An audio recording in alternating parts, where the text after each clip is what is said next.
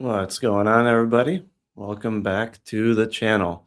It's been a good year and 3 months since I've shown my face, I guess, and talked to everybody. So it's gonna be my new, hopefully weekly stream, Bat Chat. I think it's pretty obvious. It's my initials, not anything special or too interesting there, but want to just do a weekly show, have maybe a panel of guests from time to time to cover all the ongoing topics. And, you know, obviously it was in the intro video, film, TV, indie comics, mainstream comics, and maybe delve into some of the political side of things and all that that's going on in social media. So appreciate everyone being here. And I'm going to bring on our first guest, Mr. Aaron from Immortal Rising. How's it going, What man? up? What is going on? And hello, everybody out there. Thanks for having me on. Yeah, of course, dude. Thanks for being here. I'm digging the do. It's very nice. The long hair. It's curly. Thank you. I literally have not cut it and since the last time I streamed, I think. So Is it's that right? yeah. It's got to be like a good year now, right? Yeah. I think last April was the last stream I did. So Yeah.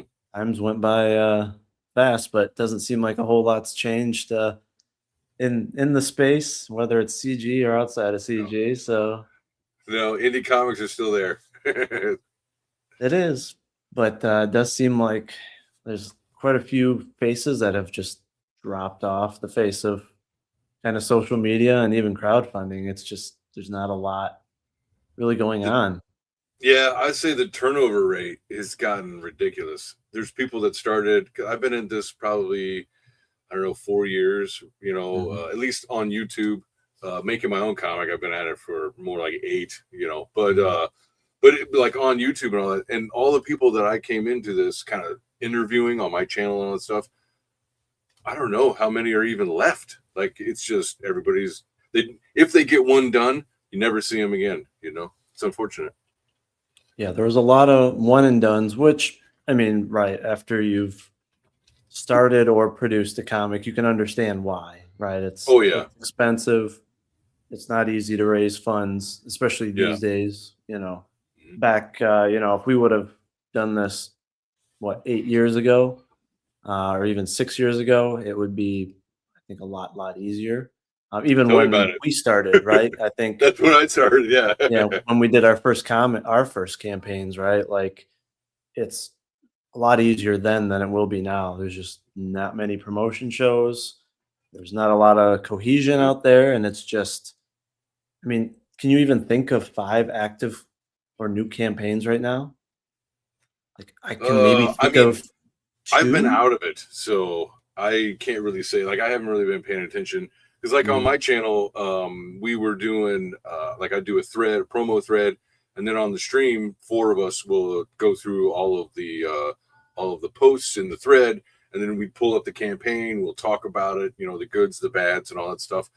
So Mhm. I don't know. I've been out of it because I haven't streamed in over a month regularly. So I don't know Yeah. I don't know what's out anymore. Yeah, because I mean, and welcome, Dan, What Godfo up? Universe. How you doing? Long Hey, what's time. up? Nice to meet you. You too, buddy. Great beard, by the way. So Oh, thank you.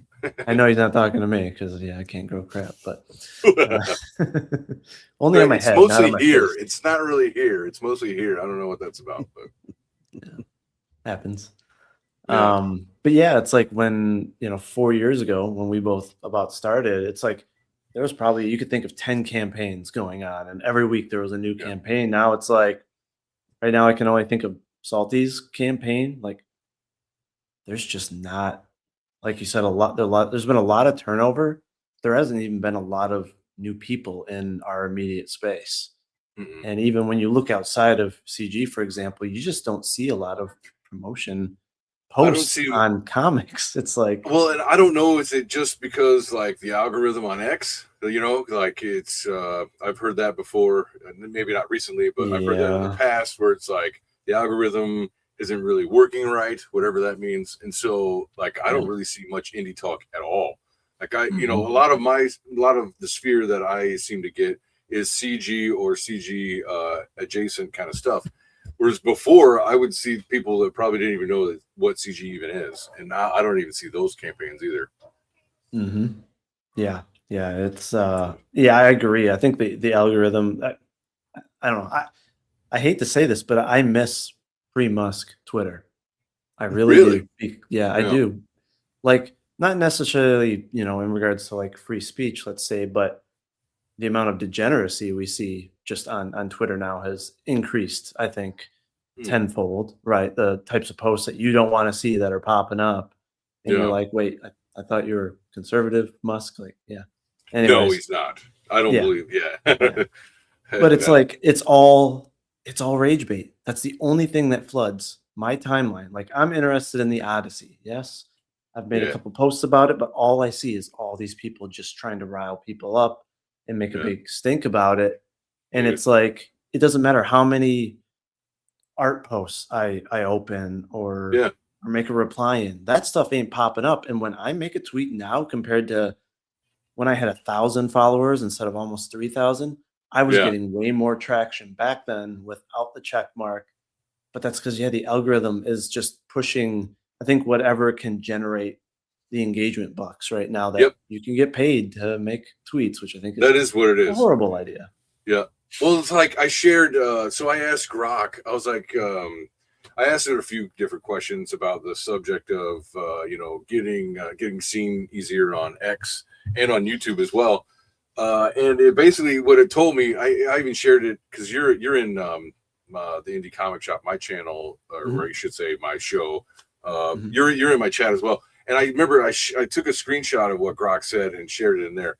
So just trying to kind of paraphrase it, it was basically it's like the more, so if you do, let's say, 1,000 posts, and out of those 1,000 posts, most of them get a low amount of interaction, you will always be known as the low amount of interaction guy to the algorithm. So what you mhm, have to do is you have to go back, you have to get I got an extension for my browser, and you tell it to get rid of all of the posts that get engagement under a certain amount, right? Or mm, however you want to say, because you can go in and you say greater than, less than, equal to, whatever it is, and then you can categorize. Okay, replies are gone. Posts with less than 5 likes are all gone. And then what that does is that tells that gives your percentages of interaction raises, because all your mhm, dead posts are gone, right? So mhm. now you'll get better interaction if you get rid of all your dead posts, basically. And I was Yeah. like, haha. So and it Mm, says to wait a few weeks to notice. And I would say that's probably true. So like it would be rare for me to get more than 10% interaction. And now it's much more likely that I'll get 10% interaction. So, mm. and then, whenever I do have a dead post, like every 4 months or whenever I think about it after a few months, I'll be like, all right, let's do that again. And my engagement will go back up. So Mhm. it's just a part of the beast on X now. Yeah, yeah, it's unfortunate. Yeah, I missed how it was And with years ago. YouTube, it's also views, Mhm, and not necessarily as much about engagement. So it's mhm, not the same as X, but it's I don't know. I think it kind of is, because I went and privated like 2 years worth of videos. Like just weren't relevant anymore. I was like, nobody's watching these. It's not evergreen. I'm just gonna private them all, and mhm. I would say that it seems like my views have gone up since I did that. So I don't know. Mm. It's Yeah, hard it's to say. crazy. It's a marketing game. I was Yeah. laughing because like BA just reminded you like doing the invincible meme. Like I think I missed Jack Dorsey. Mhm. Yep. Yep. Yeah, I don't know. Yeah, I just remember when I first joined Twitter, right when I entered this space, and Yeah. because I was only following comic people, looking at their posts, that's all I would see. Now I don't see any. And it's like I'm not following any of these douchebags pushing rage bait, but they still pop up over and over. And it's like just and it's people with no followers too, right? It's like people with low engagement, their like anti-Odyssey posts are showing up on my timeline. And I'm like, what the heck? Like that doesn't make any Well, logical now, sense. so is that the For You or is it following, right? Because you can click through different ones. You have the For You post, the following post, The and For then You. community. Okay. Yeah. Oh yeah, I Yeah, stay because off the For You. Yep. yeah. I think that's what most people are on. But if Yeah, you go 'cause to it's your not for me. following, yeah, exactly. You're like, oh, it's for Mhm. you. Here's something that we want you to They randomly want you. click They on. want you to get mad about it. They want you to Oh yeah. respond to something. They just want the talking to keep happening. Oh yeah. Mhm. Yep. Yep. Yeah, And but that's a demoralization tactic. And yep. I'm not saying that, Musk is in on it or anything like that. I think it's just a bit of it is a part of human nature, right? Like we're gonna Mhm. engage in things that trigger us emotionally, good or bad. And I think that's just what the robots are just gonna kind of go to what we prefer over time. So unfortunately, that's why I think those assholes and I apologize to any of the fans in the audience of them, but like the Friday Night Tight guys, I Oh, yeah. can't stand those guys. I haven't Yeah, I watched them in can't either. years, and I Yep. just remember them. Just it's all there for a while. Every now and again, their posts would come up on Twitter, and it would be one of those guys. Oh boo hoo, you should feel bad because your childhood is ruined now or whatever. I'm like, Yeah. this is retarded. How is that even a market? But they are obviously popular. Because damn well Jeremy of Geeks and Gamers, Yeah. he's got to have $1 million by now. you know, Yeah. Yeah. And that's where Maybe, Twitter's made that way worse. It's incentivizing hyperbole. It's yeah, incentivizing trickery, twisting reality because it's whatever. I mean, we see all these lol engagement. cows, right? Yeah, Even yeah, in the I guess comic adjacent folks, right? yeah. You know, where they're just spewing complete bullshit that's actually embarrassing, but they're purposely trying to embarrass themselves just for the Right. engagement so they can get that payout. And it's like, this is when society is going oh in yeah, the it's Jerry garbage. Springer. Yeah, literally. It's That's a like perfect you- I'm not comparison. familiar with that. You're gonna have to tell me. But so it reminds me. Do you guys remember? It was like a year or two ago. There was those videos of those content creators, and they're just Uh-huh. like, making puppy dog faces, and like as the little, people would put in the different symbols, and they'd react to them for money and all that stuff. Yeah, it's Oh just like yeah. the bottom of the barrel, content interactions. Oh, I get this person to, chug a fucking vial of hot sauce or and shit their brains out, like, and they're like, yeah, I'll do it, for money. It's like, ugh, Yeah, ugh. Yeah, the algorithm will make whores of us all. Yeah, it's yeah, trying to. it's like the robots may go to where we like, but then we will also turn into whores, so it'll be terrible. Well, Mhm. it's like look, I'm not seeing the Odyssey, and it's not because of what it is. It's because I don't care for Nolan. Like that's something BA and I disagree on, and that's fine. Whoa, yeah, I just don't care for his stuff.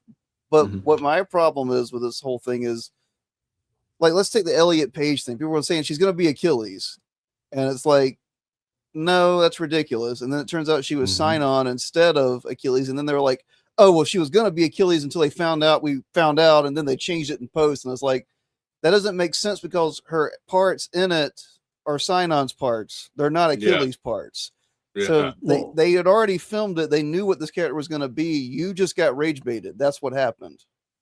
yep, and I can guarantee you, this is my prediction. I don't see it until Saturday night because Okay, theaters were all sold out Yeah. today and tomorrow. So, wow. well, for IMAX because I have to see it in IMAX because it's the first film to be fully filmed with an IMAX camera. So, but No, the first one, that can't be true. yeah, I Hmm. believe so. Yeah, and at Okay. least the first one for sure in 70 millimeter, which there's only Oh, like okay. 50 projectors, I think, in the country. So To do that, yeah. yeah, but my estimate, we'll see if I'm right, is that his character is going to have the same story arc as Pippin in the third Lord of the Rings, right? A a person that has no they shouldn't even be on the battlefield, right? They're small, they're weak, but they Right. sneak into the army, they sneak onto the battlefield, and they show that bravery, right, alone is enough to make an impact. And is going to have some, you know, I guess That'd be positive nice. impact on the movie, which is exactly what Pippin did, and also the girl in the Lord of the Rings. You know, That's what by Frodo today's did. Yeah. measure, today's measure, right? Everyone would be losing their minds over that scene, right? So Yeah. that's what it's going to be. It's just it's going to make sense, the casting, to an extent, at least from a like appearance standpoint. But the other layer of it is Nolan always works with people he's worked with in the past. He's worked with them in the past. He's simply just casting folks that he likes and that he's worked with. Yeah. It's not we're what all right with that. everyone is saying it's going to be. And I think that character and Helen of Troy, it's like a total of 10 minutes of 3 hours. It's Wow. literally nothing. Yeah, because Okay. You're talking like a she's not in percent. the Odyssey. Like a lot of it is just I would guess from Nolan's film is that he's catching up on like what Odysseus was part of in the Trojan War. But the Odyssey is not about the Trojan War, it's about him after the Trojan War. And Right. people are hung up on all these characters that are from like the Iliad. And this isn't the Iliad. It's I know it's a sequel after it, if you want to say it that way. Yeah. But all the rage bait has been around characters that aren't big characters in the Odyssey at all. Like Yeah. I didn't even know he was gonna put Helen in it until they made this whole thing. Like Helen of Troy's not in the Odyssey. Like Right. she's not a central character at all. She's in the Iliad. Yeah, it Right. starts right at the end of the Battle of Troy, doesn't it? Yeah. Yeah, that's so. And then Odysseus gets on his ship and he's like, "Let's go home," and then he gets lost. Yeah. Yeah, I think it's just an opportunity for folks to just blow it way out of proportion again, to get the engagement, to get the clicks.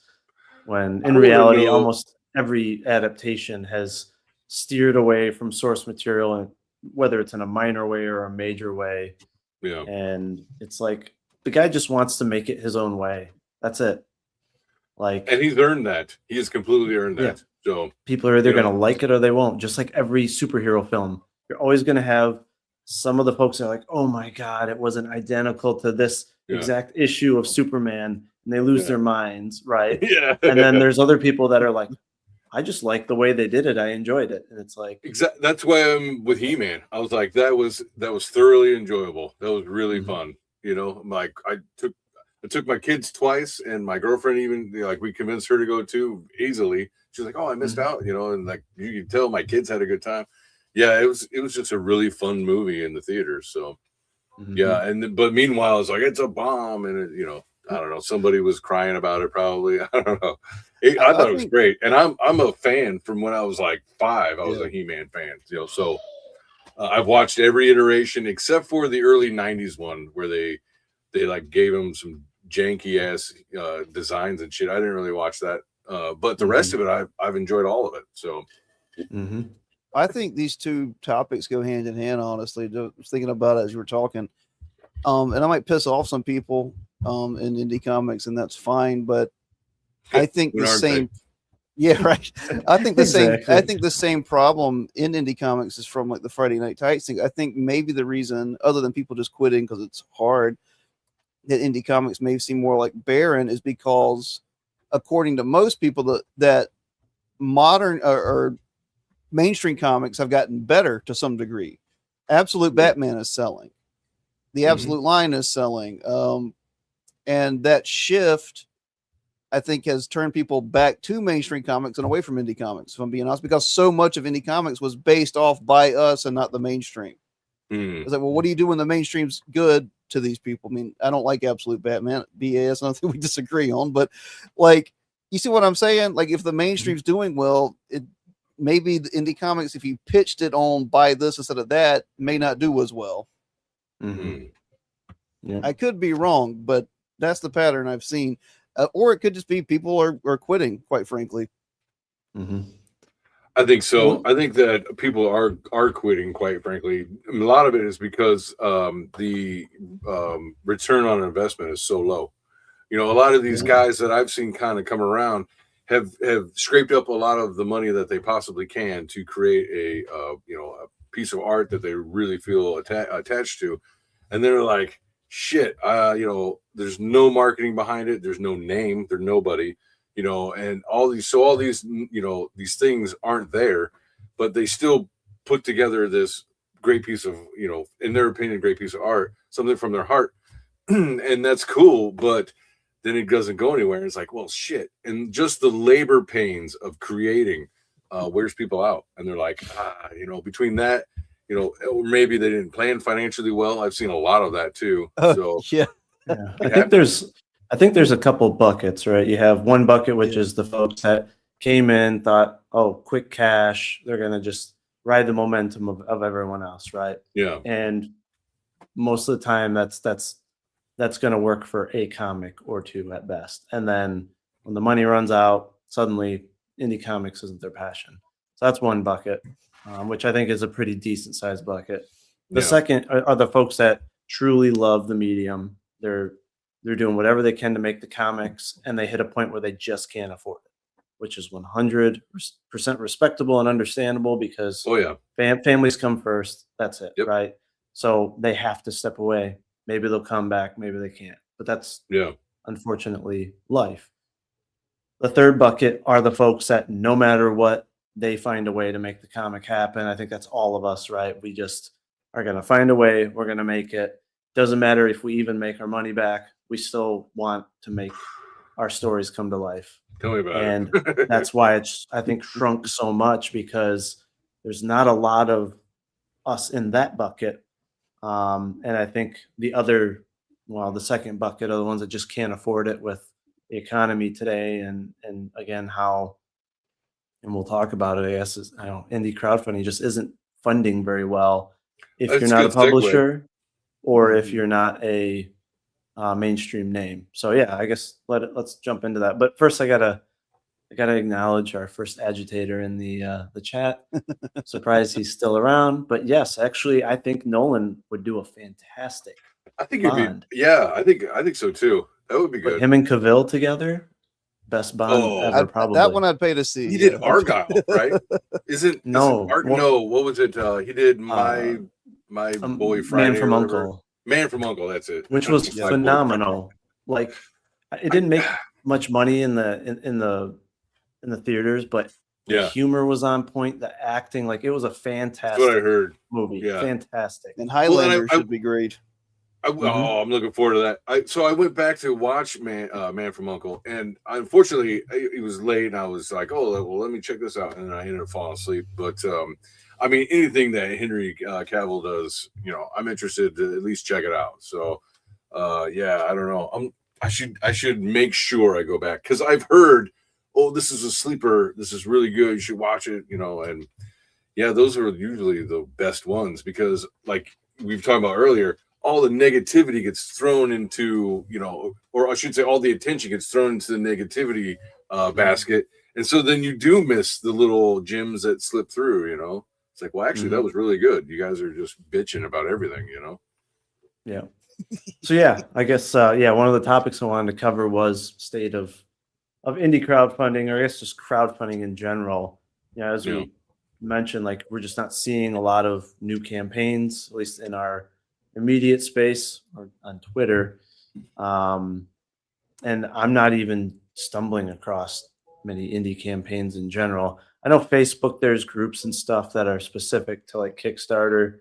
So I'm sure there's still a lot of campaigns out there, but it seems like the only ones that are doing well or really well, at least on Kickstarter, are mainstream artists or decently sized publishers that have a following, right? That have name recognition, they all caught on like, oh, wow, look at all these independents making a bunch of money.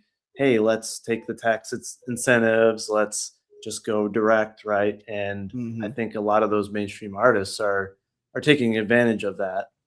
But I think it's also skewing the numbers because you'll have folks on Twitter being like, oh, crowdfunding's making them more money than it ever did in the past in comics. It's like, yeah, but how much of that is true indies and how much of that are, let's say, mainstream names or famous people?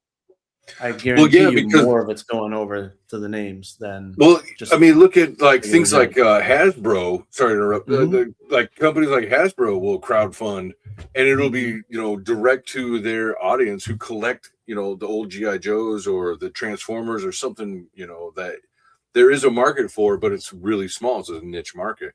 And I think Mhm. with the decentralization of entertainment in general that we we've we've been surrounded with, and I don't think a lot of people really notice yet, which is kind of weird because I think I noticed it a while ago. But it's like with things like the internet and YouTube and just like the fall of cable, TV and all that stuff. All those things are in the past, and now entertainment is so decentralized that you really have to, a brand has to find a way to be seen and gain a following.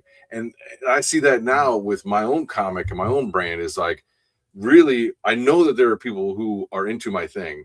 They just haven't seen it yet, Mhm. and whereas before in the past, it'd be like, oh, it's on CBS, on Tuesdays. And so now you know where to find it. And, it immediately has an audience, and all that stuff. But it's not that way today. Like, for instance, with my children, my younger ones, I'll use as an example. They didn't grow up with cartoons after school. Well, one, they're homeschooled, but like there's not like a block of cartoons that everybody watched after school like when I was growing up. And then you go to Mhm. school the next day and everybody's talking about it. No, it's like, well, I specifically found something that I'm interested in. They already have a following that are that I like and I get along with, and so now I follow that. Meanwhile, like say my sister or my son is into something, and then his sister doesn't even know it exists.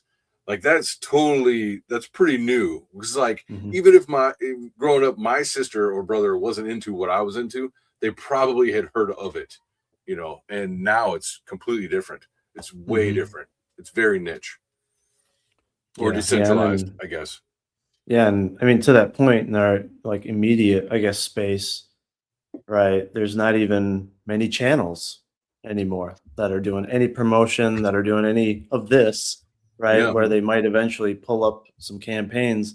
I mean, when we started, it was already dwindling a bit, but you could still line up 20 YouTube channels to appear on. Right now, Yes. I could maybe think of 5 that you Right. might be Yeah. able to get on, and most don't have a large following. Right. And so Mhm. it's just, and again, it goes back to our previous discussion. What's up, Patrick? Hey, what's up, Patrick? Hello, gentlemen. Where, Evening, General.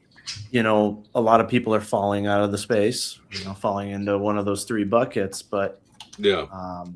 yeah, there's not many ways to get your stuff out there, and the algorithm is certainly not on our side at all. Yeah. I remember my first campaign, and even and less so on my second, but definitely my first campaign. Like I had to schedule out. Like I'm DMing people like, Mhm. weeks in advance. Say, hey, can I get it in? Blah blah. What day is good for you? Like it was a definite back and forth. And like I remember, man, I was on. Well, even my last campaign, I was on at least 40 shows. Like, you really got to get out there. But now I'm like, I'm trying to count on my hands how many promotion shows there are with at least a following of any kind. And it's like, no, It's brutal. I can't even, I don't think I could find 20, like you were saying. Like, it's Mm-mm. really rare.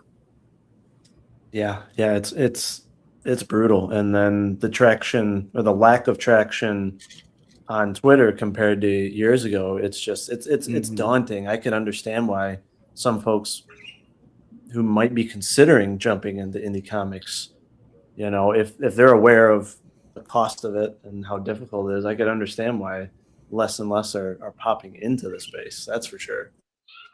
So, Yeah. but it'll also, I guess, weed out, like there's some positives, right? It might weed out those folks that were coming in just to try to grab some cash, which is good, but it's not helping the ones that are in it for the best of reasons. Or even the ones that think it's easy. It's like, oh yeah, I can just do this. Like I didn't realize how difficult it was to publish a comic book. It's it's way more involved than I knew, which is fine. I was okay with it. You know, I was like, all right, I'm gonna do it. Let's do it. But you know, once you get into it, and then like standards are raised even higher, you know, there's some people just can't swim in those standards, you know, and that, like you were saying, it kind of weeds out the, you know, this from that.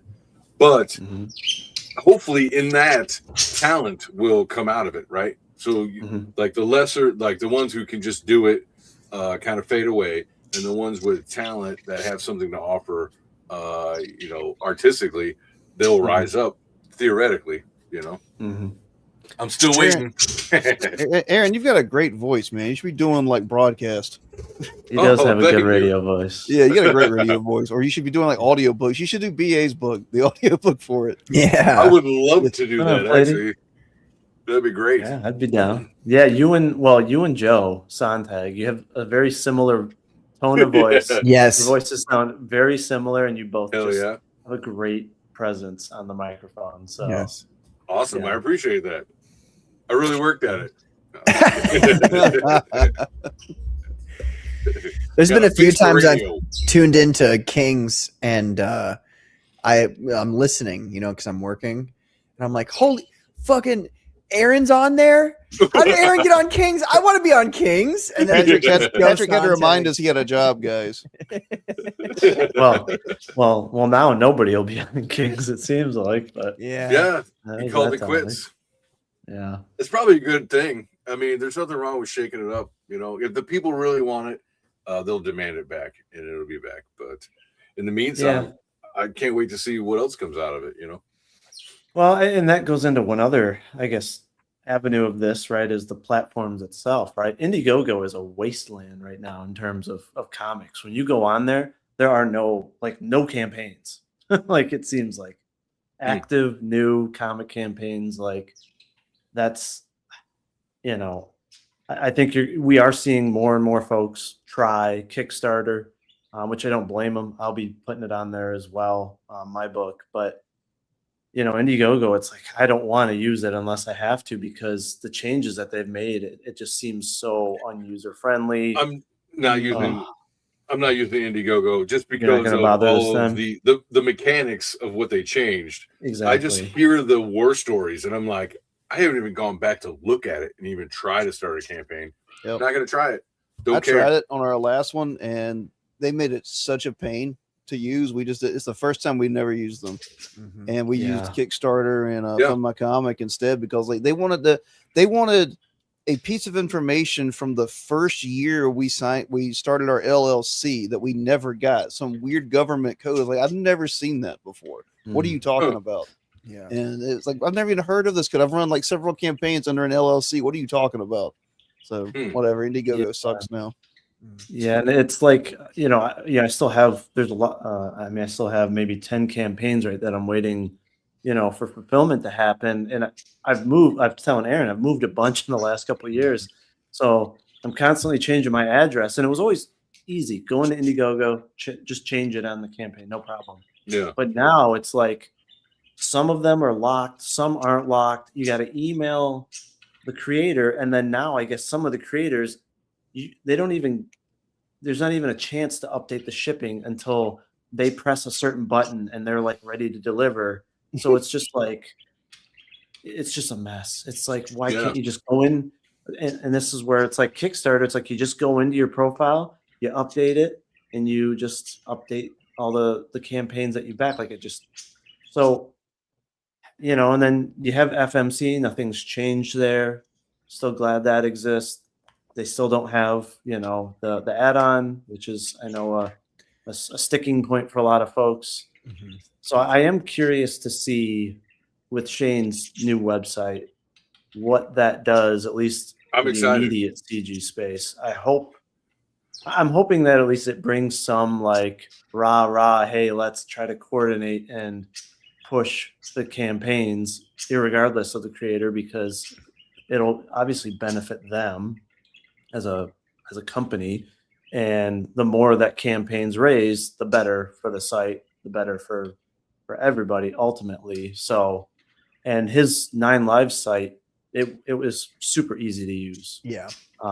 So I think that that it'll be interesting. And with Kings, I guess, coming off their throne and it not happening anymore, maybe there'll be a show that focuses more around Back Me Bro and campaigns again. But I mean, that sounds like something I'll be doing on Indie Comic Shop. So, like a lot of the stuff that we do now is on Fund My Comic. Not because of any particular reason. It's just the people that respond to the post on X. But yeah, I mean, I don't particularly like Kickstarter.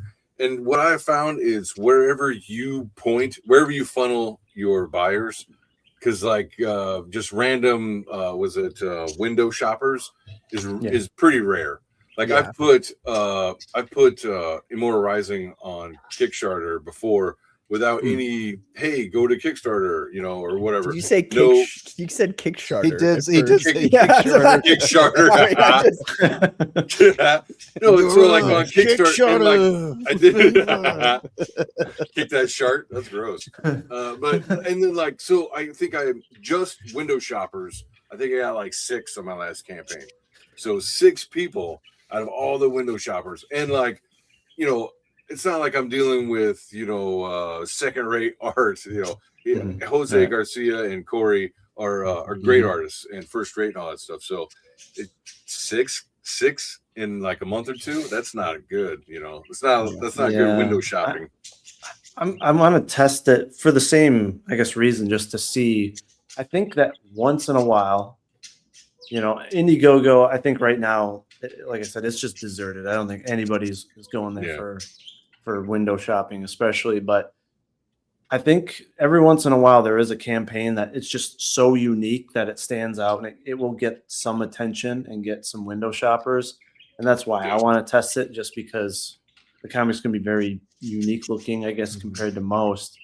Yeah. Just to see if anything sticks out. And then the other thing is Facebook is filled. It's like Kickstarter land. There's so many groups that are, and that's where I kind of want to just test, like, okay, if I start making posts in there and all that, does it do anything? Because if it doesn't, well, that gives you your answer, right? That you're pretty much stuck to YouTube and maybe a little bit of Twitter these days. That's what I found. Yeah, I'm curious. I mean, ideally, it depends on when Back Me Bro is live. Like, I'd like to do that, specifically for like the CG audience and my existing, backers, and then do Kickstarter as like the experiment, right? To see like, hey, is there any low hanging fruit outside of my existing, I guess, circle or, audience. But it's, I don't know. What do you think, Patrick, in regards to indie crowdfunding right now? The way I look at independent crowdfunding comic books is like, there are groups of people, and you can get in a group of people and rub elbows with those people, so to say. And you said elbows. Sorry. Rub butts. I was told to behave myself on this show, so I'm trying my best. I haven't said the one word I wanted to say yet. But you guys were talking earlier about how there were a lot more promotional shows in the beginning days of Comicsgate. And I think I don't, there's a lot of anti-comic skaters who are like, Comicsgate is dying, it's dead. Okay, whatever. Long story short, like, they're not wrong about there being less traffic. But I don't think that the less traffic has to do with what other people are saying it has to do with. Oh gosh, I get these tangents, these long points. My point is Patrick. That's where we're here. The only way to success is through word of mouth. And word of mouth happens most effectively through actual people speaking to one another, and it happens secondly through the social media aspect. That still counts as word of mouth. I like your idea, BA, of trying out Facebook. Oh, hold on. Let me back up to the point I was trying to make about Kickstarter. I'm in Comicsgate. BA, I think you would say you're in Comicsgate. I don't want to speak for anybody else, but like, I would say when you say your Comicsgate, we have to be careful about Kickstarter because the biggest names in Comicsgate, at least Outside of one or Billy, two of them, will not support you or won't promote you. Some of them might promote something else from that page, but like John Malin, for instance, won't support you. I mean, he doesn't really. He's and just to be clear, very like he's reasonably so. He doesn't really support. He doesn't really promote any of the smaller people anymore because he's been stabbed in the back so many times, and it keeps happening over and fucking over again. Yep. And so when you said, I want to see what what low hanging fruit I can get from Kickstarter, all I was going to say is that's the exact kind of thing John wouldn't like, even though it's kind of a moot point because he doesn't, you know what I mean? Like he's not really doing that anymore. But I personally think about that a lot, and I also think about the ideological reasons for. And this is why I'm a bad businessman because like I'm much more ideological than I am a businessman. So like, so Kickstarter said, screw Comicsgate. We're going to cancel them. I never was on Kickstarter. I wasn't even here for that phase. You know what I mean? But just from what people have said, what they did to people here, I'm like, no, like, I'm not even going to bother with that. Like, fuck you. Like, if you're not going to allow me my freedom of speech and expression, then I don't want to take a chance that I might get canceled by going to your place. You know what I mean? And then, so that's what I think about Kickstarter. Now, I've had many people on who have Kickstarters. Dan, I had you on, I mean, many times. Aaron, I don't remember you having a Kickstarter, but then again, I only ever back you on Fund My Comic. Well, like I said, I had done one, but I never marketed to go to Kickstarter because I wanted to see, is it really where you funnel your, like when I go to YouTube and I funnel you to Fund My Comic or Indiegogo, yeah, that's where everything is. There is no window shoppers that I found. Yeah, and that's another point. I reject for titty books, but not for what I have. No, you're actually 100%. That's a brilliant point that you made there. That is very true. And it's like where it's like the red light district of indie comics, right? Yeah, literal window shopping life. Well, and I think, I think that that's the most important point of what's been said so far is about the window shoppers. Yeah. There really aren't anymore after COVID. I feel like before COVID, people had some money. There wasn't this shop. Right. There wasn't this overlaying malaise that is affecting everybody these days about everything. Obviously, the economy's not so great. It's not nearly as good as it used to be. It's so good. Gas. Wow, what a great economy. Gas is $4 a gallon. Right. Not, unnecessary wars. I don't want to get Look, if BA wants to get into it, I can get into it. I don't want to. I'm trying to see what the new. I respect you, man. I for one look forward to the Greater Israel Project. Just make it all like everything south of Italy. I don't care. What do you want? It's yours. Hey, the Odyssey is the most pressing cultural issue ever. It's destroying Western civilization, according to all these. Africa is Israel now. Who cares? If you don't, I don't think they want that part, Dan. Yeah, right. If you don't like Nolan's version of the Odyssey, go watch the made-for-TV movie. Read the book. That's what I do. Read the book. Yeah. What? Who's it? What's wrong with you, Reed? Armando Sante does a great Odysseus, and that is a great cast. Early '90s cast is a fucking great version of it. Better than Troy. I know it's not the exact same story, but like in Troy, they didn't have any of the mystical side to it. Whereas like in the Armando Sante version, it's definitely like who's the some beautiful actress plays, Athena, unlike Nolan's apparently. I don't know who plays Athena this time, I don't know. Zendaya. It's Usain Bolt. No, I don't know. Actually, I'd go watch it just for that. It'd be funny. But to your point, Aaron, I don't think window shoppers is a thing anymore. And I think that it's all about word of mouth and it's all about it's so like, do you have to be part of a community? Not necessarily, but you need to have people reposting you. You need to have reach, right? You need to, and you like, I feel like, so, and then to go back to what you were saying, BA, I think Facebook is this kind of untapped market for independent comics. I didn't think it would even be a market, but I got back on Facebook, I don't know, like a year ago. Yeah. And there's all kinds of people doing advertisement, like just regular folks who you were just friends with. And then you come back and now they've got this product they're selling through their actual Facebook account. Yeah. So, I mean, like, it's possible. I think know? Facebook sucks It for getting does. in front of your actual friends. Yeah. Right. Like I just I meant in think the general. people that are friends with you, like they don't see, I don't think your posts at all. Yeah. But you put a picture of art in some of those specific groups and then it's completely different. Right. And that's what I want to test, at least on the Kickstarter side, is because again, there's a lot of people that will only back Kickstarter. They Yeah. won't do IGG, or they're just not even aware of any other platform. So I'm curious to see if that would have any impact. So, but I think in regards to back me, bro, and whatnot, and I know I've talked about this with some folks in the past, is I think the biggest issue, at least facing CG in the immediate circle right now, is just the lack of coordination.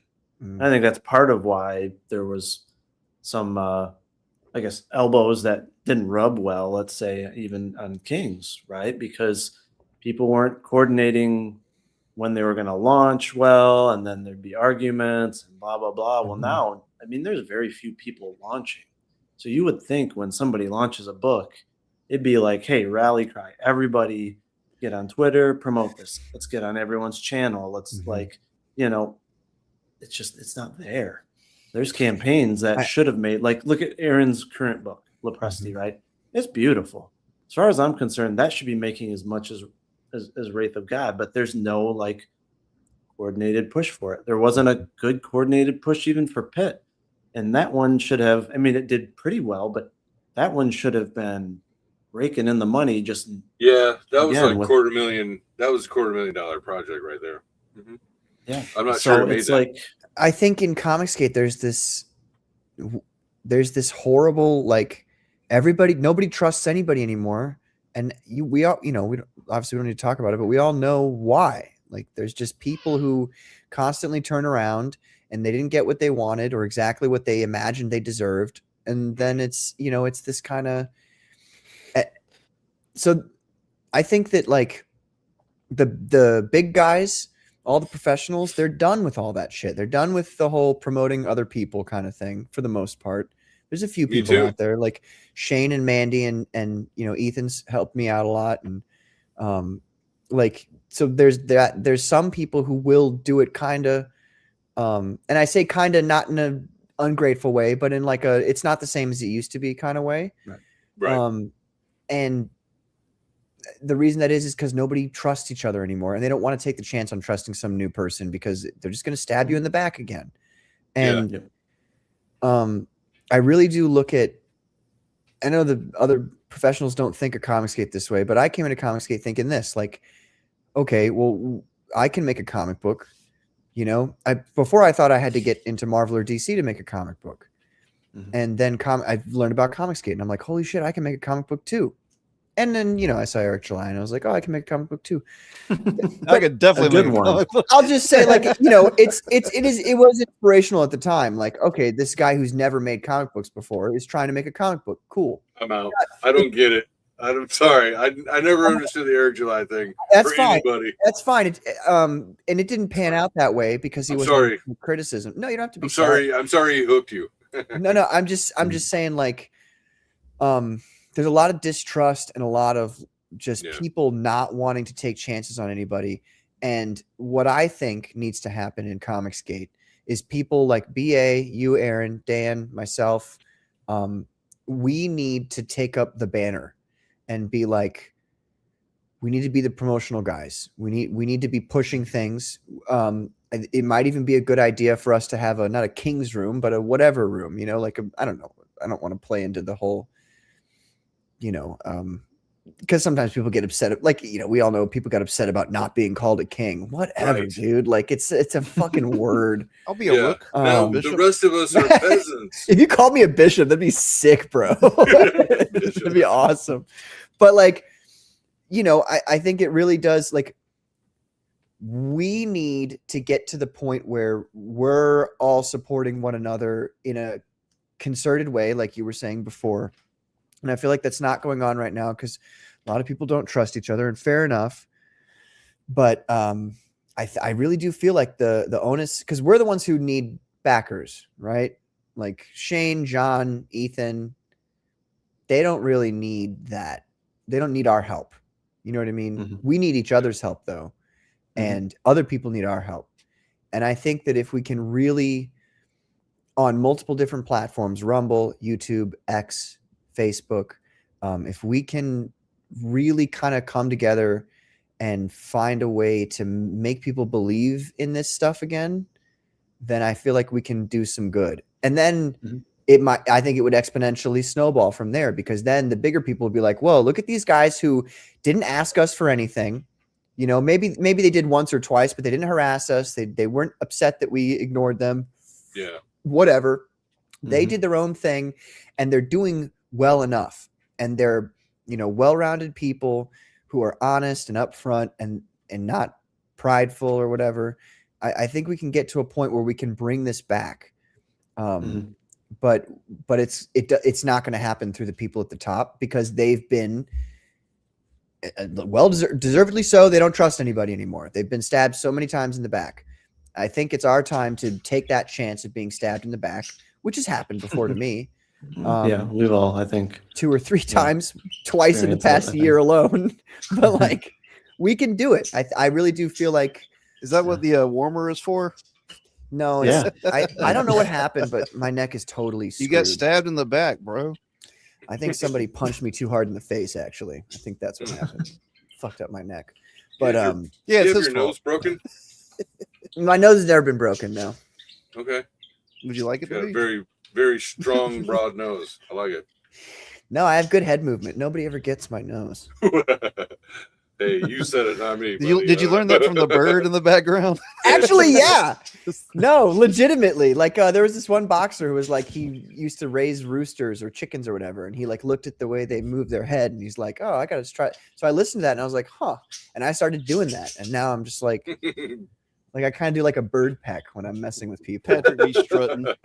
Dude, it's Yeah, fun. I think They hate think it. you made People some- hate sparring with me. They hate it. I'm an annoying. I think you bitch. made some really good points there, Patrick. And the thing is, I think maybe over time this will happen. Hopefully, again, some of the larger creators will realize, like, hey, I think a lot of those folks that they had concerns about have been weeded out at this point, right? Because Mhm. think about who's For left now. in terms of active creators, right? It's like us guys here, Salty, like guys that they've been through all of the phases of the different dramas, and they had no involvement in it. There's been no issues, right? And I think you had the folks that, right? There's some folks that left or whatever that were, again, just drama prone, were wanted to create issues, and then you had the ones that just, right, didn't want to pick sides, or they just walked away quietly. Absolutely no issue with that whatsoever, right? Yeah. So it's like, and now I think again you're And seeing don't some bitch of on that. your way out, Yeah. Sorry. Yeah. But I do see now I've you're heard that. seeing some kind of friction even again on with some of those larger creators, and it's like again I think they need some coordination, like you said. I think we also need to coordinate, do our part, do whatever we can. We're going to create no matter what. We're going to keep trying to make better comics, and you know what, if the folks with reach see it, great. If they don't, we're still going to do exactly what we do. We're not going to complain about it, and the larger we get, the more we can help them if they want the extra help. But yeah, it's just need more coordination, in my opinion. I don't know. So, okay, I came up with my first comic, and I don't know, probably it's done 2018, 19, something like that. And I tried selling it, but there was no market. And then I was like, hey, Jose, what am I supposed to do? And then I'll make this quick. And then Jose is like, hey, have you heard of Comicsgate? Go check them out. They're on Twitter and YouTube. So I was like, all right, let me go check all these things out. and there was a market, and I wouldn't be here right now without Comicsgate supporting me on both of my campaigns. So like it being there is a valuable thing, regardless of all the haters and all that stuff, or regardless of all the people who fell off. It is still a central point for people to say, hey, you like indie comics? Check out my indie comic. It is an constant online convention, and there's nothing else like it. So and before I touch on Flady's good point here, and I think one of the misconceptions, and maybe maybe my viewpoint's a little out there, but you have so many people that think like you can only talk with or associate with the people within that specific group, and that's it, right? Like there's very silo mindsets inside and outside sometimes, right? And I've always had this approach of like, there's absolutely no reason you can't associate with everybody, right? The lunch table everywhere, right? The lunch table metaphor, right? And Dan does a good job of that as well. It's right. It's just like, hey, I'll talk to anyone that's respectful and nice. Right.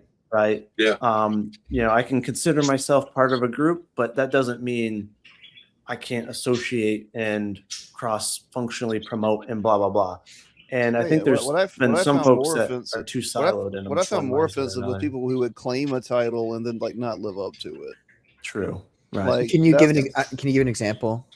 Like not of like naming names, but like I think if you're gonna take CG, then like comes with like some responsibility to like be part of and support community and do this kind of stuff. And I don't know. My thing is like I don't really watch like CG shows like the big guys. I have nothing against anybody. I work, and when I listen to YouTube, it's like either ASMR or like Bruce Springsteen, and I don't get into like drama like and like.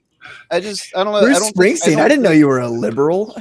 The dude can write songs. The dude can write songs.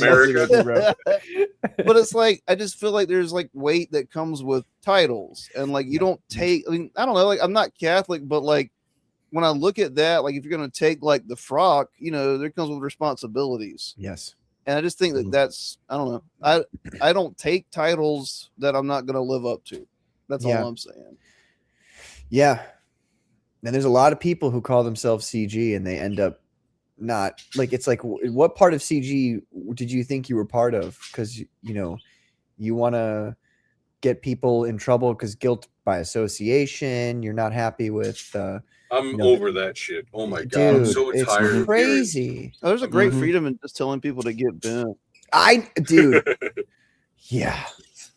Seriously, though, especially if you don't have any backroom drama or any DMs. Like I have no DM drama. There's nothing anyone can throw up that I'm going to be embarrassed of. Yep, me too. The worst thing is I'm in a group chat with BA and Black Angus, and it's like, okay, everything in there's hilarious. Yeah.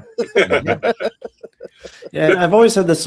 I almost viewed it like a challenge to me of like, okay, how can I convince the folks that are hesitant to associate with the group or whatever to still back my books and still talk to me? And I've had, I don't know how many occasions folks that at first were like, oh, you associate them, like, I'm not going to talk with you. And then, 10 interactions later, they like me, right? It's just like, hey, how can I like just get you to realize like, hey, don't think in such a silo. Let's make it about what we're actually doing here, which is trying to make comics, right? Trying to make the best books we can.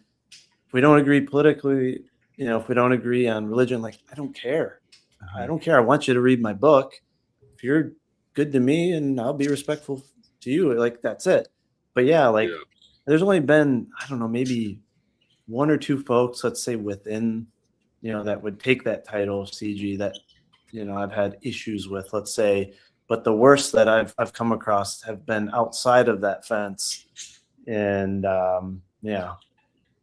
Oh, I'll back you up on that. Like the nicest people I've met, for the most part, were in CG, and the few beefs I've had were people who weren't. And I don't think a group affiliate makes you a good person or a bad person. It's just, that's the pattern I've seen. I've never had a problem with anybody in CG that I know of. I mean, maybe I have. I just didn't know they were. And I've unfortunately, I've seen folks that I would consider bad get lifted up, unfortunately, in the group, and well, most of those guys are not in the group anymore. Right. You know, makes sense now. But yeah, there's always going to be folks, right, that don't live up to the expectation, and there's also really awesome creators that have been kind of pushed out because they got caught up in drama or dragged through the mud by some of the instigators that, again, like, yeah, now they're not around, and it's like, man, you wish those folks that got dragged through the mud, we could get them back around, because there are some really good creators that have just fallen to the wayside. You just hope they're still creating, but yeah. And there's other people too. I mean, you've met them, BA. It's like Nick Patch and Tony James. Like, I've had all three of you on the show at the same time. Like, they're looking for guys to like collaborate with too. And like, Nick's a great guy. Tony's a great guy. They've both been screwed over by people, Tony in particular, and are still looking to, and they've both got great campaigns going on. I think Tony's just broke like 10,000, and he just does his own thing, but he's looking for people to hang out with too, that aren't, pieces of crap. Yeah. There's people out there. Well, I feel like that's, and this is going to suck for us here, but I feel like it's kind of our job. So there's two things. One, those bigger creators, they're bigger creators for two reasons. One, because they used to work in the mainstream, and so, and obviously they're very, very talented people in their own right. For sure.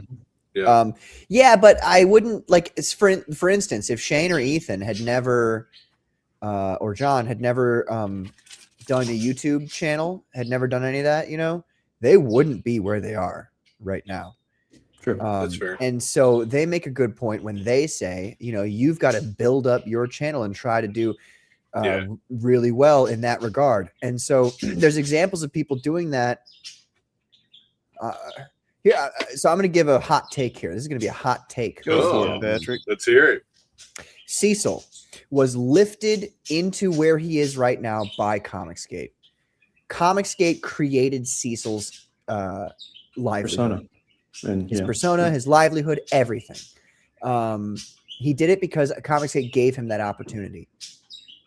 Cecil is now doing really well on his own, and fair enough. He's putting in the work, doing his stuff, getting his YouTube, doing well. Where is he promoting Comicsgate people now? Nothing. Zero. Absolutely nothing. Whoops. Now, it is fair. And he's to not say, the only one in that case either. There's a couple others Are there too other that you people? could.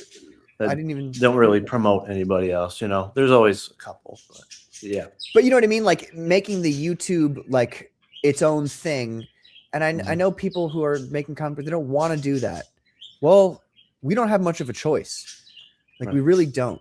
Like, either you suck the teat of the mainstream and then have to make those sacrifices that they're going to ask of you, which I refuse.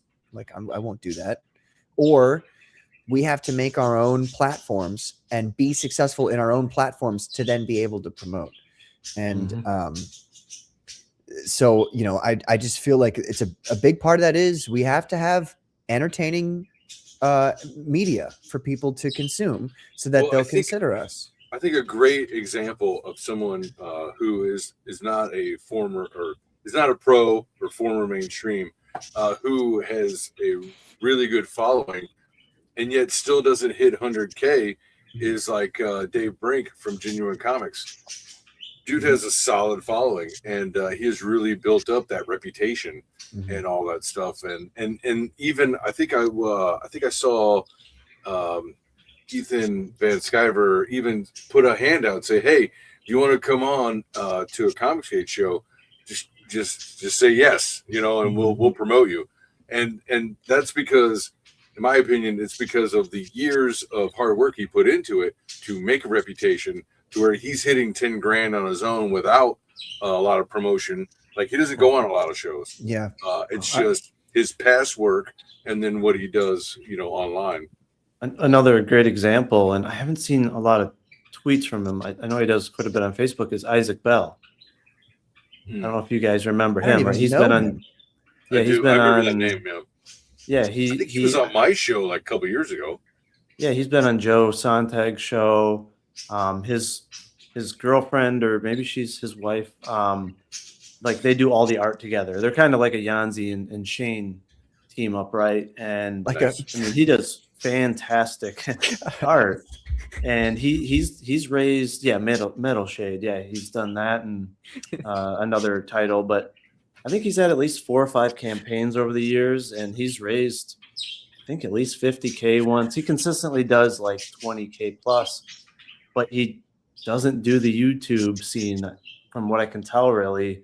He just has a solid following on Kickstarter, where he just keeps retaining and getting evergreen backers, which that's ultimately the goal, right? To have that Yeah. just kind of cruising mode, and then if you can do YouTube and everything else on top of that, it's a bonus. But their art is fantastic, and that's why they are where they are.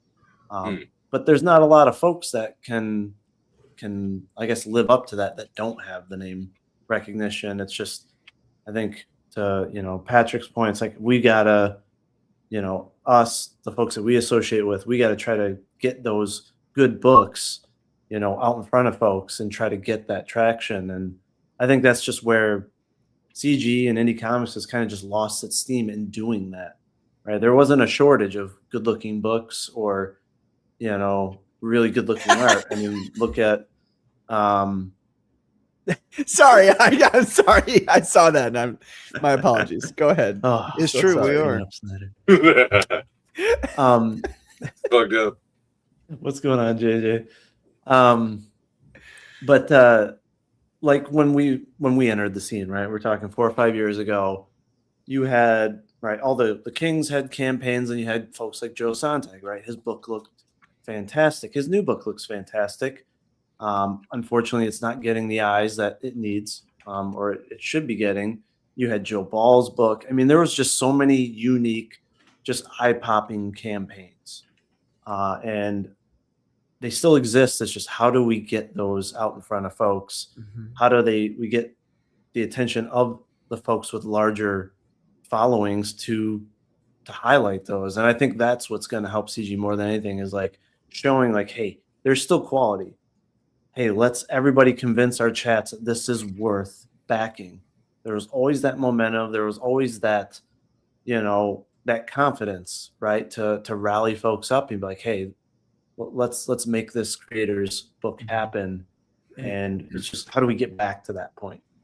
Right. And I think I've been trying to do my part on Twitter. I know I've been absent on here. I'm trying to get that revitalized, but you've been super consistent, Patrick. You as well, Aaron.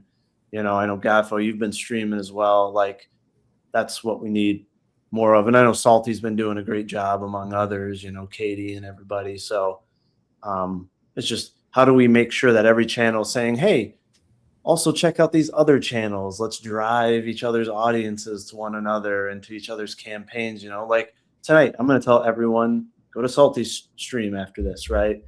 Like, it's just getting that steam built back up. And again, Aaron, your books have been looking fantastic. Patrick, you've leveled up, especially with River of Blood. I mean, that's still criminally underfunded, in my opinion. I'm excited to see what happens with the Second Chance campaign, but like, that's a perfect example.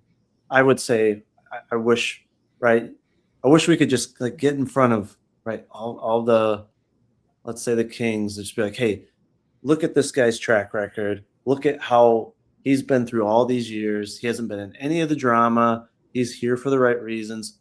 Look at the art on this book. Like, I'm literally here because it's a vanity project, and I'm a complete fucking megalomaniac. No. Well, on both of those points, I would say, and I've experienced this most recently with another person, who's been on my show a couple times. Look, like, unless you somehow, like, it's very rare that you're making money on your first or second book. Like, stop. Like, I feel like a lot of people, yeah, right. That's I'm all about that shit. No, you beat me on that last night, JJ. So kudos to you. It's a good stream, though. It was most of it. But I had to turn it off. I was so mad at the end. Gosh, you distracted me from my point, JJ. There's a lot of people who come in here and it's the same thing. They all think like, well, I'm going to come out with one book and then I'm going to be, I'm going to make it all the money I spent on this book, I'm going to make back. No, you're not. Like, get used to it. Like, there's a point at which you have to understand you're doing a small business and you have to spend a lot of money to get that business up and going. Mm-hmm. And to get people to go, oh yeah. And then through word of mouth go, hey, this guy, go check this guy out. And a lot of people, so if you're coming into independent comics and you think, I'm going to release my first comic, I'm going to make money. No, you're not. Like, just maybe you will, maybe. Well, years ago would have been different. But today, there's a lot of pre-gaming you got to do for that, right? Right. Mm-hmm. But I think it's I think it's important for people. I think it's good for people to think when you come in and you come out with your first, second, maybe third comic. I'm going on my fifth. Nice. I'm going on my fifth right now. I haven't made a cent. I don't. But see, he almost said "goddamn dime" or something. I did. I almost say that word. Yeah, I'm trying to stop myself. You did. It was like right there. You saw it. Yeah, I was like, I haven't made a single peso. I've lost a ton of money. Lost though is a bad way to look at it. Like, do you want to be a comic creator? Do you want to be a comic creator or do you want to be a businessman? If you want to be a businessman, comics isn't the place for you. Go check out the past fucking 80 years of comic book history and tell me that like the mainstream also didn't have to deal with this. Like, you have to get to a point where people trust you and they like your IP so much that they're willing to buy toys. What was the old thing? Towels, beach towels. That was the old thing everybody always joked about. Like, you've got to get to that point, but like, I'm saying not because it's impossible, but I'm saying this, and not to say that this isn't going to be you, BA, Aaron, Dan, certainly not me. I know that already, as a matter of fact, but there's a point at which, like, you have to understand you aren't going to come in here and make all the money in the world, and maybe you won't even break even. I don't know, but what I'm saying is, like, these people coming in, you guys have to understand that, like, this is not easy. It looks easy because, it's a comic book. How hard could it be? It's hard. Like, it's very, very hard. You're essentially making a movie with still images. Like, that's what you're doing. And, the bigger your team is, the more people you have to pay, all this kind of stuff. Like, I just think people come in here with these ridiculous expectations of what is going to happen. And then they get upset that their ridiculous expectations weren't met. Well, they don't know how to like budget for shipping. Yeah. That one has always blown my mind. It's like, bro, before you do anything, you should know like what it's going to cost to produce something and get it to people. That's basic business. That's what messed up Razorfist, right? Like, he didn't plan for shipping properly or something. I don't know what happened there, but I give George hell every time he whines about not being paid. I'm like, bro, you could just make like Ghost of the Badlands too, couldn't you? One of my favorite pastimes is making George Alexopoulos mad because he's always complaining about not getting paid. It's like he's complaining about everything all the time. Yeah. You had all this money or all this fame that you could have done something with, and it's like, and he's so talented too. I know you could have done something with it, but you didn't. So I don't care. Like, get over it. Yeah. But that's a good point though. There's also like, just maybe sometimes you need to fix things about your personality to be likable to people, so they do want to give you money. Well, I'm not doing that. I'm not doing that. No, you don't have to worry about your personality, Aaron. You got a great bushy beard. I'm not doing that, Patrick. I enjoy pissing people off on Twitter way too much. No, but that's part of your personality, and people like that. Like, half the reason that I do. Half the reason I like you so much is because of the shit you guys post on X. Like, I love it. It's awesome. I love when you get into these huge arguments with people, and I love it. I'm there for it. I'm like, this is awesome, and I'm liking all your posts, and I'm not liking the other person's. I'm like, yeah, he ratioed that guy. Yeah, eat shit.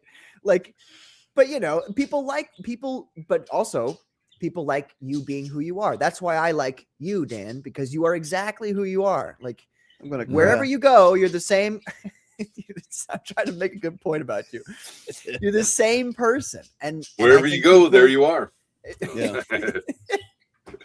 I think people recognize that. Like that's another big thing about being Authenticity, here on- and there's Exactly. not a lot of that. Be There's not a lot of yourself. that. Be yourself. Yep. I've said a lot of things about myself. I've admitted things a lot about myself that are very embarrassing, I would say, in an objective sense. Yeah. But I don't care. You know, Aaron, you've been there. Who cares? Just kidding. Like Mhm. I don't care because at the end of the day, one, nobody's got anything on me because I'm just whatever I say is exactly what I am and who I am. So there's no lies. You know what I mean? Like you make fun of me for the things I've said in public. Okay, whatever. I admit Yeah. to it. Like I But said, then too, people notice the honesty. I really do think that.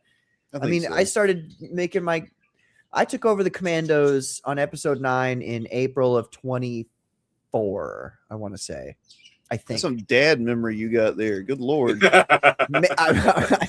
But here we are. 1908.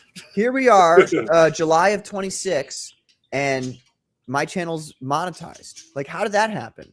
I didn't make any push for that. I didn't do anything that YouTubers do. You know what I mean? I didn't engage in the drama. I didn't talk. I didn't even do the whole, nerdrotic, let's shit on some woke movies kind of thing. You know what I mean? Didn't even do that.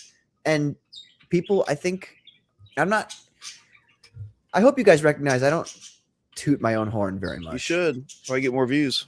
Maybe, but I'm not that guy. Like I'm just gonna be me all the time. Mhm. Or you mean like on OnlyFans if I toot my own horn? Whoa. Is that too far, BA? I'm Where'd sorry. that come from? That was Holy Starting a shit. site called That was- I can OnlyFans. see on his face that was too far. I'm sorry. Patrick, All right, so cancel your OnlyFans account. I'm right gonna now. shut up now. well, we'll segue for a second. So Flady's got to go soon, and he wants to see if I can show some of the art that I mentioned I was gonna show. So for it, yeah, I'll dog. do a quick little update on the project. So I'll be right back. yep. He's go like, ahead. BA's promoting. Bye. Yep. See, I don't want to see your art. No. You show the images. He's just like, So yeah, the sign up page should be live, and I'm hoping about 2 weeks. Similar to why I have not been streaming for the last year, just things have been crazy, and I have over 75 pages fully scripted. Obviously Nice. writing is the quick, I guess, part of the project. I'm not You're like been a in a family rush. guy too, aren't you, BA? Yeah. Yeah. You're busy. But like I've always, this is one thing that some people have, agitators have given me shit, but like I'm not in a hurry for this project. If What have they done? Right.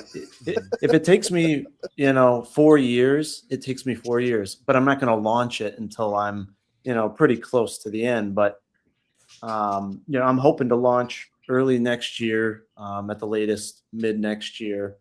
I do have over 12 pages of completed art, fully lettered and everything. Plan is to do a 60-page book as of right now, but just going to continuously go right into the second book to have 2 60-page books.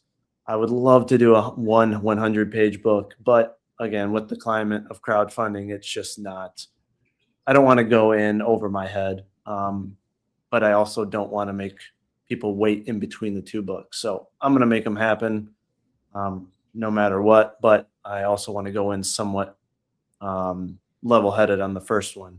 If for some reason the funding goes really well, then yeah, I may just consolidate and do one big book. But the other layer of it is my artist also is working on a massive project, also has a family life, has a lot of things going on. So quality was always my top priority. I purposely waited for a very busy artist because for me I had to have a very specific art style and specific person to partner on this project with. So It's the same one that did your cover for your novel, isn't it? The alternate cover. it might be. So Okay. I'm you just can see taking a stab. shut up, Dan.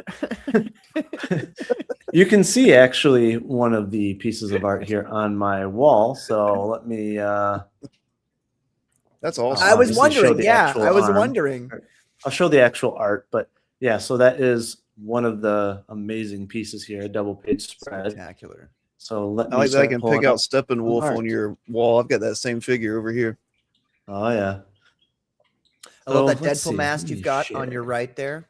Deathstroke. Don't disrespect. Oh, I my thought it was in favorite character. shadow. It's Deathstroke. Oh, Yeah. It is Deathstroke. Yeah, I'm not a fan of Deadpool actually, but we'll change that.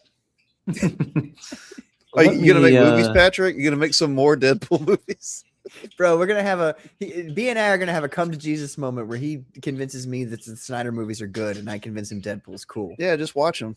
It's gonna be. right. I know. Not the Snyder movies. Dan's talking about Deadpool, ladies and gentlemen. Oh, No, no. I share BA's resentment of Deadpool. I No. get it. I'm good. I already had Bugs Bunny. I don't need Deadpool. Guys, look, we'll talk about it later, but in fairness, what you see in the movies is not just okay. The movies are great. I love the movies, I gotta be honest, but it's not the comics. The comics are way better than the movies. And that's the nerdiest. Yeah, the books are way better. One of my favorite Deadpool stories actually is from Uncanny X-Force. Yes. I think that series is a little overrated, but that Deadpool storyline is great for him. I dude. think it's great. I love Uncanny X-Force. You mean the one with Psylocke, Archangel, Phantom X, Deadpool, and Wolverine? Yep. Yeah, I think dude. my complaint was I think Remender has pacing issues, and I think he's always had pacing issues. Mm-hmm. But Archangel's my favorite X-Men. Yeah. And I like me. It's a solid B for me, but I think that's one of the best Deadpool stories. If you had cut out, because so like the first arc is is great, and then you get into the second arc, which is kind of related to the first arc, but there's a lot of bloat, and then it wraps it up at the end very nicely. So if you cut out a lot of that and brought the end of the second arc back to the end of the first arc, I think it probably would have been received a lot better. And he can't help this; he's a writer, but the art change at the end was drastic. Oh, horrible! That art at the end is very bad. Yeah, Opeña is so good, dude. Opeña's art on the first, and then oh my god, so good. And yeah, I 100% agree with you. Yeah, sorry, BA, not interrupt. Yeah, sorry. No, you're good. You're good. Great comic. So I just wanted to point out that you said that your favorite X-Men was Archangel. So that's right. That's pretty cool. That's very unique. I don't hear that very often. That's my boy. I made a hero click of Archangel. Do you want to see nice. I absolutely loved him in Executioner song and all the surrounding like the 90s stuff. That was so fucking good. I ordered a Marvel like Select that they put out that he had 4 wings and they were like seraph shaped and they came out. And I ordered it off Amazon, paid and everything, and then they canceled the figure. Like they went under or whatever, whoever was making it. Oh, and I never got a refund for it. Oh, shit. That sucks, man. Yeah, I'll get over it. I've had to live with this my whole life, so I'm pretty used to disappointment. So let me blow this up here. All right. That looks so this great, is man. I'll show 3 or 4 different pieces, and then of course when I get the sign up page live, there'll be plenty of artwork to show. I'll start releasing more over time, but this is one of the chapter break pages here. So my artist does all traditional pencils, inks. So there's also going to be a lot of original art that'll be on the campaign. So this is one of the pieces here. I just love all of the puddle effects on this, and obviously Miller-esque. Yeah, very. Going to be very heavy on the inks. Plan is to have a obviously black and white version, a grayscale version, a black, white, and bloody version. Nice. And then depending on how it funds, maybe a color version. But I do think with the art style, the black and white is the cream of the crop for this. Can I suggest? I don't know if you have a colorist in mind. I do. But I have a particular colorist who does spectacular grayscales if you're interested. Yep. That's someone I do have in consideration there. Yep. Okay. Let me do the next one here. Well, and let's talk about the financial is like just doing black and white is way more affordable. Oh yeah. I mean, if the line works that good, hey, especially for that many pages. Yeah, exactly. I mean, look at that. it can easily just stay black and white, and there's no problem. It actually might look better black and white. That's what, yes, I yeah. think so. It doesn't And I matter think if you're black or white. It's like and I think the grayscale will 80s be indie comics were a lot of black and white. Oh yeah, and I think grayscale will be really cool. And especially with the character, right? Being a gargoyle, statue, stone, right? All of that. I think it fits, and I think having a black, white, and bloody would be cool too. Just more of that Sin City kind of feel to it. Ooh, okay. And it's gonna be a very bloody comic, so might as well just make that pop and stick out in one of the versions. So this is actually just one. It's actually a small panel on one of the pages, but nice. my You should use kind your of own profile blood. picture, but Shit. Yeah. I mean, the Saska sisters use their own blood. Why can't you? but absolutely love the Fucking gross. the design of the character that my artist came up with here, and just the detail on even the stubble is just absolutely love how I he like the depicted eyes Slade. a lot. Let's see, and then I'll pull up that double page spread. Roll that beautiful Love this bean one. footage.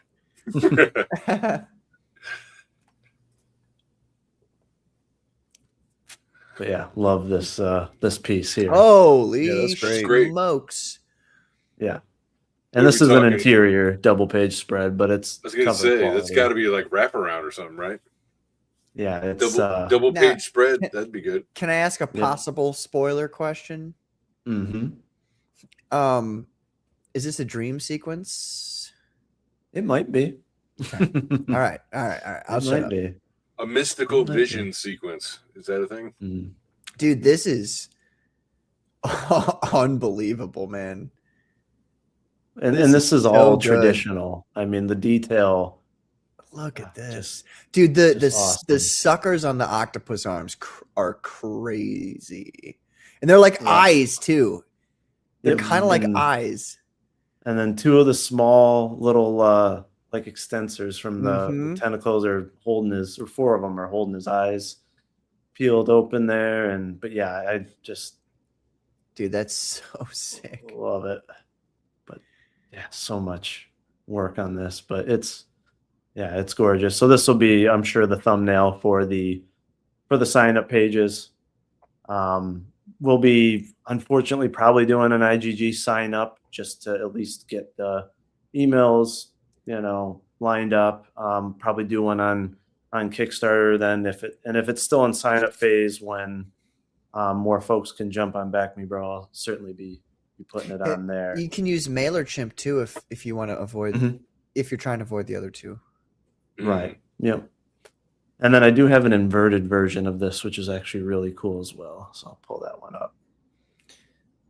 That's always cool too. Seeing the black and white inverted is very sick. Mhm.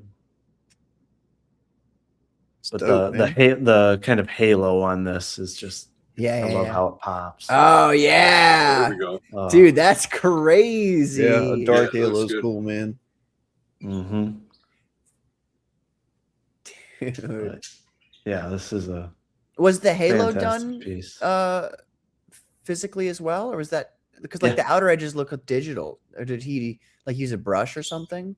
Yeah, I Look think at he that. used the brush. Yeah, Man, he does a he lot used of brush. he does a sweet, like he does whiteout effects, and I believe he goes straight to I think he even draws with pen. Like he goes straight to like inking on a lot of stuff, which that's some confidence. Yeah, yeah. I mean, but that's I was so picky where, I mean, here's the thing, right? I could have had this comic done 2 years ago if I really just wanted to get the book done, try to raise funds, and I was all about quantity. This would be done. I'd probably be 4 issues deep, but I know I would not have this quality or this unique of art. And for me, I wanted this specific style of art. I wanted a little bit of Frank Miller feel. I wanted it to line up with my writing and the characters. So yeah, I'd rather wait, even if it took, like I said, 4 years to have what in my opinion would be a beautiful book than something that would be mediocre. Yeah. Oh, Right? yeah. Or have 4 mediocre books. So that's why I'm not in a rush. The finished product comes first. What's going on, man? Good to Oh, see hey, you. what's up? What's up, What's Matt? going on? We just had him on the Commandos last week. That was awesome. Yeah, I watched Yeah, that show and- today at work. And that's again a good example there. With his book Soul Tack and just him as a creator, right? He's one of those guys he's been here this entire time. He's still creating, he's still promoting. Another one that's just again worthy of that attention because he is not contributed to drama. He has not contributed to any of the negativity. You know what I mean? He's a grinder. He says I was really high. Fair enough. And, I mean, Soul Tack looks amazing. Like, it looks so good. It's not It is even ready to go yet. That I was like, we got to get you on. We got to talk about it a little bit, Yeah. But anyway, I'm sorry. Golly gee, I know. Do you have more? You just don't want to show more, or do you have more? Oh, I got plenty more. Okay. Yeah. Yeah. He's like, Well, well, you gotta be but not for ready, you, right? Patrick. You can DM me some of that, right? I mean, you can show me. Well, maybe It's spectacular. maybe I'll show one of the other bad guys because I absolutely love the design. Again, it feels very Frank Miller. So It's, did the artist do the designs as well? Like, because sometimes you have different artists do the designs and then send it to the. No, this interior guy's guy? doing everything. Okay. Everything other than the writing. But he's also, I also asked for his input on the writing. We're very cohesive in terms of how we're doing everything. And Nice. I'm also, and I'll show this probably in another stream, but everybody writes differently. Everybody scripts differently. I know some people have more of a, let's say, just general summary for each page or panel, right? Like, for example, I think I write on paper first and then I edit while I transfer it over to digital Interesting. or a computer. Mhm. Actually did that partially for the novels as well. Sometimes I just enjoyed writing with a pencil, but Are you writing dialogue when you do that? Oh, Or like everything. everything. So, for example, I think I have 50 pages, transferred onto the computer of script, but it's actually 250 pages of Word documents. Jeez. So I'm very detailed about Okay. point of view, camera angle, Uh-huh. what's going on in the scene, internal monologue, everything. Isn't like Alan Moore like that too? Yeah. Yes. Or it's like Now a you're giving paragraph ammo or to all my two? agitators that think I compare myself to him, but no, I like. You can't grow Like- a beard. That's true. I cannot be You're a not wizard. a I communist cannot. wizard. Yeah, right. No. Where's your snake I'm- god now?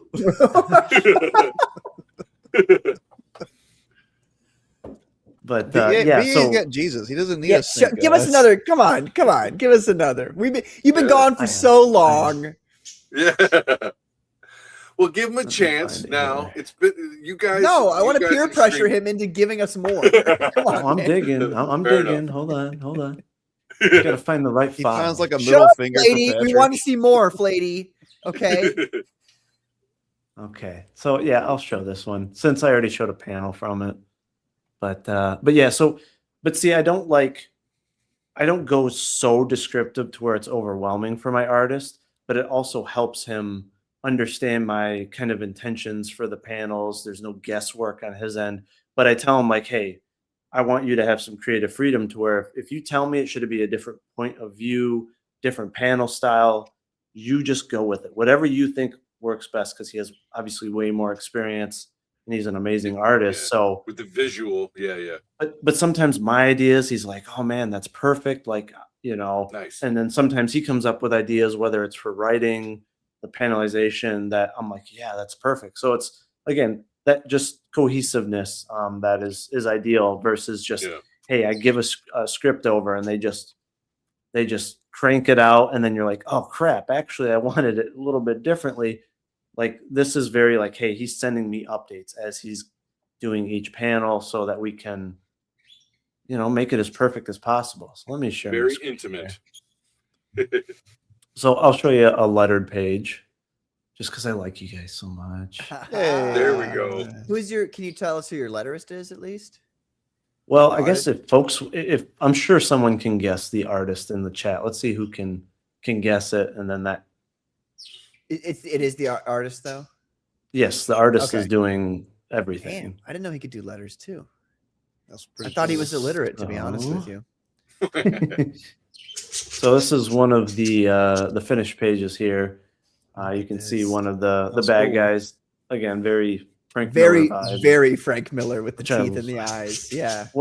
When I gave him the description and he did the character design, I'm just like, don't change a thing. This is Yes. Perfect. Perfect. It's so fantastic. Yeah.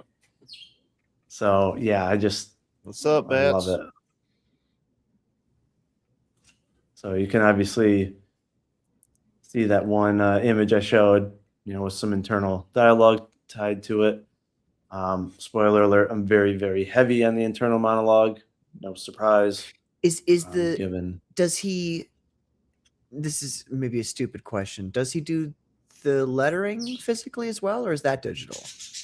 most of it's digital unless it's some of the word effects, like for onomatopoeia. Okay.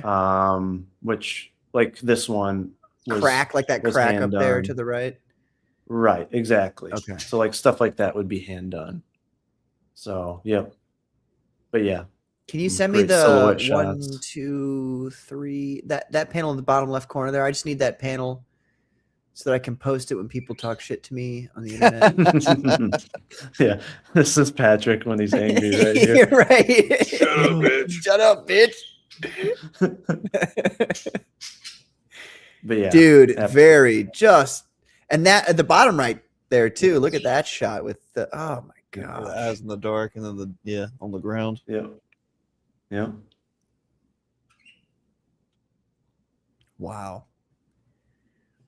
Yeah, like I love just this effect here with I don't know Yep. That was so what he uses, but Did he like like- erase inks? How did that he uses white ink, I think, as well, or some sort of effect.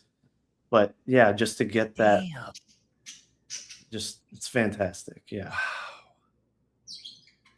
But yeah, like I said, I love like again how detailed he has Slade, in his eyes. When he does close up of eyes, like you again from my first novel, right? The black and white cover, right? It's got like a close up of the villain's eyes. They're just so fantastic. Yeah. But yeah. Yeah, I also have so does my artist, anti 3D asset and AI view. So there will be no 3D assets or AI. Don't worry. Not even couches.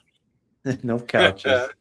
Not even Buildings? trucks? Now buildings, how do you feel about buildings? Oh, it'll be all hand drawn, and he is. Buildings are a amazing type of couch. at Is he buildings. allowed to, now? And I'm not, is he allowed to trace? Is there tracing anything or? I don't believe so. Would He you? is I mean, very. I'm saying, would you allow tracing? No, I wouldn't want tracing. Okay. So yeah. Dude, Yep. you talk about buildings. Check out the Lucent. Holy shit. Like Bancroft does great backgrounds. Man, it's just I don't know, just seeing Wow. Okay, seeing I'll him show some hand draw architecture them. too. It's really you good. guys. He twisted my Guys, arm. We bullied him into showing more. There we go. But yeah, there's obviously going to be a lot of external and internal shots of a cathedral in this. So there's going to be a lot of architecture, a lot Oh of yeah, right. Yeah, yeah. stained glass windows. So A lot again, of that's Catholic why- iconography. Yeah, Exactly. I mean, I hate to say that I did not read the whole book, but I did read probably a third of the book, and unfortunately I dropped off. But I am looking forward to the comic. Yeah. Mhm. That's awesome. And that's again why Wow. I was willing to wait very long for this artist to be available. Yeah, to get it perfect. And he's still finishing stuff up on a massive book, so that's why it's like, hey, I'm fine with just a page every month or every other month. I don't care. I don't care. Just I wanted detailed backgrounds. I wanted detailed architecture. Like I'm one of those guys. I'm okay if the backgrounds are overly detailed. Yeah. I'm okay. Who's You not know. okay with that? So you know, I want over the top detail. Can you zoom in and on those this- wooden doors down there, please? Yeah, I know. Look Just at oh the my wood grain. god. The wood grain. Wow. Dude. And I love the right here, like these like What do you call those? arches. Yeah. Vulva. Labia. It's just I was gonna say crenellations, but I know that's not the right word. but I just love how that looks. It's just such a nice flow. Beautiful. You know, and the gargoyles Beautiful. chilling up here. Just that's awesome. I love how the gargoyle wings on both sides are pure white, and because it really Uh-huh. does like focus your eyes Uh-huh. onto the triangle. You know what I mean? Like the shape of the cathedral. This is so good, dude. So But good. yeah, I mean, just give him reference material, and he just can make Yeah. it. You know, because this is an actual church. You know, and I just Sure. but I said, you know, put your own flair on it. You know, I added the Is that like gargoyles. from France or where's that from? Detroit. No. It's the same as the book. Yep. Nice. Yes, Okay. it's a building that's still standing in Detroit, Aaron. Yep. Fair enough. Where's the George Floyd mural? Wrong city. Yeah. It's still standing. Wait, it is? One city, no. But you know, the other thing that, you know, even though it'll probably be a 60-page book, I like having chapters for the comic to be able to change POVs. I like a singular POV, ideally per chapter, and this is just a chapter break page. So it's, you know, in my opinion, you know, these chapter break, you know, Those are pieces important. are basically going to be good enough to be on the cover, and that's Mhm. again why I chose him. So yeah. Hey, that is such a great idea. I wish I had thought of that.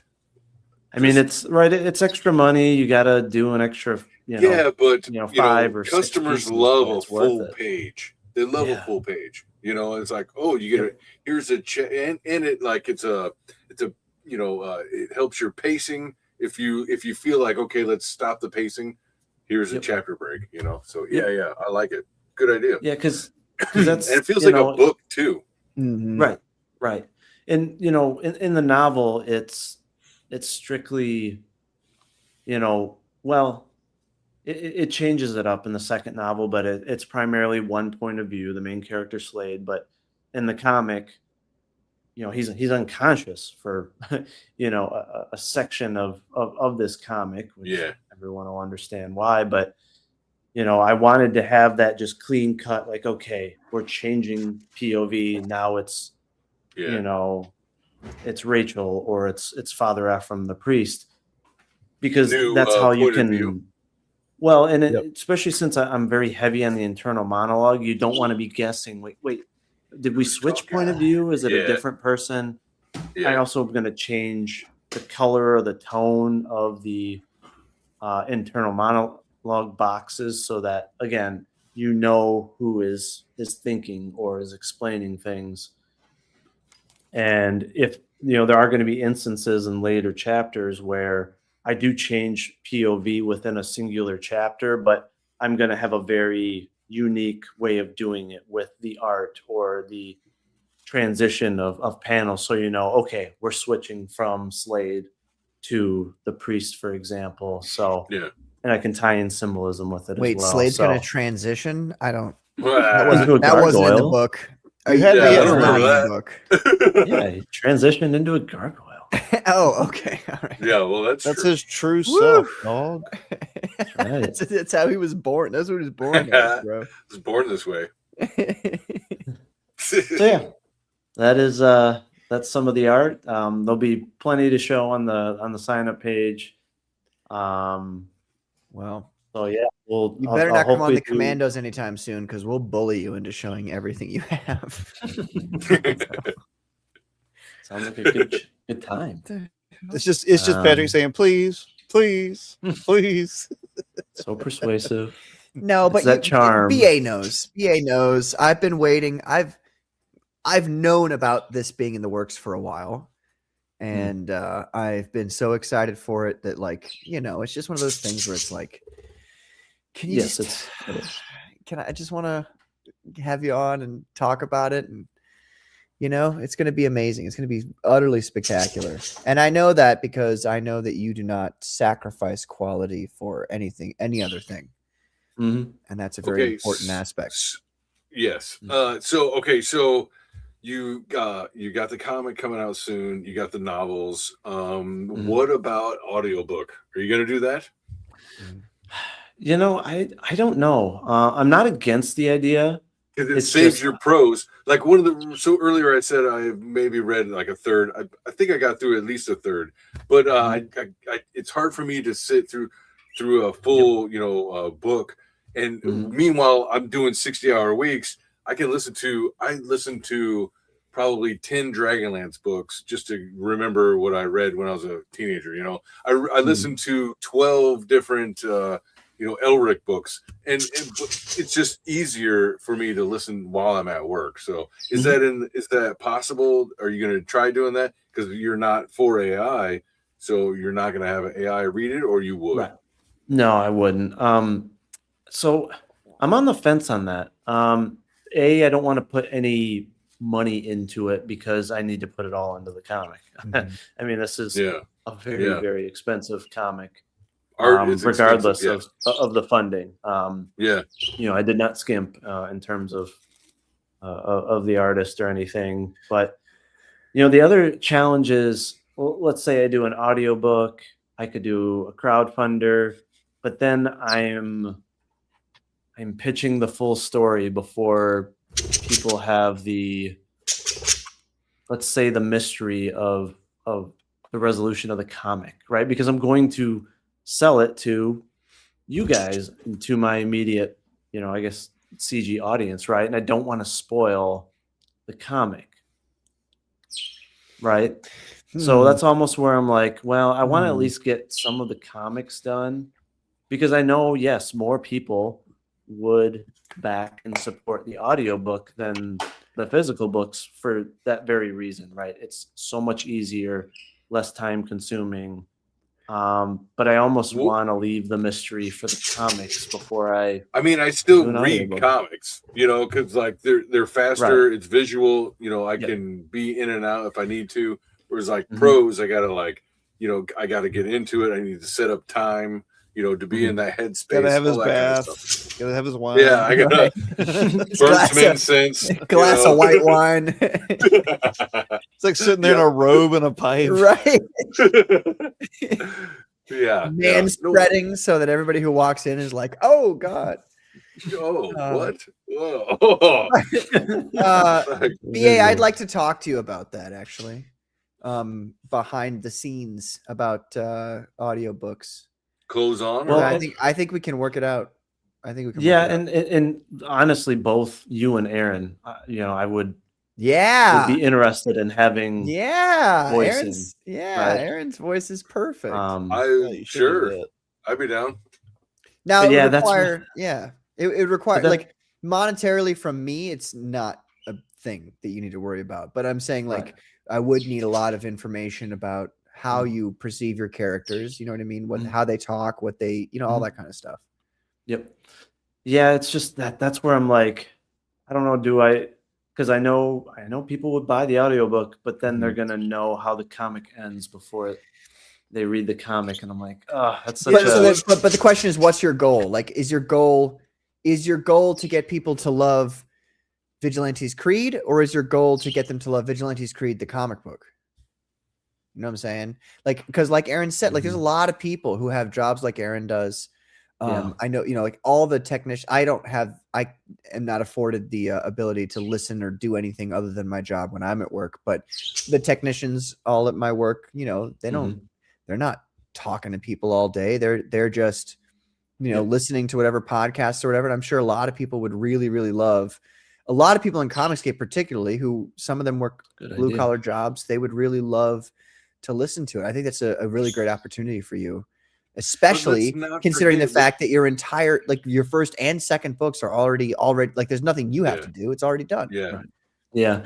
Yeah. I think I gotta kind of let go of that whole wanting to not spoil things. Cause again, it's not like every person that's going to buy the comic is going to buy the audiobook. That would exactly. be amazing, Consider this. But when you're selling the comic, it's their visual art. People are going to be buying the visual art. Right. Like that's why one of the reasons I buy indie comics, and I am going to buy your comic, even though I have the books, is because I want to see the art.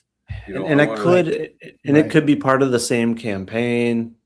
Sure. I've even thought of doing rewriting the novel. No. No. I mean, just the portion that's going to be in each comic and Oh. selling that portion of the prose, Hey, because Yeah. if people want more detail, they want to feel the. you know the what you should do? story You in a should make it a different stretch medium. goal. I think that's probably the best business. So, like, because you're saying I don't want to spend any money on it. Fair enough. Right. You will have Mhm. to spend some money on it. So make it a stretch goal. This is my opinion. Obviously, do whatever you want with it. But is that a ninja cup right there? Like it's a ninja blender It cup? is. Dude, Yeah. I know because I have the exact same cup. It's great for a water cup because I it's huge. know. Yeah, It's exactly. huge. Why is it Anyway. censored, Patrick? Brothers. My nudity. okay, fine. My apartment is a mess because I'm a fucking slob sometimes. No, when you held up I'm your sorry. cup, it was just like this blur. I know. It's because here's the cup. There It's you the go. nudity. I recognized the cup though. I was like, yeah. Mhm. But See, no, what you guys seriously. don't know is that Patrick is a porn addict, and it's all blurred out because it's all Actually, pornography. No, that's actually quite the opposite these days. These days, got No, it. yeah, I mean, like everybody's got their problems, but these days, I've made a concerted effort over the past since January, and I've done Oh. really well. Not perfect, but No I've done nut really well. 2026. No, Got it. it's not that. It's just like pornography is this horrible scourge upon humanity, and I recognize Mhm. that. And I also began to recognize very blatant satanic, like inserts. Anyway, my point. Okay, let me get back to what I was saying before because that's a tangent I could go on Yes. for a long time. Okay. But Whatever it's you wanna evil. talk It's about. evil, and you don't. I would encourage everybody to avoid it. But no, I think you should make it a stretch goal. However That's a much great idea. however much you want to do. Stretch goal, Mhm. you buy the comic book, whatever comic books you buy, you get the audio edition of the novel with it. Could. I yeah, mean, and for then sure. because there's no shipping involved there. You could Mhm, just mhm. email people that Yeah. or email a link to where they could download it. So that's Mhm. a huge it's almost no money out of your Mhm. pocket to give people something they can listen to. And then say somebody listens to your whole novel, say they have an 11-hour work shift, they're a grease monkey or whatever, and they're changing, rotating tires and stuff and changing oil. And then they've listened to this whole thing the whole time. And they're like, cool. And then they get home and your book is waiting. Your comic book is waiting Yep. there for them. And they can just, Yeah. at that it's point, like another level of content. I know Yeah. it's so cool. Well, the other Yeah. potential, and I I'll thought be about cool this with in it. the past, was do an audiobook campaign before the comic so that I can get more pages done on the comic. Mm. And then for the folks that aren't into comics, or maybe comics is an afterthought, they read the audiobook and then they're like, oh, there's a comic now. Mhm. And then that could maybe generate more backers for the Yes. comic. So yeah, definitely something to think about. Yeah, we might Questions have to you chat have about to that. ask yourself though are like, do you want music, special effects, sound effects, that kind of thing? Yeah. Those are the things you have to involved. ask yourself and decide whether or not you want those. Yeah. I haven't 'Cause even it thought will- about that. Yeah. It would cost more. I think it's I used to listen to I usually just prefer reading, but back in the old days, I listened to like 3 or 4 Star Wars audiobooks, and they would Mm. have some sound effects in them, and sometimes it was sparse, but very few. I would say you could not do music. You know what I mean? Yeah, Music is kind of, it might Yeah. actually be distracting. Mhm. But sound effects are useful from time to time. There are people who can do these things for you. I can do these Yeah. things for you. And I'm not saying this is like I want another way to make money. Not at all. I just think your book is awesome. I think what you've got here is awesome, and I want to do what I thank can you. to help out. Well, So plus I'm the type that I'm like this on the comic. Like I always want to make a project mutually beneficial one way or another, anyways. So, but yeah, let's have some chats around that because.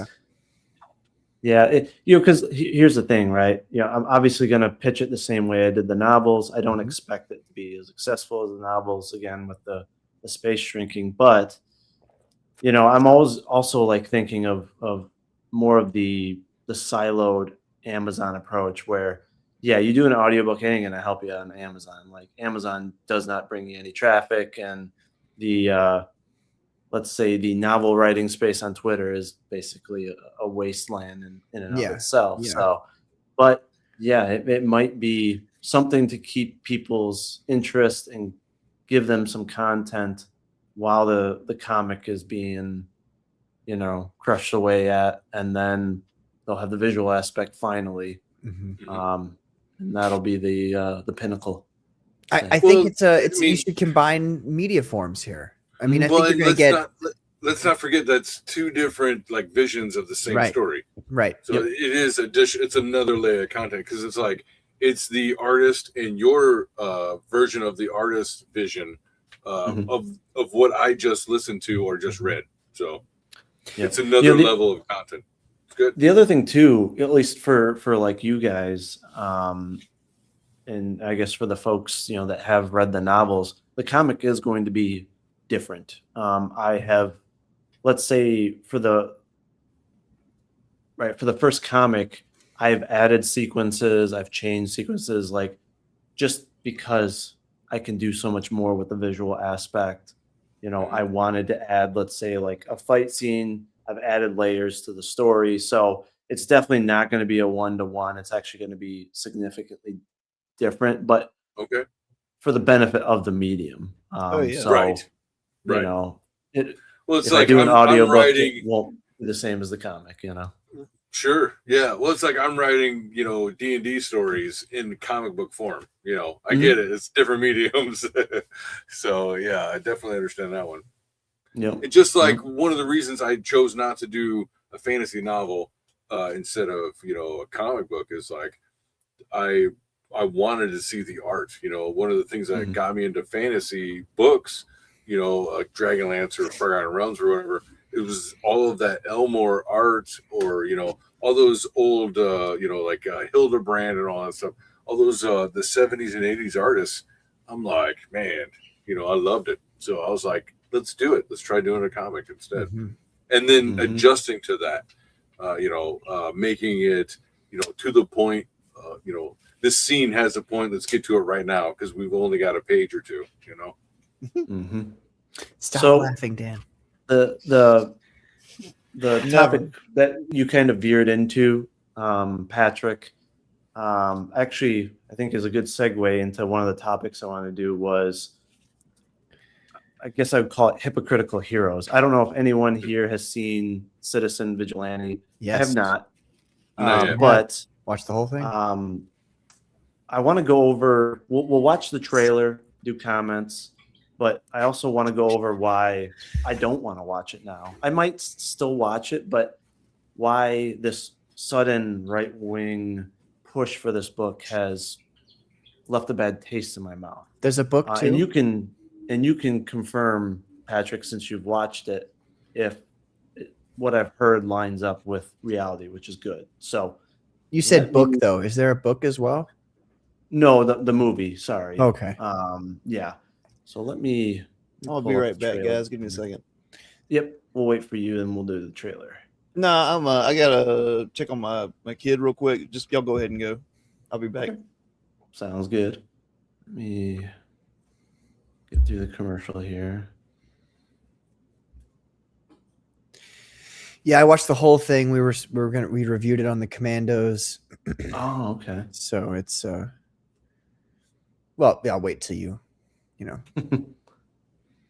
But while you're doing that, in regards to what you guys were saying earlier, Warhammer 40K, you guys know about that universe, right? You know Yes. about that whole shtick. Listen to a couple of audiobooks of that. Yeah. So like when I was a kid, I saw the White Dwarf magazines, and that was my first introduction to it, which admittedly is art, and the art is off the chain Fuck for yeah. 40K. Like Yeah. especially that old early 2000s, 90s art, which was my era when I was involved in it.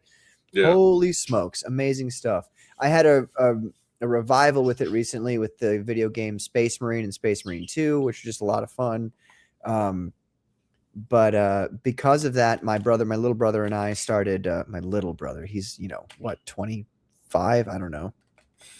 We started collecting, and we're playing the games now, but that's also led me to go back and read more books.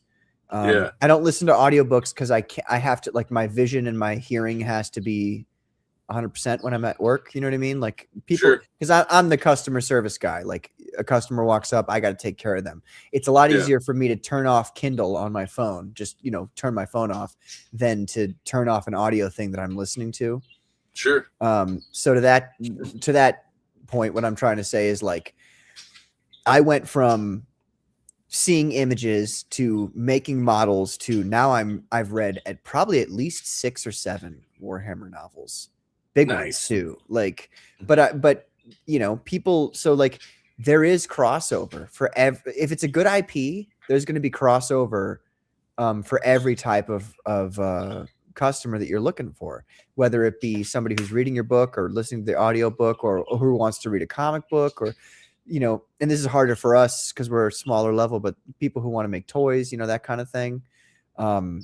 So I think that's the smartest move to do, is to embrace. And there's going to be differences between, obviously there's a difference between the novels of Vigilante's Creed and the comic books, which is, I think you'd have to be kind of a little hard-headed to not understand there has to be differences there, as in any media. Visual.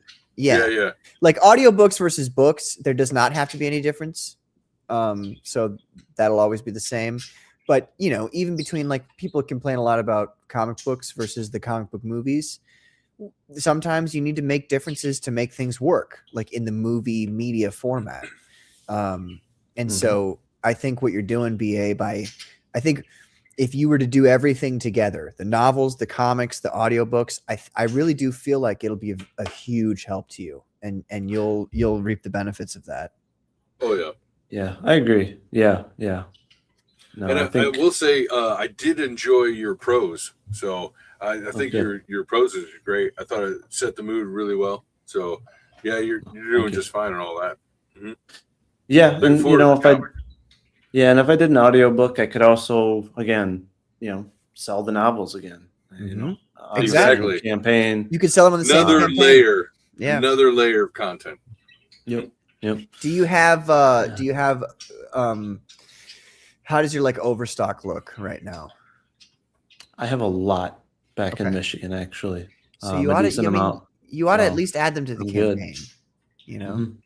Yeah, and again, I enjoy the fulfillment. I know that, I don't know about you guys, but, like, people are like, oh, I hate shipping books, dealing with fulfillment. It's fun, dude. It was like therapy. Like, pulling it from your shelf, putting it together, wrapping it up. I just have Critical Blast do it. Yeah, dude, so, Aaron, it's fun to do. It's fun to do. It is fun. So I wouldn't. Except mind. when a guy keeps moving every 3 months, and you've got to, like, send not a anymore. bunch of new shit to him. This is my permanent office. This. I'm not all right, anywhere. who do you got up there that's got wings? I was going to ask you that earlier. Who is that? Oh, I have. So these two are from the Gargoyles, TV series. Okay, I thought so, but I wasn't sure. Goliath, and I'm actually the chick. Forgetting. No, this is the another dude. I want to say, I can't remember, but so I got that. I have. Let me increase my brightness here for a second, so you can maybe see a little bit better for a second. I have pretty much most of the Justice League, Batman vs Superman, McFarlane toys here. So nice. Obviously got Doomsday, Superman, Cyborg. Got Darkseid over here. Nightmare Batman, Arkham Knight Batman, Deathstroke, Armored Dark Knight here. Affleck. Everyone's favorite Flash, of course, from Batman vs Superman here. Oh my god. You dipped to that level. I'm disappointed. Yep. Shit, and then I didn't. How about this? I didn't hate the Flash movie. How about that? Wow. Okay, kick him. Interesting. The CGI stuff. He says interesting.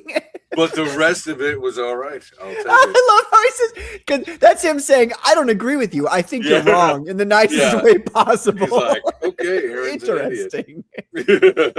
I can respectfully disagree with folks. I can. And then down, I have a cool Spider-Man one down here. And then this is an old school, like maybe 90s Deadshot figure and Deathstroke down here. Oh, shit, okay. And then a Dr. Fate here. So yeah. Oh my god, my figures. So you have one Marvel character on that whole. Dude, Yes. Dr. Fate stole. Is the that Black Darth Adam Maul? movie. Up in above your right shoulder, facing it looks like Doomsday or Abomination. Oh, this is Doomsday from Batman vs Superman. Yeah. And is that Superman with the spear? I guess. Yep. Okay, I thought it might have been Darth Maul for a second. Yep. Okay. Yeah, I think down here I have another Daredevil comic, but yeah, I'm going to be adding a Daredevil mask eventually. But yeah, it's primarily Now, DC. I do want to ask you because this was my biggest sticking point with Let's see, Batman vs Watchmen. Superman. Was because I felt like Doomsday is one of the coolest villains in all of DC, and they did him so dirty in that movie. I liked it. Honestly, Really? I did. I mean, even with what Smallville did, I think they did a decent job back What then did they do? I didn't with see- Doomsday, with how he looked. I mean, obviously they didn't have a lot of budget or anything to do anything crazy with CGI, but no, I was content, let's say, with Doomsday. Didn't blow my mind, but I was content with it. So So- I saw clips when the last Superman movie came out last year. They had clips of the was it a WB Superman? And he was fighting Doomsday, which was based on a clone of Superman in that storyline. And I was like, man, that looks really good. Maybe want to see that show, which is like, I think it's like 4 or 5 seasons long. Mhm. It's like, man, because I would like to do Smallville. I've heard a lot of great things about Smallville. Definitely. Never got to do it. Definitely. I even listened to the guy that played Lex Luthor. He has a podcast where he talks to Mhm. celebrities, and I Mhm. listen to that every now and again. Really good. And so, anyways, and every now and again, Smallville will come up. It's like, man, maybe I should check it out. So, Oh, Smallville have was you seen it? fantastic. Seriously, I'm watching it right now. You think Doomsday in Smallville was cool? Oh. Well, I mean, for the time, right? With what they could have done with graphics, I do He's think like he looked. 5'7". You talking about the design of when he actually fully goes He's Doomsday, or the tiny. He's a Wait. tiny little guy. Are you a height supremacist as well? I'm just saying Doomsday, like Well, when I yeah. was a kid, I remember When going I to was the a kid. library and seeing don't make fun of me. I remember sitting Back in my day. my grandma took me to the library and I went and I saw Superman's death, you know what I mean, on the rack. Yeah. And I opened it up and I saw that shot of Doomsday in his green outfit. You know, his green Yes. which is sick, by the way. It's like prison outfit or And something. he like Yeah. holds his hand out and a little canary flies into it and then he crushes the canary to death. And I was like, oh shit, Doomsday's cool. Yo, I got a And funny then- story about Smallville. And then there was the hero clicks, and we always have Doomsday fight the Thing, my brother and I. And the Thing would always win because obviously Of course. Yeah, it's he the would thing. win that He's fight. the good guy. But no, he's just stronger and better, you know. Don't anybody disagree with me, please. Anyway, that's the end of my story. Dan, what were you saying? So my grandma, God rest her soul, she used to watch this show called it was called like Little People Big World. And It was like about a family of midgets. Oh, midgets, yeah. I think But I remember that show. she called it Smallville. Funny. She always thought that that's what Yes. Smallville was. That's excellent. Dude, they've Oh, never shit. done Doomsday right. So, Krypton yeah, looks You the haven't best. seen Snyderverse, have you? I've seen it. It's horrible. No, I was actually more offended by No. the way they portrayed Doomsday in no. the Snyderverse than anything Oh, else. shit. well than on anything that, I'll be else. right back. Than Like, any in other terms version of of the- Doomsday. The design or the Everything about him, like storyline? he doesn't speak, he doesn't think. He's just Right. this. An abomination. He is a dude, a character, a villain from the last movie, who's been mutated into this. I'm not a big fan of the villains who are rampaging monsters who don't talk. I don't like Okay. villains who don't talk. That's my big thing. Mm-hmm. Yeah, and see, that's what Doomsday ended up being like in Smallville. I do love who they cast for Doomsday. Mhm. Spoiler, but fantastic actor. Who is that?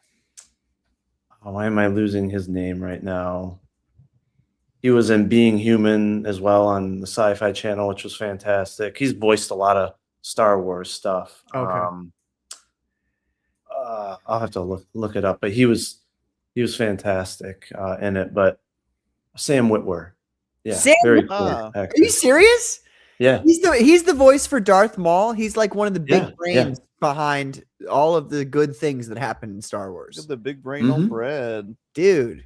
yep, Sam Sam Witwer, Witwer. I love Sam Witwer. He's a Yep. legend.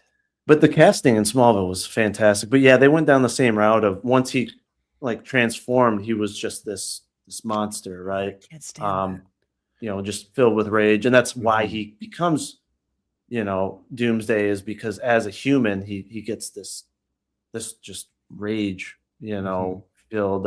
And Darkseid plays a part in it and all that, I believe, as well. Dark but- Side is in Smallville. I never watched Smallville. Mhm. So. Mhm. My You parents should. did, but- It's fantastic because it's Is not it like streaming on anything now? Hulu. Hulu? Okay. All right. Yeah, because like I like that it wasn't like super goofy Superman, super light and colorful all the time. They had dark elements to it. It was a very level, let's say Clark Kent. So I Mhm. really it was kind of in the middle, right? If you had Snyderverse, that's dark and broody, right? And then you have guns like over the top, goofy. This was like in the middle, which was fantastic for that time period, and I guess for teenagers and the target audience at the time. But I highly recommend folks watch it. Really, really good. Well, there's so many people like you who people I respect who say that it's really great. So I probably Mhm. should. Yeah, I think As it's, long as again, but two questions after that, just to make sure I know that your opinion is of value. Do you think the Flash CW show is worth watching? the first I think I season, did yes. too. Aaron, don't say anything. I just want to hear what BA says. First season was fantastic. Second was tolerable, and then dog shit. Same thing for Arrow. Exactly. Okay. I agree. All right. Fair enough. Fair Yeah. enough. Which sucks if you've never seen it. It's like, oh, I don't want to get. What's the point, right? Mhm. And Yeah. that's how it felt. Like I watched it from the beginning, and I was like, oh man, this is great. Mhm. And then Yeah. it just like fell off a cliff, and you're like, man, that's disappointing. Yeah. Yeah. Yep. And in Gotham, so like Gotham, for example, Yeah. and it was written / directed by the same guy that did The Mentalist, I believe. Okay.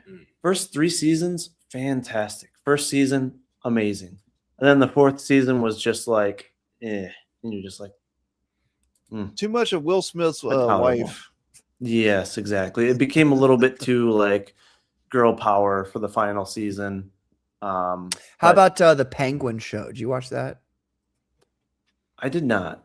Okay. I did not. I saw an episode or two. I thought it was what I saw. I really liked, but at the same time, I didn't finish the show. So I'm Okay. sure it's really good. But I really like Colin Farrell. I was like, Well, holy in the shit. movie, he was so good. You know. Yeah. Mhm.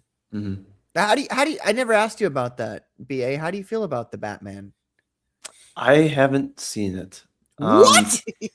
Yeah. What? So okay, why? So I'm not against seeing it. It's just for Okay. me, I was so invested in the Snyderverse and Affleck's take on Mhm. it that I'm like, what's the point? Because I don't think there's going to be a broader universe. I think Gunverse is going to have a very short shelf life to where, like the Flash, like if I could have known the Flash and the Arrow was going to be like it was, I wouldn't Sure. have bothered because it's Okay. like I like when it comes to superhero stuff or comic stuff, I want to have some longevity. Right. And so you at least got a decent amount with the Snyderverse because you had the 3 films, you had Aquaman, right? So you at least had a couple of years of I love entertainment. how right? Aquaman, you don't consider Aquaman a film, but you included it there. Well, it's part of the first one's part of his. Yeah, but I mean, you know, said you direct have 3 universe. films and then you have Aquaman. That's what Well, you yeah, said. because it's an indirect right Oh, film. It's okay. not part of his. I would guess you would say trilogy, right? I'm Same with messing- Wonder Woman, which Dude, I I'm loved messing- Wonder I'm Woman messing with the you, bro. first, Yeah. but the second one. Sorry, ugh. Aquaman is the least appealing of all of that of the Snyderverse. I don't know how Yeah, even I people in the agree. 50s thought Aquaman was cool. I don't get that. I just don't understand how he's ever been popular. But he was actually kind of cool in Smallville, I will say. And Was he? Alan Richardson, Rickman or played whatever, him. Richmond. the guy Yeah. Really? that's Reacher. Okay. So Yeah, he plays Reacher. Yeah, Yep. no, I know who that is. Yeah. Did he But, have the claw hand or? no, Ah. Dude. Oh my I think god. Aquaman Cyborg was Trident great in it hand. too. Dude, Aquaman Yeah. with the claw hand, I think, is the coolest version of Aquaman. I'm Mhm. out. But so back to Batman, I wasn't a fan of the casting. Like I like Pattinson as an actor, like fantastic in Tenet. I think he'll be great in Odyssey, but like this version of Batman that they did with that, to me it wasn't really appealing. I want the more Frank Miller, gritty, brute force Batman, So But have you? But see, Yeah. I'll probably watch it You to should watch review it. it someday. You should Yeah. watch it.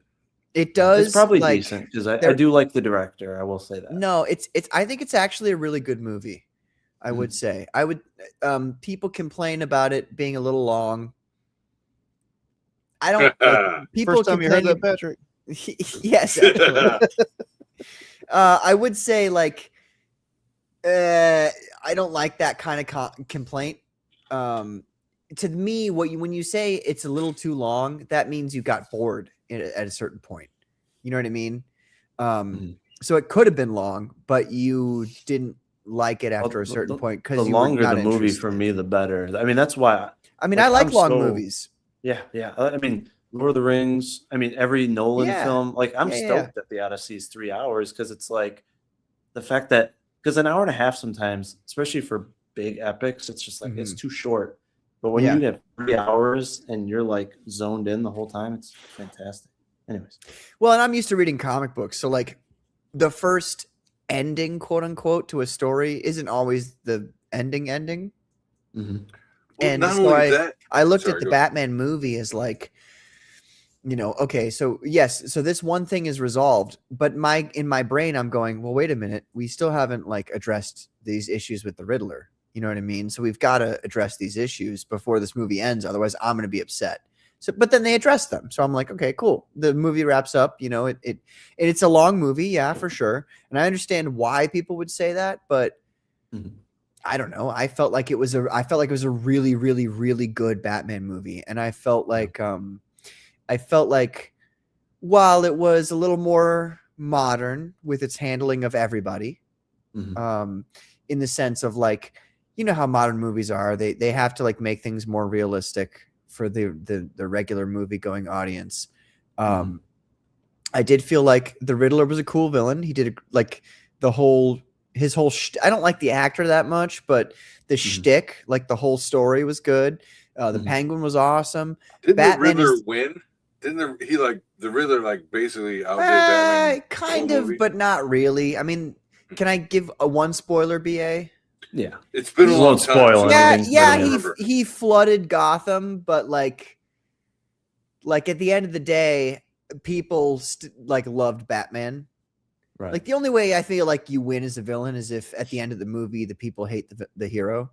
You know, I only saw it once, so Yeah. I don't remember. I mean, I've seen everything it- that happened. 2 or 3 times, I want to say, because Yeah. it's beautiful cinematography. The music is Yeah. fucking awesome. Yep. Like, I will say I was one of those people going, Robert Pattinson, really? Like like, come on, give me. And Robert Pattinson, the same guy who told the director of the Batman film he was not going to work out. I'm Like, not working out. Yeah, he's like, I'm not going to do it. I was like, okay, this is straight up going to be shit. Mhm. but it's actually pretty good. And he actually does a really good job as Batman. Bruce Wayne, Yeah, I like it overall. that's an argument people could have whether or not they like Bruce Wayne in year one That as version of being it, that yeah. right as being that Yeah. way. I was okay with it because it's year one. You know what I mean? Mhm. Yeah. But Batman I think- himself, very, very, very cool. And then look I what thought. look at what people are accepting with the new version of Batman they got. What's that one called? He's got the big axe. Oh, Absolute Batman. Absolute Absolute. Batman, yeah. That's Yeah. it. Yeah. Yeah. Where he's Yeah. not rich and he's Well, like fucking. And so if you're a big Batman fan, and I guess I am a big Batman fan because Batman's always been a staple in my comic book diet ever since I was a kid. You know, I've Yeah. never really liked DC as much as Marvel, but I watched the old shows with Adam West.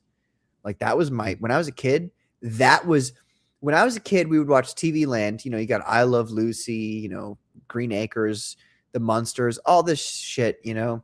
Mhm. But from time to time, they would play the Adam West Batman, and that's when I would tell my parents, we got to turn it Yeah. on. I want to watch this. You know, Yeah. because it's so good. And there's something about this new Batman movie where it somehow combines like that kind of Frank Miller noir dark Mhm. aesthetic, like the very more modern dark Batman aesthetic with the Adam West aesthetic, not Mhm.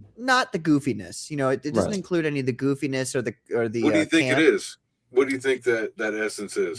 I would say it's probably the framing because a lot of the way the scenes. Well, are it's framed. his costume for sure. If you look at his Okay. costume, Mm. if you look at Yeah. his costume, you can see how inspired it is by the Adam West Batman. But also by like tactical, military, modern, you know, kind of like a more Nolan approach to Batman. Right. Yeah. And I like that. I think it's really, really, really cool. I think it's a great idea. Yeah. I think it's really cool. So, and Batman, for sure, BA in this movie, Batman is a detective. Right. Yeah, That's I've a heard. big thing about it. Like he's So, very all much. right, A I detective. just want to say, we talk about like his armor, Batman Mhm. armor. Let's not forget in the '90s, Azrael that was his whole appeal. Oh was that man, he had I all loved this, Azrael. he had the claws and he had the fucking. Yeah. He's all teched out. Yeah. Yeah. Yeah, I think my biggest hang up was just like at that point they still had the potential to just do an Affleck one. Affleck Right. already had a script which a lot of folks were really stoked about. They were going to have Deathstroke in it, and it's like, Did you read that why? script? Did they release it? I don't know. I'm just asking you. Yeah, I didn't know, but like I do think, you know, Affleck is a very capable and talented director and Mhm. writer. I've enjoyed his films that he's headed, and Better it's than like Matt Damon. Sorry. they Sorry, should we're have talking about just Odyssey. at that point I was just like, why are you switching actors? Why are you changing universes? So that just kind of for me was like, that's why I was like, what's the point? Yeah. But now I might go back and watch it just to review it. But I don't think you would be. I don't think I I'll think- hate it because I I like think- Reeves. I think that you would like it. I think that you would like it probably 65 to 75%. Yeah, I probably That's what I would say. I think so too. Probably, yeah. Because there's some sick But- scenes in it. I mean, there's one scene where he's fighting some Joker thugs, Mhm. and Joker is just implied in this universe, which is also kind of cool. I think 'Cause, you That know, you is don't want to cool. always use Joker. Well, because then Um, like the bad guys become mythic, you know, Yeah, and legendary. they're like, "Who are you?" And he just goes, "I am vengeance." And then he beats the ever living fuck out of the guy. Like he straight up, like if you didn't know that he's Batman and he doesn't kill Yeah. people, you would look at what he did to that guy and you'd be like, "Yeah, that guy's dead as fuck right now." Just Mhm. like me, for real, for real. Which is No. cool. I think that's cool. Nice. I mean, it's hard to believe, but Robert Pattinson actually does a really great job.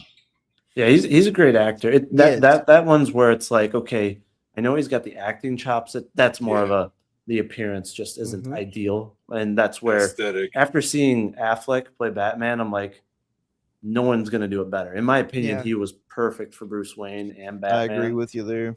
And the cost, you know, the design of the suits and everything was just so. It was so Frank Miller that you're like, okay, this is Yeah. perfection on screen for me. And don't get me wrong, I really liked Bale as Batman, but as much as I like Nolan, like Affleck and everything to me was just ideal. Is Affleck your top Batman? Oh, absolutely, yeah. Really? Yep. Okay. Mm-hmm. Oh yeah. I mean, he nailed the physicality. You know what I mean? Oh, yeah. There was Oh, yeah. no better physicality than Affleck. Mm-hmm. Yeah. So now that we've been talking about needing to promote and all that, let's take a look at Salty's new campaign, because that is, Yeah. like I said, the only like new campaign that I can think of, and he's our bro. So we're on my comic now, and Yeah. there is this actually. I've never heard of this one. Oh, this is actually okay, Justin. So The he has movie. what's the comic that he's had out for a while, that raised quite a bit of funds. But JJ's in the chat lamenting the fact that he can't be here to argue with you about Pattinson versus Affleck. he's got the link. Yeah, I mean, see, you look, can someone join. needs to slap some sense into BA. Is he's what got he's the link. saying. But this actually looks really, really cool. I didn't know this was on Fun My Comic, but yeah, it looks like it's got I've never heard of Stacey this. Dash as What one of the is this? voices. Huh. I guess it's a animated film that's being made. It actually looks pretty cool. How far is he in the Stacey campaign? Dash. Yeah, Isn't she's it- that one political commentator that was on Fox. I think was in I thought she was an films actress. in the past. I think she was before Yeah. she went. Was she in politics. Clueless? She's like the black chick in Clueless. Was that her? Oh or no? man, yeah, Yeah, she was Okay. awesome. Sorry, Yeah, but- I girls in my family. So yeah. but yeah, Dude, Clueless Justin. rules, man. That's a great film. Oh, It's a this guy great was film. and this guy here was in Everwood. He's been in some other stuff in George Yeah, Foreman. is the isn't voice. he? That's he's- interesting. I gotta think of it. Holy shit, he's Keep going. I'm sorry. Yeah, I know his face. I know. I His know. Face. I know. I can't think of his. He's got a great comic that's been out for a while, Yeah. and he's been building it. But anyways, yeah, I didn't know. This is where, like, everyone should know about this, and I haven't seen a single post by FMC or anything on Twitter. Like, this looks legit. But and look it's at this. got big names tied to it. Look at Like, this though. This again how goes do to we not know Aaron's about point. this? Window viewers, like, who is Yeah. going on Fund My Comic to go, oh yeah, I'm gonna back Dogtown the movie. You know what I But mean? at the same who time, is why- window shopping? So like, like when you're is at the this- mall, you're going by at the different shops and you're just looking through the window, Right. And you say, "Oh, what do they have to offer?" And if they don't grab you, you don't go in. Mhm. And that's exactly what these sites are. It's just window shopping. But who really window shops for indie comics? I don't think there's really a market that does that. It is But it- you sell them and you funnel them to where they can buy your brand or whatever. To that So, point, though, it's like this is something that, okay, it's not a comic, but it's being produced by a comic creator who's Yeah. actually raised. I think he raised like $90,000 for his comic series in CG. But like, I haven't seen anybody bring this up. This is something to me that would highlight quality Well, in the space that can you everyone should be Expound showing. upon that, because I've never heard of this guy before. Was he in Yeah. Comicsgate He's- earlier? Yes, he goes by Professor Murph. I've never heard of this guy. I know that name, yeah. Not Yeah, like real let well, me- but I remember Let me it. find the comic. Please, because I'm like, I feel like I've been here for a long time, since at least Careful, 20. you're showing your history. Well, I mean, I'm just like, I feel like I've been here since No, I mean on the 2021 at the latest. Yeah, I didn't realize I was still sharing, but Oh, you're talking about BA. Yeah. Sorry, my bad. I don't By have the way, anything we dirty should in all my shame collection. BA for Who having. really started World War Look II? at this. Like, oh, BA's shit. got 16 fucking tabs open. What do you need all those tabs for, bro? Oh, this is only one of my browsers. I have like What? a bunch more tabs in another. Oh my god, Dude, my that's work so browser is stressful. like Why do 50. you why do you no do He idea. probably that? has 3 monitors. Oh What are my you god, talking that's about? so stressful. So War Party. This was I like have one browser 4 open years- with max 7 tabs at any moment. I don't understand how you guys do this. It must be my ADHD can handle it. my I don't know. Yeah, it's more RAM. But That's what so I'm he saying. did- It's all about the RAM. It is. Got a lot of All RAM. about a he says He's she got says. Easy now. this guy So- flexing with all his RAM. Okay. Yeah. So this was, I think he started funding this War Party series probably 6 years ago. So this was like at the height when people were raising a lot of money. Yeah. And Yeah. I think he raised 80, 90,000. So again, Whew. no name, but I'm just surprised. Again, none of us knew about it. I just Sorry, stumbled that on was it. a terrible fucking title logo. But Okay. but this would Anyways, be a good for a 90 good grand. example. Really? He's making the money. Yeah, he fucking landed it. Okay. But I mean, he had good quality art. I Yeah. can't remember who did. I mean, that is art in good it, looking, but- Lizard Man. Yep. It is, yeah. I will say, War Party, like that looks like something I would back. There we Mm, go. like, that looks that looks good. Not because of the girl, Dogtown, but Dogtown looks like something that That's I'm sure better. almost 100. Oh my god, yeah. not let's because go. of the girl, but the title was what. Oh right, triggered right, it. yeah. The title, I'm was really good. serious. No, it's better. But yeah.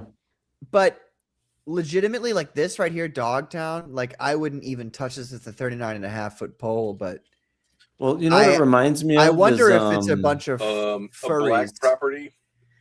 Well, I think it's a bunch of furries. Dog. Well, this probably is back in probably this. more geared towards kids. I'm sure. Well, But for people with kids in the space, I do think it probably would be good. But so this reminds me of and I'm going nostalgic here, but what was the TV show that was about all the dogs in a pound? Pound puppies. I think it was it called Pound Dog Puppies. Pound? Or was it? But it was really cool. well, Had there really was good. there was the Prince and the Pooch. That was a classic. Pound I think it was Puppies Pound was one. Puppies. Yeah, Yeah. Pound Puppies. It That's That was what based. it That was reminds me based off a toy brand, wasn't it? Yep. Yep. But again, this is just like, hey, this to me, that's something that should be getting kind of highlighted on some of the big shows because there's quality there. And Well, the Anyway. big shows, they're not going to promote things that aren't explicitly Comicsgate, which is fair enough. well, I mean, this is- guy, CG, Dogtown, though. like, is he really CG? yeah, he was in Green Room and everything previously, and Really? yeah, he was on shows and all that. But I mean, he could just be bad at marketing. could be. But Fund My Comic should be pushing this, right? But, They should be promoting it to get more funds raised. That's where I think, well, technically, it is They're not pushed. I marketing mean, it very is at well. the top of the line here. yeah. You But I know? mean, Pig- social media, Pig- Featured Pigman is. pick. I mean, Yeah. well, see, the way Fund My Comic works is the more tips The you get, tips. Yeah, Yeah. I don't like that. which I know. See, I disagree with you about that. Should be whichever one's performing the best because someone could tip their Mm. own campaign and be like, "Oh, hey, now it's at the top." And it's like, That's and true. That's FMC true. does. You can know, have some of Eric their- July tip it $100. Yeah, I know. No, Put you're it not at the wrong. front. You're not wrong. So going back to, I got distracted because I'm like, oh, something that looks really good is on Fund My Comic, and I've never heard of it. So, Yeah. everyone should go check out Silence Do Good Volume 2. I think Salty launched this last week. Yes. Um, Last but Wednesday. yeah, he's got some fantastic looking covers. He's got an EBS cover. He's got his own cover. I don't know if there's a Lawless cover this time, but yeah, I mean, his art is always top notch. And this book does have some fantastic writing. I thoroughly enjoyed the first one. I am excited for this. I'll be backing it. Looks like it's 80 plus pages. It's going to be a trade paperback. So, but yeah, fantastic looking book here. Absolutely spectacular. It's sad though that That's cool. That's it was cool, yeah. launched. Actually, it wasn't really launched on Hard Art Hard art on Yeah. Wednesday. I mean, he says that. Salty says that. He's a liar though. Salty, deep down, is a deep, horrible liar. Really, it was launched on the Comicsgate Commandos when we had him on the Ah. other night, and he erroneously left the Fund My Comic up and running. He had meant to push it off till Wednesday, but we unfortunately earned him $1,000 on the Commandos. Good job. Nice. That's awesome. It was his dude. no, stop! It's a horrible thing. It's horrible and disgusting and terrible, and I'm really Oh, that's ashamed that that's we exactly were what able we to need. promote more of, you know? Salty. I wonder. Scroll back up. Let me see where he's at now after the He's Commandos. at almost $3,000. Wow, so. look at that. So the Commandos earned him just about as much as Hard Art. Fascinating. Impressive. Really sad. Horribly. Wow, it's very sad. worst. No, but no, seriously though, it's Salty's such a great guy, and his book is fantastic. I mean, I read the first one. Do you guys have the first one? Yep. Oh yeah. Okay. Do you have the shiny version or like the regular plebe edition?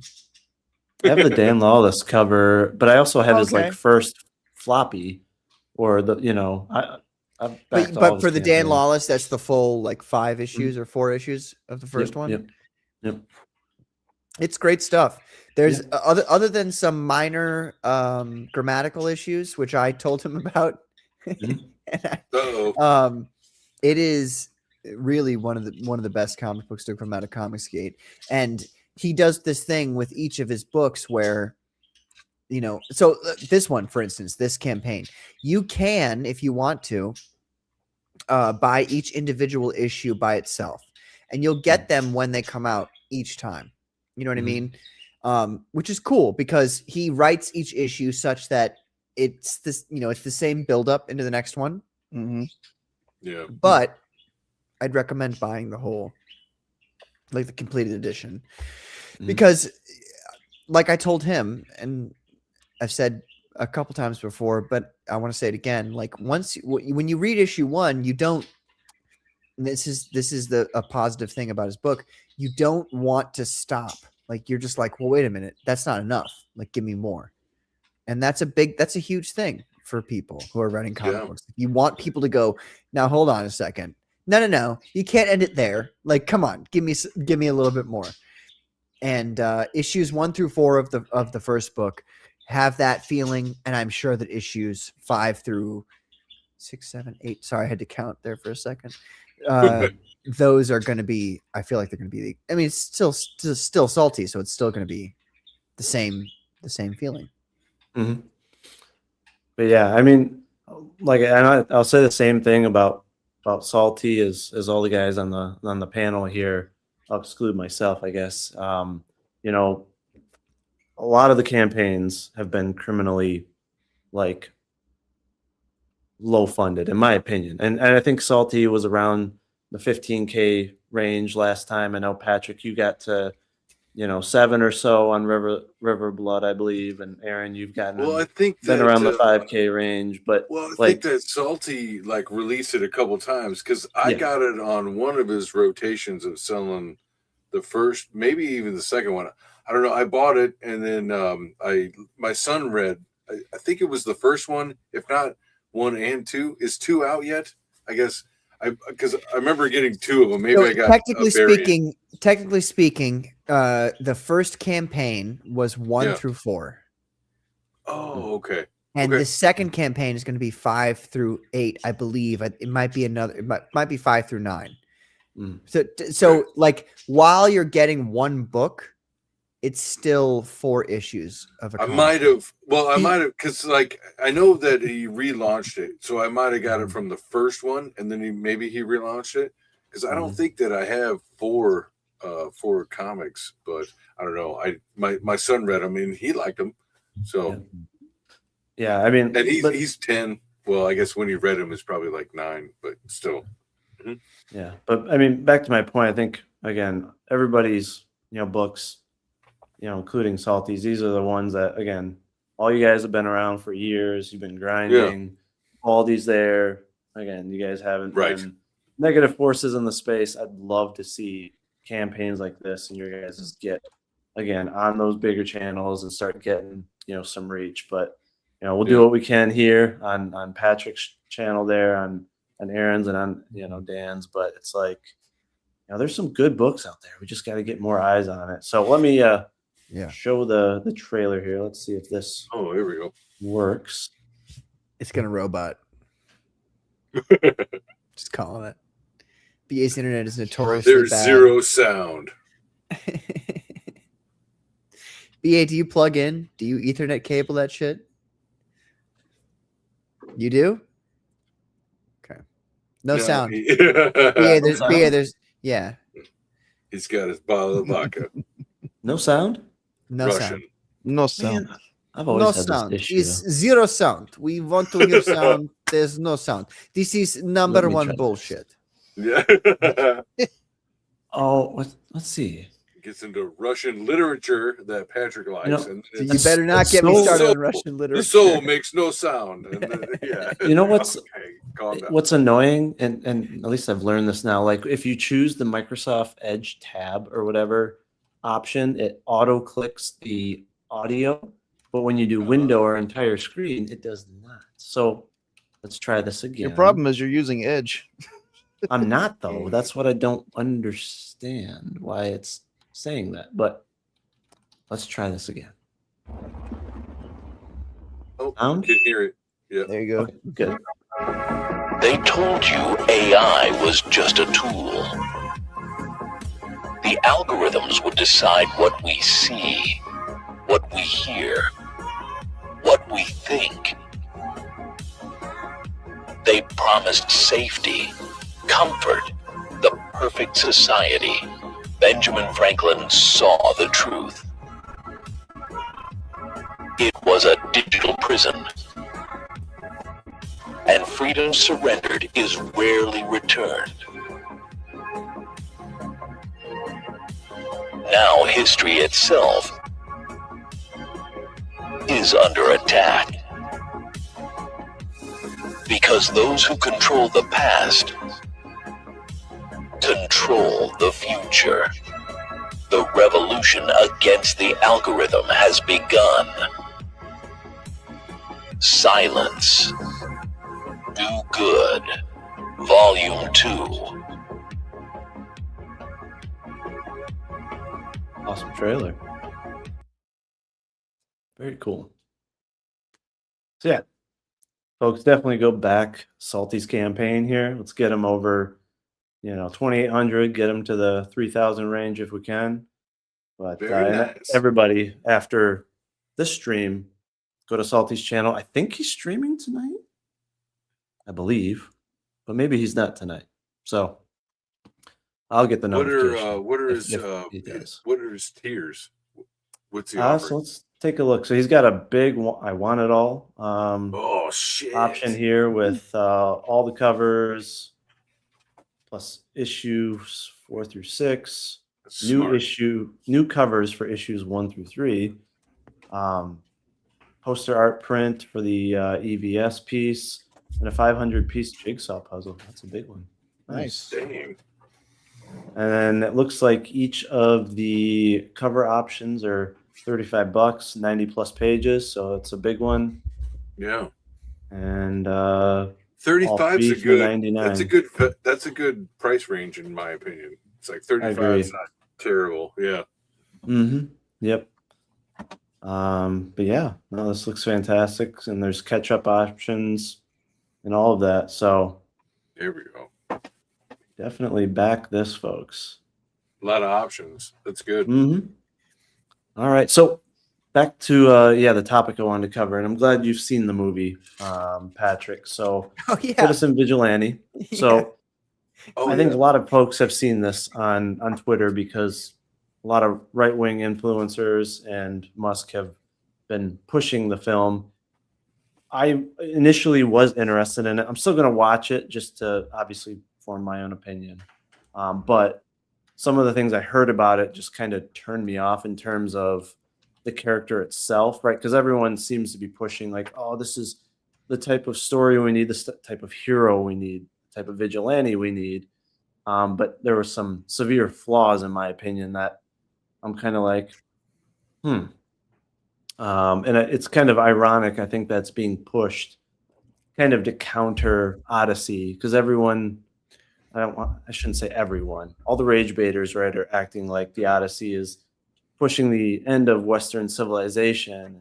Almost Yeah. it's the Antichrist. So it's like, guys, we're The all gonna Odyssey, die. like we've had a million different movies that undermine Western Yeah. civilization. Now, Right, it's where we've Odyssey been the that's past one- 20 It- years. Yeah. And really, it just comes down to 2 minor castings that are going to have 10 minutes of screen time, but the rest of it is just, okay, he's done his own adaptation, and you just don't like that, okay, there's not a lot of Greeks in it and blah blah blah. Well, that's pretty much every Hollywood film since the dawn of Hollywood. Right. Doesn't need come on, Greek. John Wayne was Genghis How many Khan. times have you had Come on. white men play Native Americans in Hollywood Yeah, movies? exactly. Not Come on. enough. Right.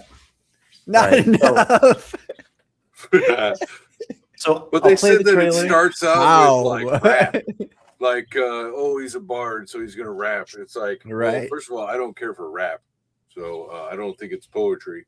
So Yeah, I'll find out Saturday. I know there's a rap song in the credits, but he did Oh, that okay. for Tenet too, with the same artist and everything. So Yeah, I think might not be so bad. Yeah, the narrator is African American, but back then there were actual African Americans at that time, right? Yes, So they it did would make exist. sense that the narrator could be that ethnicity. So I don't know. We'll see. I'll form my own opinion after I watch it, but I do Sure. think it's being drummed up just for rage bait and clicks and all that. But that's true. so let's watch the trailer to this. So yeah, this is just to kind of do a review of the trailer. Transformative, Okay. blah blah blah. Let's make sure we have audio, and then I will mention what my complaint is, and we'll see what you think, Patrick. All right. Specifically, Patrick. Hold on. Don't see it auto muted on Oh, YouTube. it's this just one. Okay, messing I with thought we me. were doing Odyssey. What's that? I'm sorry. Well, YouTube auto muted it this time. So it's like computer's just trying to mess with me. All right. Here we go. This is Citizen Vigilante. Is that what Vigilante. That is? Okay. Yep. The truth is this. You are all being used. The vigilante citizen is delivering a brand of justice that some believe the authorities have failed to provide, targeting both criminals and those in power accused of allowing crime to flourish unchecked. So I'm going to stop it there. I was attracted to this film initially because of the vibe, and I do like that right there, right? That it's specifically, he targets not just those that are in power, that are corrupting the system, corrupting power, but also those that just turn a blind eye. Fantastic. Love that. I thought you meant all the firearms, and Well, that too. like that was like Patrick. He's like, oh, Patrick liked all the firearms. Dude, I'm kind of slightly. I can't say that on BA's show. Okay. I'm going to go get some more beers really quick before I say what I wanted to say. You're good. But yeah, I like that concept, and that's something I plan on exploring in more detail in my indirect spinoff of my series. But yeah, just wanted to. There's been a lot said about me, so I thought you should hear directly from me. I'm here to help you take that control back. The state, court, police. See, you think that they've failed you, but they haven't. No, they only exist to control you. Do you want justice? Yes. Let's get some fresh blood. You walk down the street and you get stabbed or robbed. He's a real hero. Germany. We need more guys like this. What does your country do? Nothing. Our current system is failing to protect our citizens. He's like the real deal. He's playing with us. What if everything they ever taught you was utter nonsense?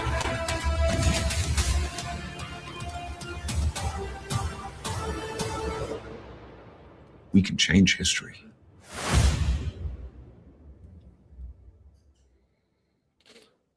Huh. So, That's a looking at really the trailer, great trailer. it is, and I will Anybody say, else have a boner? I don't know. What's going on? It's a really great trailer. The movie's not as good as the trailer. yeah, that's unfortunate. But like a lot of the issues and topics it's tackling, like fantastic. Like this trailer brings a lot of appeal. Now, the reason why I bring up this movie, and again, the fact that this is being pushed on social media, what bothers me is, right, the trailer frames him as a hero, right? Not just a vigilante, but a heroic vigilante. We do need more of that. We need more good stories about vigilantes in, you know, realist tones. But what I don't like is that what makes him a hero? I'm sorry, I didn't see what made him a hero. well, Did you know, anybody he's, else watch this movie other than me? I have not seen it. I've got It it. was but I haven't seen free on X for a Yeah. while there. Yeah, that's where I Yeah, I snagged it. saw. So So he Elon shared it. yeah. Mhm. So he fights corruption, right? He's taking out bad guys and those that protect That's good. corrupt system. All good things. But is he what I virtuous? But what I heard or what I read, and you can confirm this, Patty, is that he owns a building, right? An apartment building. Right. And he rents it out and makes money from a prostitution business in it. And then he partakes in it. No, I'd have to watch the film again to confirm that actual aspect of it. What I would say is watching the movie, I don't feel like the building that he went to engage in prostitution, which he 100% did do. And that's my biggest hang up. No, and we can get into that. Yeah. But in regards to your point about him owning the building the prostitutes did business in, I don't think from watching the movie that he owned that building. He owned a different building. A different one. Don't get high in your own Yeah. supply. You know what I mean? No, I So- just want to be very specific. And so this is where I hate stories or creators that can't just have a morally incorrupt. Can I hit you with something here? Yeah. Just because you haven't seen the movie, so I want to let you know exactly what happens. Because there's people in the chat right now going, "What's up, JJ? What's up? I just came to say I'm 4 issues deep into your mom's long box." Oh shit! Always bringing the humor. That's right, baby. Good old JJ. So, Did you say long You're box? not going to or leave, dong box? are you? I said long box. Oh, okay. Well, I was going to, but then I didn't know where the leave button was. No, you can't leave. You got to stay here. You got to listen to me engage in tangents for a second. Yeah, it's all right though. I kind of wanted to slap, B.A. Turner for a little bit with his talking about his gay Batman casting. Yes, thank the you. gay Yes, Batman Hollywood Ben Affleck, but it's all right. So JJ, as a person who disagrees with BA as well about Ben Affleck being the best casting for Batman, JJ, who do you think the best casting for Batman has been? Not who it would be, but has been. Possibly Val, but probably Christian Bale. Val, really? He's included. Val. He gets it. Yes, Val. Yep. Okay. Val's the best. All right. So Aaron feels the same way. I Dan, 100 how agree. do you? Well, because since you're the star of the show, BA, you gotta be last. Dan, who do you feel like was the best Batman ever? I think Batfleck. Batfleck. Okay. All right. He knows. He knows. So BA, rebuttal. Well, I like that he said Bale is his favorite because that's my second favorite. So Okay. I can respect that. We can have common ground. That's fine. Where Yeah. they? Yeah. No, I don't like common ground. Common ground is gay. The commons. I'm shocked though that you guys would say Val Kilmer. I mean, he's a We great need to actor. look, I think. BA, He is a good JJ, actor. do you guys feel? Oh, I know JJ does, but BA, BA and Dan, do you Mhm. guys? How do you feel about Val Kilmer? Great actor. Good actor, yeah. No, Yeah, I mean it his. I definitely mean looks his better. role as Batman. I mean, for that time, definitely probably the best option, right? Really? Mm-hmm. I mean, I think he did a good job. It was just a bad script. Okay. Yeah. I mean, parts maybe, but overall, I think that the movie holds up, especially the fact that they included the psychology with the therapist, which I think was Nicole Kidman or something like that. Yeah. And I thought that storyline was great. Yeah. If we're allowed to transcend, the physical dimension and going to animation, though, I actually do think Kevin Conroy is the best. Well, that's not. Right. But it's Oh, not yeah. fair because he's. Yeah. Right. He is. Because He he's is dead and iconic. gay. Yeah, Well, he literally yes, is. but he's also he is Batman. Oh yeah. I don't know. I feel like I agree with Cynic there. I feel like Michael Keaton was way better than Val Kilmer, certainly. Better than Christian Bale.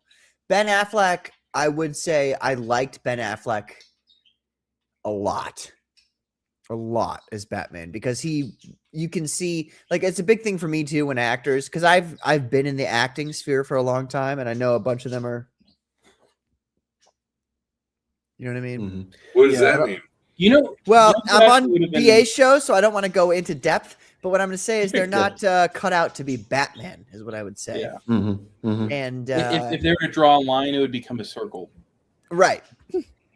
And Whoa. Ben Affleck did this thing where he was like, "Well, wait a minute, Batman's fucking ripped, like he's huge. Mm-hmm. Everybody Mhm. knows this. It's the same Sexy. thing as the Punisher, which they mess up with in Marvel all the time. Mhm. The Punisher's fucking huge. Like Punisher and Batman are both like Yeah. 6'5", Yeah, they're big. fucking 240. I'm Muscle, not on. straight I'm muscle. not on the John Barenthal train. Okay. No, so- dude. John Barenthal's version of Punisher is one of the Terrible. most egregiously horrible versions. Thank you. Although the things that he's in make him look good. That's what I would Hey, say. Man, I would it's- now. I don't think Bernthal's was his Well, fault though. I mean, we're on Batman right now. Oh, are you we? know, let's Yes, no, that's yeah. I fine. mean, I want to talk to you. I want to talk to you guys about Punisher for sure. But it's BA show. BA wants to talk about Batman. So we got Batman. Ben Affleck, great version of the character. He really put the work in to make himself physically Batman, which is a Mhm. huge plus for any actor who actually puts the work in to make themselves, physically good. So I would say Affleck and then Pattinson is where I would go. And I know it's shocking, but I think Pattinson, like if you could convince Pattinson to work out and become shredded, he'd be the Mhm. best Batman. But Mhm. he's not going to do it. And that takes it away from me. Like for me, it's just like, well, if you're not going to be Batman, then you're not Batman. Mhm. And Ben Affleck did such a good job that it's just like, well, he's Batman then. Do you know who is supposed to play Batman though? Instead Nicolas of Cage. instead of Keaton. he's No. not Superman. It's supposed to be Mel Gibson. God. Could you imagine Ooh, how? oh my God, he would be the That would've been best cool. Batman ever. That would have been Can you cool. imagine Mel Mhm. Gibson as Batman? No, yeah, it's crazy. BA, what do you think about that? That would have been cool at that time for sure. Holy At I that disagree. time, okay, kick him. No, one can beat Affleck. I mean, he's That's it. I perfection. mean, but the whole Ben Affleck's the best Batman. It's Could you it's a imagine, Snyder though? Bro thing to say? You know what I mean? What if they did like, if they were to do like a Batman now, right? But it's like Dark Knight Returns, but Mel Gibson. Like that would be so cool. So just think about Mel Gibson trying to work with who Anybody? did the what's that? Yeah, anybody. Anybody in No. Hollywood at this point? You know? No, who did the who was the director of the first 89 Batman? Who was that? Tim Burton. Tim Burton. Can you imagine Mel Gibson working with Tim Burton? I'd love to see just them in a room together. That'd be amazing. Dude, let's It could get be like this genius. Honestly. the ultimate movie, The Dark Knight Returns. Straight up, just rip it from the DC animated version, which is one of the best Yeah. superhero movies of all time. Yeah. You got Mel Gibson as Batman. You got Henry Cavill as Superman, Oh, and dude. it's directed by Snyder. I don't know. Choose your. You could whatever. Or Fuck Nolan. Snyder. I mean, Snyder It actually would doesn't probably matter at be that best. point as long as they're staying true to the source material and to the at least That's they're what staying Snyder does. Well, Well, 300 and Watchmen for the most part. That's what I'm Yeah. referencing. Okay. yeah. Like, Well, 300 was Watchmen also almost. and JJ, him and I'm Miller sorry. are like 300 really our bros. Now hold on a second. Watchmen 300 or, 300 was is a not. comic book based upon a book called Gates of Fire. And Gates of Fire is spectacular. The book 300 is not spectacular. It's interesting for sure. But Gates of Fire, the actual novel, is way better than what Miller did. Oh, I gonna think get it kicked. rocks. I'm gonna get kicked off the show. You said that was the that BA makes when he's Oh about no, to hit somebody. you might be right, but I mean to the point though is like he mirrored 300 the comic perfectly, right? Yeah. So I know, and see, Miller was actually he was very very particular in terms of allowing Sin City to go to the big screen, right? Uh-huh. So Rodriguez had to basically impress the shit out of him to get permission to do that. And Miller and Snyder are bros. Like they have the same mindset, same approach to a lot of things, to where if they did ever do a Dark Knight movie, I guarantee you that Snyder would be like, okay, Frank, yeah, we'll do it per exact to your comic, and they'd work together on it. So can I ask you, BA, do you like Zack Snyder's directing? It seems to me like you're more of a comic book guy and less of a cinema guy. Now you could correct me if I'm mistaken on that. But do you feel like the reason you like Snyder's versions of everything is because he's more in line with Miller's versions of things? Yes. Or yeah. okay.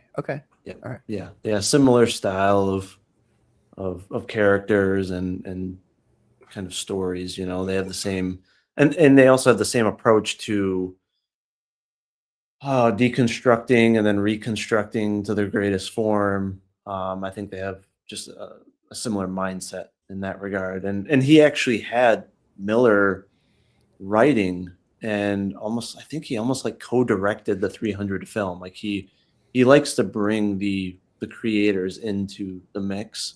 Yeah. So for a Dark Knight film, I think they'd be a great fit. Well, and I don't know who was there or who remembers, but when Watchmen came out, one of the selling points was that it was basically panel shot for panel throughout the book, like one for one, almost one for one. It's really good. I was amazed. I was like, holy shit, you know, and they really did it, you know, and I haven't seen that since. Well, and that's the thing, like Warner Brothers or DC didn't want that, right, for Man of Steel. They didn't want that for Batman vs Superman, and hence why, you know, that didn't happen, which I know ruffled a lot of people's jimmies. But, you know, if he gets a project and, you know, is working with someone like Miller or a title like Watchmen, like he can recreate a comic fantastically. And a lot of people overlook too that even in Man of Steel and Batman vs Superman and Justice League, he actually had a lot of shots or sequences that were straight out of Miller's books or straight out of, you know, other comics as well. So, you know, the shot was one of his shots the one where Superman lets his uncle die for zero reason whatsoever. Is that one of the shots? Don't get me started on it, Patrick. Oh shit! We could go down that rabbit hole, you know. Throwing down the gloves. Respecting his Midwestern father, you know, what a son should do to make sure he protects his secret and doesn't become a well, if rat. my Midwestern father said, let me go, I'd be like, and I had superpowers to save him, I'd be like, fuck you. And I would tell him after I saved him, I'd be like, fuck you. And then my dad would be like, yeah, okay. But it makes sense though, because the way I look at it is that scene is what prevents Superman from becoming Superman in Miller's Dark Knight series, where he's just a government stooge. So wait a minute. So you're saying you like that scene because it leads to Superman becoming more like the Miller Dark Knight version? The opposite. That's what he was saying. Prevents that. But that's what he ends up being in Batman vs Superman, though. No. Mm-mm. He goes against the government's wishes. Yeah, they try to bomb him. Right. No, terrorists tried to bomb him, not the government. They they atomic bomb him and Doomsday. Oh. Right. That's true. That's the end of the movie. Yeah, that's part of the movie. No, but I mean, like, no, I'm just saying in Dark Knight, the comic book, Superman is a stooge of Reagan. Like, yeah, but the Russians or whoever tried to bomb him in the comic. Before or after he fights Batman? Before. So you see what I'm saying, though, because that adds to the Soviet, like this, because it was written obviously in the 80s, so you know it's the Soviet Union versus United States, and that makes sense within that context. Aaron, I remember. Within that context, in a military household. Yes, within that context, it makes sense. But outside of that context, within the context of the 2000s, and this is another reason why we were talking about comic books translating over into movies and whether or not it works and whatever. Like, there's a lot of comic books like The Dark Knight Returns that they don't make sense outside of the Cold War. And so that book works perfectly within the context of the Cold War. And if that's the way that they made the movie, that'd be amazing. Like, I wouldn't argue with it in one cent. You know, like, it'd be amazing. It'd be one of the best superhero movies of all time, hands down. And that's what I've said about The Dark Knight Returns, the animated edition. The animated edition is literally one of the greatest comic book movies of all time. Yeah, it's really good.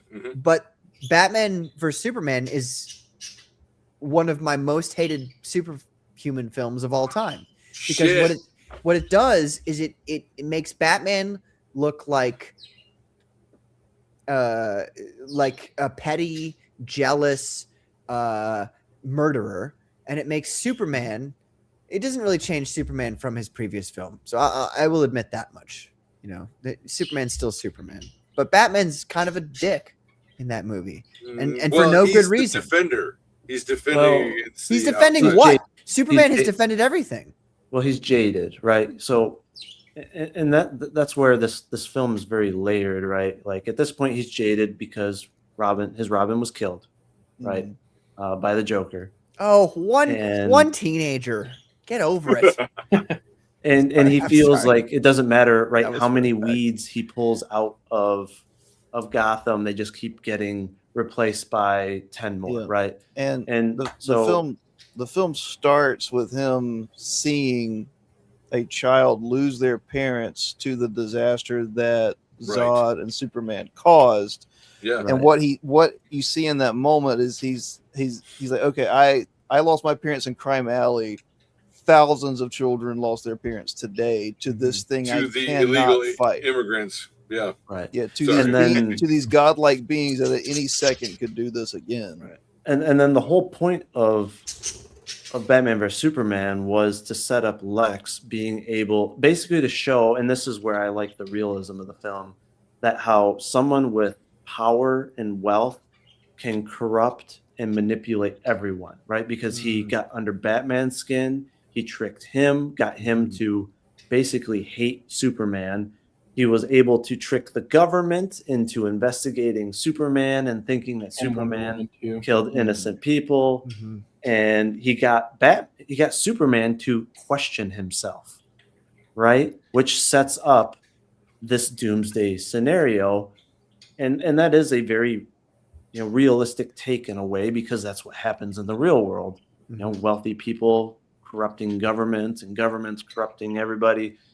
And it basically just shows like how all of them became gullible, and it takes Superman dying, sacrificing himself for humanity, for Batman to wake up, and also for Superman to wake up and realize, like, okay, you have to band together. Batman needs to be a leader, but Superman to realize, like, I need to go with my gut. I need to do what I think is right instead of the government or worrying about what the people think. He learns to be an individual and to be the Superman he should be, which is the anti Frank Miller Superman in The Dark Knight, right? The stooge. Snyder flips their roles. Batman is like the voice of the afraid people in BVS.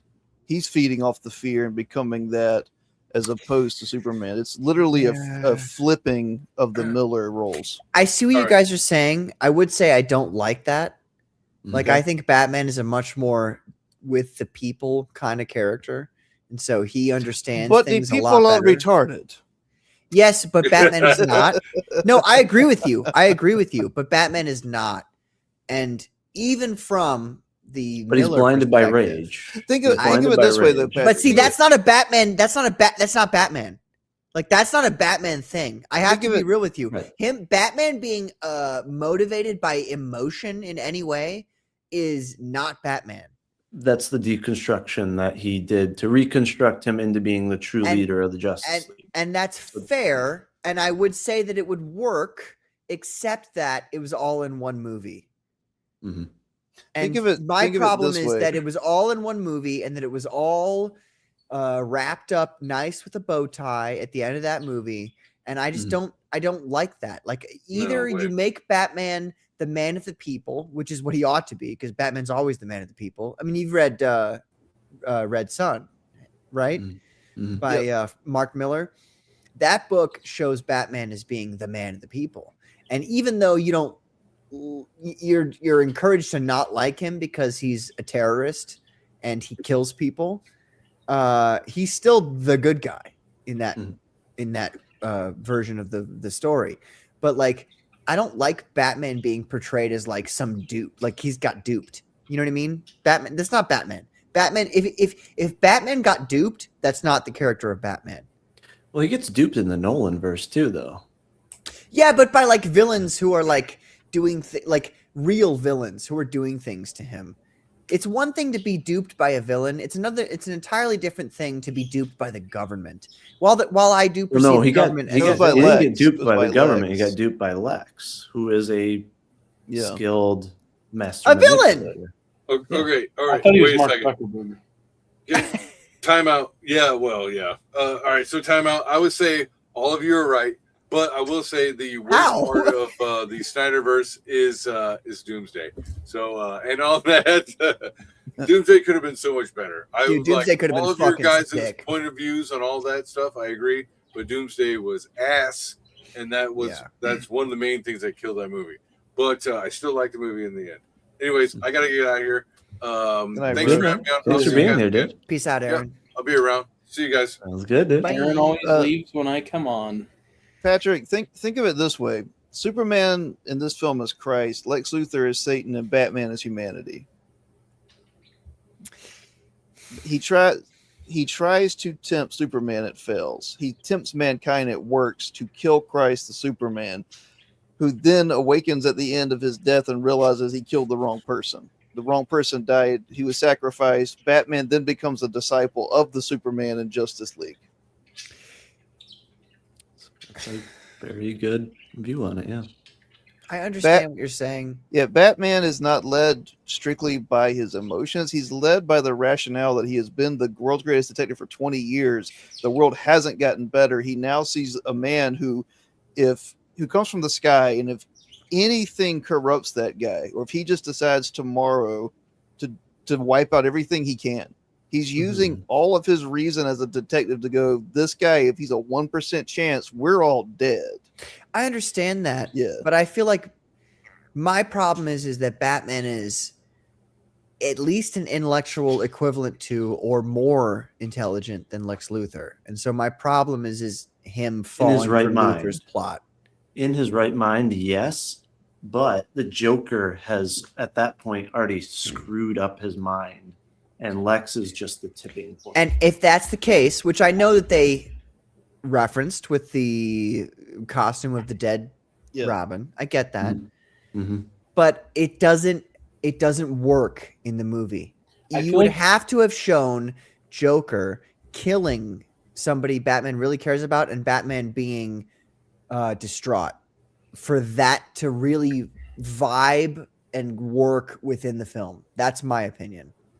I think Alfred lays that groundwork with his dialogue to an extent. Yeah, but exposition through dialogue is. I agree with Patrick that they really do need that. Like the arc needed to be better portrayed. You know, it would have been great if they would have had it as two films, and I'll bet you Snyder would have loved to have done more.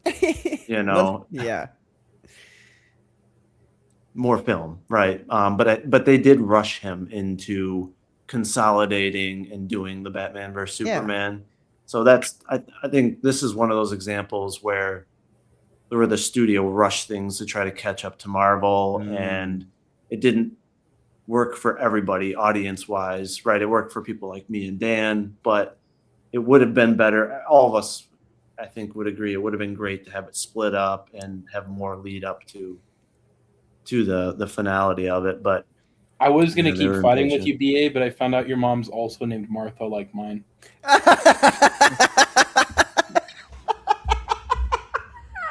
I hope you're joking. Checkmate, JJ, bitch! That's not what that I would scene is laugh. about. I would laugh if our moms actually have the same name in That would be real life. You know, that would be hilarious. Could happen. Although I have to admit, that's a stupid point in the movie, but I have to admit, I had a lady today whose name was Janet something or other. You know what I mean? And just from her name being Janet, I was like, all right, I'm going to treat you nice. Because that's my mom's name. So I was just like, all right. I guess I'm gonna get doxxed now for telling people my mom's name. I shouldn't have said that, Probably. I guess, but Well, I have this terrible habit of being incredibly honest when I'm on streams. the problem is that scene's not what that's about. It's strictly about Batman. It has nothing to do with the fact no. JJ, go ahead. He doesn't. Go ahead, He JJ. doesn't stop. He No, doesn't stop no, because no. Superman's mother is named Martha. He stops because he hears his mother's name. Yeah, okay. They don't bond okay. because they have the same mother's Sure. name. Thank you. All right. JJ's reactions This are is, the this ones is that- why. well- This well, is let me why give we call my- Snyder Bros terrorists. Well, let me give my view on that scene. I think it brings Batman back to humanity, right? It releases some of his rage because he realizes Superman is indeed human in a way. He was raised by humans just like he was.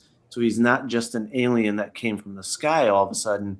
He was raised by humans. He has the values of humans.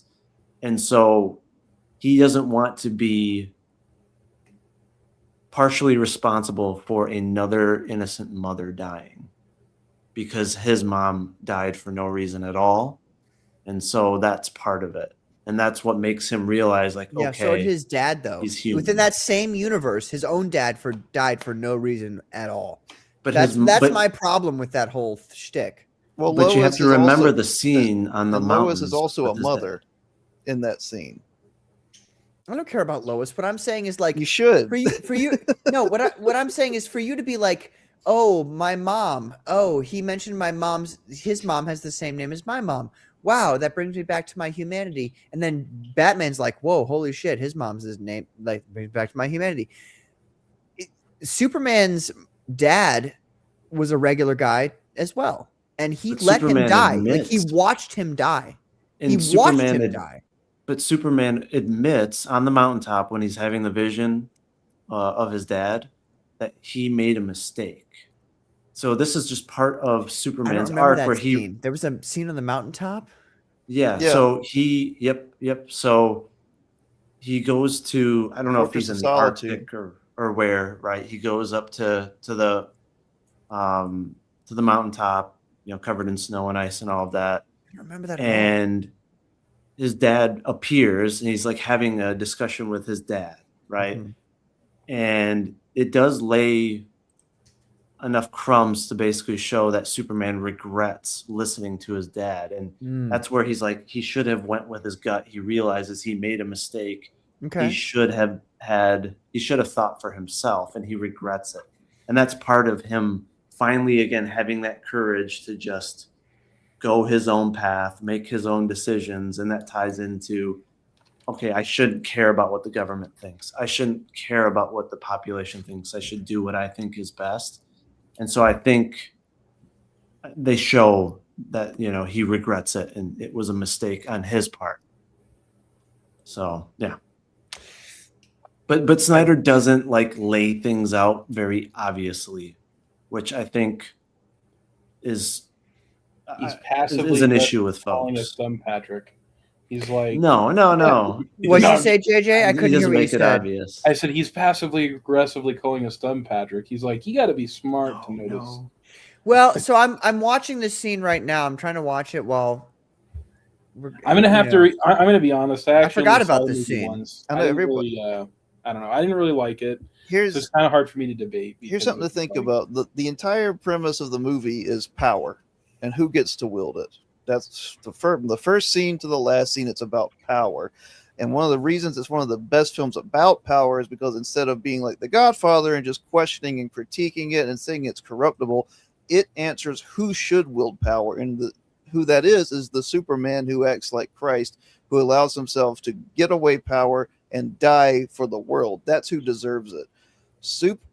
Superman, when we let his father die, he is laying down his power for a greater purpose, for the hierarchy of his father who knows better than he does. Batman is afraid he's going to lose his power as his father did in death, dying helplessly and powerlessly to save his family. Lex Luthor hates his father and how he used power against him, which is why he uses power against other people. The film, Patrick, is about fathers. It's also, though, about mothers. Lois is pregnant when she's telling Batman, hey, his mother's name is Martha. the first person that saves Batman from Doomsday is Wonder Woman. You get the feminine and the masculine in this. I don't think there's a diminishing of the father, is what I'm saying. As you're speaking, I'm watching the scene right now. Yep. No, I don't want to say that there was any diminishing of fathers. Okay. I don't want to say like it's been a while since. So the first time I watched it was a long time ago. The only first time I watched it, so like it's been a long time, and I hated it. I hated it, and so I haven't watched it since then. You should rewatch it with the Ultimate Edition. Right, you're right, Yeah, and actually, like by my own standards of how I view art, like I've always been a huge like when you listen to music, because I'm a musician at my core. You have to listen to each song twice. Yep. Really to understand it. So I'll do that again. I'll do it again. I'm, as you guys continue to talk, I'll continue watching this scene, but. And then if it sucks, we'll fight you for real. Yeah, for real. For real. I'll talk about these films forever. And I don't care if someone disagrees. Like, I'm way nicer than I seem on Twitter because it's hard to. Yeah, you're a dick on Twitter. It's hard to like. It's hard to speak properly on Twitter. But I'm joking. No, I got you, man. You're not going to offend me.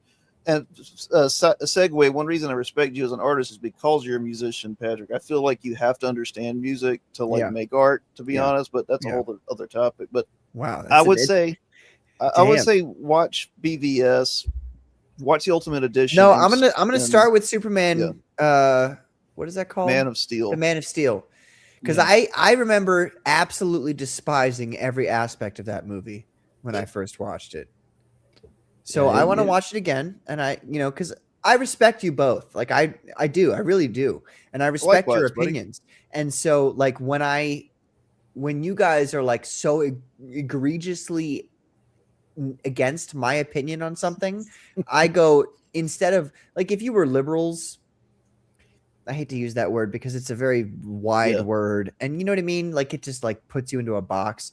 If you were SJWs, I think is a better phrase or term, then I wouldn't bother because I'm like, okay, well, these people are ideologically oriented. I don't have anything to, like their opinions are ideologically oriented. Therefore, I don't have to worry about them. But you guys aren't like that. So I feel compelled to read the same things that I've read before or watch the same things I've watched before to maybe understand your perspective of it. You just have to watch the Ultimate Edition because the studio butchered the film release of BVS. Patrick, when I saw it of Man of Steel or BVS? BVS. Okay. When I watched BVS in theaters, I didn't like it. Okay, so maybe that's the problem. And then I watched the Ultimate Edition. I don't think I have seen the Ultimate Edition. So that's probably the problem here. Dude, they took out so much connective tissue that was like pieced everything together. Like it was a catastrophe what they did to chopping that up. Like it's a completely different film, honestly. Well, and that's what 5 minutes can give you. Like 5 minutes of editing can give you an entirely different film. Yeah, it was 20 minutes they took out. Damn. Yeah. But it was like the most crucial information they like purposely took out. It was wild. Yeah. Like I even left. Like I even enjoyed the theatrical. Don't get me wrong, because of the music, the visuals. Like it was still amazing experience. But I even left with like, man, it seems like something's missing. Like they didn't explain this, that, and the other. That's how I felt about the Fantastic Four movie that came out recently. Oh, really? Yeah. I felt like. Well, other than the actors just not being correctly suited for the roles, I felt like there was a lot cut out, especially about the Thing, that could have made that movie like really good. But most people look at it and they go, "It's a terrible movie." I think it was probably one of the better Fantastic Four movies. I actually preferred it over the one from 2005. Nice. Really? Over the 2005 one? Yeah, I like The Incredibles the most, though. That's the best. Nice. Right, kick JJ. Also, I'm just messing with you. No, the one from the 90s that never actually got released. The Corman version. I was like, oh man, that's actually pretty good. I mean, No, I mean, look, the first two Fantastic Four movies, the 2003 and 2004 and 2005 or whatever it was, they correctly portrayed the Fantastic Four as characters. Other than that, ugh. Yeah, a lot of waffling in that film, like that first one. It's just a lot of like, we don't want to really lean into what this is, but we'll give the characters, their due. And Michael Chiklis, Chris Evans, Ian Griffith, and Jessica Alba did such fantastic jobs. Like they really were really good. Oh, the dude who was Dr. Doom did a great job, I thought. Yeah, Julie McMahon. Yeah. Julie McMahon was a fantastic Dr. Doom. Great villain. I think John Byrne is right, though. I think that anytime you get a Hispanic woman and give her blonde hair, it makes her look like a whore. Hey, I'm not arguing. It was Jessica Alba. So I think if they would have had the cast of the older film and the newer film, that alone would have made a big difference. Yeah, actually. I enjoyed the new one. I mean, Pascal was kind of a taint on it, but but I enjoyed it overall. I like the retro vibe. I think they did a very good job with that. The newer I film, like the aesthetic and the costumes, but I also kind of like the way that they portrayed Galactus. Yes. I felt like they gave Reed Yes. Richards like this weird level of autism that shouldn't have been there. There was so like the problems with that film, and can I say this really quick? BA, Go for it. So the problems with the newest Fantastic Four film, Galactus, first of all, was the best part of the whole film. Fucking spectacular. Like, I don't know about you guys, but I like gasped when I saw him. Like, he was so cool and so good, so well done. It was honestly unbelievable. The problem with the movie was the Thing was not a character. He didn't even exist in the film. Like he's supposed to be your comedic relief. He and Johnny combined, but it always starts with the Thing. It's supposed to be the comedic relief. Pedro Pascal, great. I do think I will still continue this. I think he's a good actor. I think he can play roles, but not that one. He was not as good as Mr. Fantastic.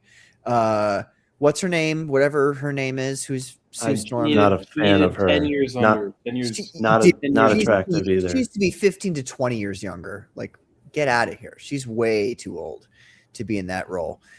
Johnny was okay. I think Johnny could have. Johnny was, I think, good. Yeah. I would have liked to see him be a little bit more of a ladies' man. Yes, for sure. But that was they kind of like goofed on him a little bit. But overall, I actually did. There were certain times I'm like, yeah, that's Johnny. Like, that's my Johnny. But the Thing didn't even exist in that movie, and the Thing is really, truly the heart of the Fantastic Four because he's the one who has to suffer deal the with most. shit. Yeah. He's the one who has to deal with the fact that all these amazing things that make them famous and spectacular, and everybody loves them. He's the one guy who that doesn't affect. He's the one guy who has to deal with all the regular shit in real life because he's an ugly motherfucker. And he didn't exist as and because he's so beset by life itself, he finds humor in life itself. Yeah. And that is an aspect as well that they didn't include that I'm very upset about. But I will say, Galactus, like, part of me wants to I'm going to rewatch that movie again because Galactus was so good. Galactus is awesome. He's the best. He's one of the best villains ever portrayed in a film, I think, ever. And that includes characters like Green Goblin, Bullseye, even though he wasn't even in a film, like the version of Bullseye from the Daredevil TV show. Like that's. I feel like my issue with the the Fantastic Four from like 2005 or whatever was I think that was kind of the era where they were trying to make comic book serious. Yeah. So they changed the designs and they're kind of like, I don't know. And I feel like that kind of took away from the vibe, if that makes sense. Yeah. And that's one thing that I appreciated is they did kind of in this new movie. I felt like they were kind of trying to pull out some elements of like the Jack Kirby era a little bit, with the aesthetic. And that's another big reason why that movie is so good is because it looks so good. Mm-hmm. So before forget, back to the Citizen Vigilante. Sorry. No, you're good. That was a fun discussion. I can talk Snyder films, Nolan films all day. I'm glad JJ came in and was my backup here. Yeah, I was like, man does need a backup right now. So, all right. So you confirm, right? He does partake in prostitution, right? Yeah, so And he that- does two things that are like, and I was thinking actually about you when I was watching this film. BA. Whoa. Wait, you're thinking about who? I was thinking about BA. Oh, okay. That's Because I knew nice. BA would have the same problems with this that I did. Exactly. That Yep. that this character is portrayed as a Batman or a Punisher of sorts.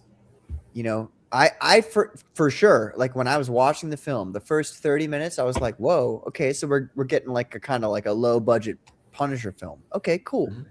Mhm. And then we get to the scenes where he goes to a prostitution, like he goes to a brothel, and I'm like, okay, so if he's like the Punisher, you know, he's just gonna get some info, right? And Wait, then real go on about his quick. way. I have to say, comic book cookies, right? That did come out wrong. You're like, he something about prostitution. You're like, I was thinking it. Thought about me. Yeah, I no. was like, whoa.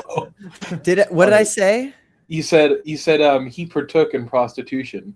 I was thinking of Oh. you. No. So like you think it's gonna be a Punisher type character. Yeah. And if you know the Punisher, he was in the seminary. You know what I mean? Like he doesn't. Yeah. Like he just wants to kill Straight. people. Yep, It's rad. Anyway, this character is like he goes to this brothel, and you're thinking, oh, so it's a Punisher type character. Like he's just gonna ask her for information. You know what I mean? Like he's gonna, you know what I mean? He goes to the deep down, like the dirty, nasty areas of the town and gets information. Nah, he just fucking wants to use a prostitute. That's the whole stick of the scene. Like you think that he's gonna get some info, but at the end of the day, he does get info, but not from her. Like he gets it from just like being there. Right. It's like, yeah, You How- know, coincidental, right? you're right. Like, It has nothing to do with the fact that he is paying money to a woman to engage in sexual intercourse. It's got nothing to do with that. You know, he still does that. He still 100% does that. And he's just like, yeah, well, this is what I'm here for. So I'm going to do it. And Yeah. then he And then does he's like, I don't want to pay my tab. No. dude, he does something. And then he does like acid or some drug later. He's just like, yeah, I'm just going to go out and get fucked, you know, in a disco or whatever. And it's just like, this doesn't, what are you talking like? So like the only bad guys are bad guys who are illegal aliens who do the same things that you're doing, right? Right, Is that right. what Yeah. the bad guys are? Like that was the weird thing for me. And that's where I was like, okay, this is such a hypocritical film and hero that's being applauded Right. and praised by right-wing influencers. And it's like, wait, this is my problem with a lot of these influencers is that they'll overlook certain aspects or certain types of degeneracy. Like, oh, it's not there, but hey, you know, Yeah. it's Right. like, no, you should be calling this out because this is what people would complain about. Well, Snyder or other people, they'd be like, oh, they're just being edgy to be edgy. It's like, Right. no, that right there is completely unnecessary. It does not improve the film. It goes against what this vigilante is supposed to be about. It makes him a hypocrite. Why not just make him morally incorruptible? Right. Is Like, that maybe we what the need- writer was doing on purpose? So do you think BA? I mean, was it supposed to be like you guys are the same? Like there's Trying to make him an If the anti-hero, writer I was doing it on guess. purpose, then he's destroyed the whole point of his entire argument. Right. Like, Well, I mean, like, was it like kind of like sarcasm in a sense? Like these are all the people. Okay. JJ, just it to was probably just- not. I can assure you, everybody who's not watched that film, it was not sarcasm. it Like, was he just to went show the- nudity, just to show nudity. He went to the probably. prostitute so that he could have sex with the prostitute and get his rocks off, and then he did that hard drug. I forgot which one it was, and I've probably done the same drug that he did, but I'm past those days in my life. But my point is like that's not what heroes do. Right. Like that's Well, the other like, thing you is don't do that. he's also super wealthy, right? Yeah. So it's like, Yeah. okay, you could literally just go to a bar and just pick up somebody naturally. Do it the Bruce Wayne way. Not that I approve of that, but at the same time, like that's a better way to portray Right. it. And then you don't have to show anything either. Then And like, it's- oh, he and- just partakes in And it's prostitution. It's like, consensual. right. Because Right, this like- whole idea of like, oh, it's consensual because you're giving them money. Nah, it's not Yeah, but really. but you know the pimps are horrible people. You know that they're probably Right. abusing the women, and it's like, no, you are part of the problem that you say you're fighting Right. in the movie, Right. and that took my Well, interest out of it's- seeing the movie. But when it comes down to it, like at the end of the day, this movie was about the moral degradation of European societies being infiltrated by certain groups of people. Mhm. And what they showed in that movie was that the European society is already morally degraded. So it's like, what's the point of, like, why do I care that your society is taken over by, in this case, Muslims? Have you ever lived in Western Europe, Patrick? I've been to Russia and I've seen the European that's side of Eastern Russia. Europe. Yeah. And in the European side of Russia, and I'm being very specific here because Russia's not like this, but the European side of Russia is very similar to the European side of everywhere else, and it's moral degradation. Yeah, because I feel like right now you're actually just describing what Western Europe's like. You know. Well, yeah, actually, and that's probably why they are exactly where they are right now. Yeah. Mm-hmm. So I mean, like. So what I'm trying to say is, like, if you were trying to make a movie about, hey, you know, immigrants are bad, you know, we got to get rid of the immigrants, and which is what that movie says. And you know, you watch the last scene of the movie. I'm sure you guys have probably seen the last scene of the movie. Yeah, it's been all over the place. You get to a point where you're like, you know, wow, like it's really that bad over in Europe, huh? Well, listen up, folks. Like, it's always been that morally degraded in Europe for the past, at least, I don't know, 20, 30 years at least. So to pretend like it's the Muslims' fault that this moral degradation of engaging in prostitution, doing hard drug, like all this stuff, like is the Muslims' fault is laughable. And to try to make that point as the point of your movie is also laughable. Yeah. Like, it's stupid. It you're was a hypocrite. It's clearly a film that's trying to just get the attention of certain people in the political sphere, and it's trying to be a gimmick, in my opinion. Like, hey, look, I'm showing a film that's going against A, B, and C. Like, hey, let's try to make this viral. Like, instead of, hey, let's make the best movie possible and actually have a true heroic story. And it's like, and that was my biggest thing. I'm just like, okay, why can't you just have like a proper heroic story? Why did you have to make it edgy in that sense? And then I see all these right-wing influencers pushing it, and it's like you're just completely overlooking this large aspect of the movie. But then at another token, you're acting like some minor castings in the Odyssey or the end of Western civilization. I think these negative aspects from this movie, right, the partaking in prostitution and drugs and all that, is way worse on society than these two minor castings. Because the one thing I love about Nolan, he's even said this, he's like, I don't want my films to be political. He's like, I don't want to push politics in either direction in my films. And in my opinion, even if people are upset about some of the casting of this film, we need more directors and creators like Nolan. We should want his films to do well so that he and others like him and, you know, Villanueva, you know, can do more major films, because outside of them, what other big events and films are there, or huge films that people can look forward to? There's not much. So, yeah. Is this like something that Critical Drinker and like FNT have been pushing? Oh yeah, I think all the ones that, you know, are critical of let's say popular films these days, yeah, they're on that bandwagon. Yeah, all the pushing fake reviewers. this film. Yeah, That's good because it gets clicks. It makes me now you know? actually want to watch it. That way I can review it. Yeah. I think well, it's interesting about Christopher Nolan because his politics are kind of, I think it's actually probably more like towards our side than, you know, the SJW side from certain things. Yeah, he's, and that's the thing. Everyone's just trying to make money on Instagram or on Twitter. They're all just trying to get engagement. It's all so damn fake, and it's so pathetic how people are falling for it. Like, they're saying, oh, he's modernizing it. Oh, modern means he's ruining culture. Oh, and they're going down all of these rabbit holes when it's like, okay, we're talking about an American film in 2026. Of course, it's going to be modernized to an extent, and not in a negative way necessarily. Like, of course, it's going to be in the English language, right? If you were to have the film in the original Classical language of the story, nobody which would is make not, money. yeah, like no one even in Greece would speak Right. it. Like And it's like if- a distinct language. If you casted all Greek actors, well, there goes your marketing. Like, you've gotta, just like in comics, like, you gotta hire people that bring people into the seats. Matt Damon does that. Anne Hathaway does that, right? All these actors, for the most part, do that.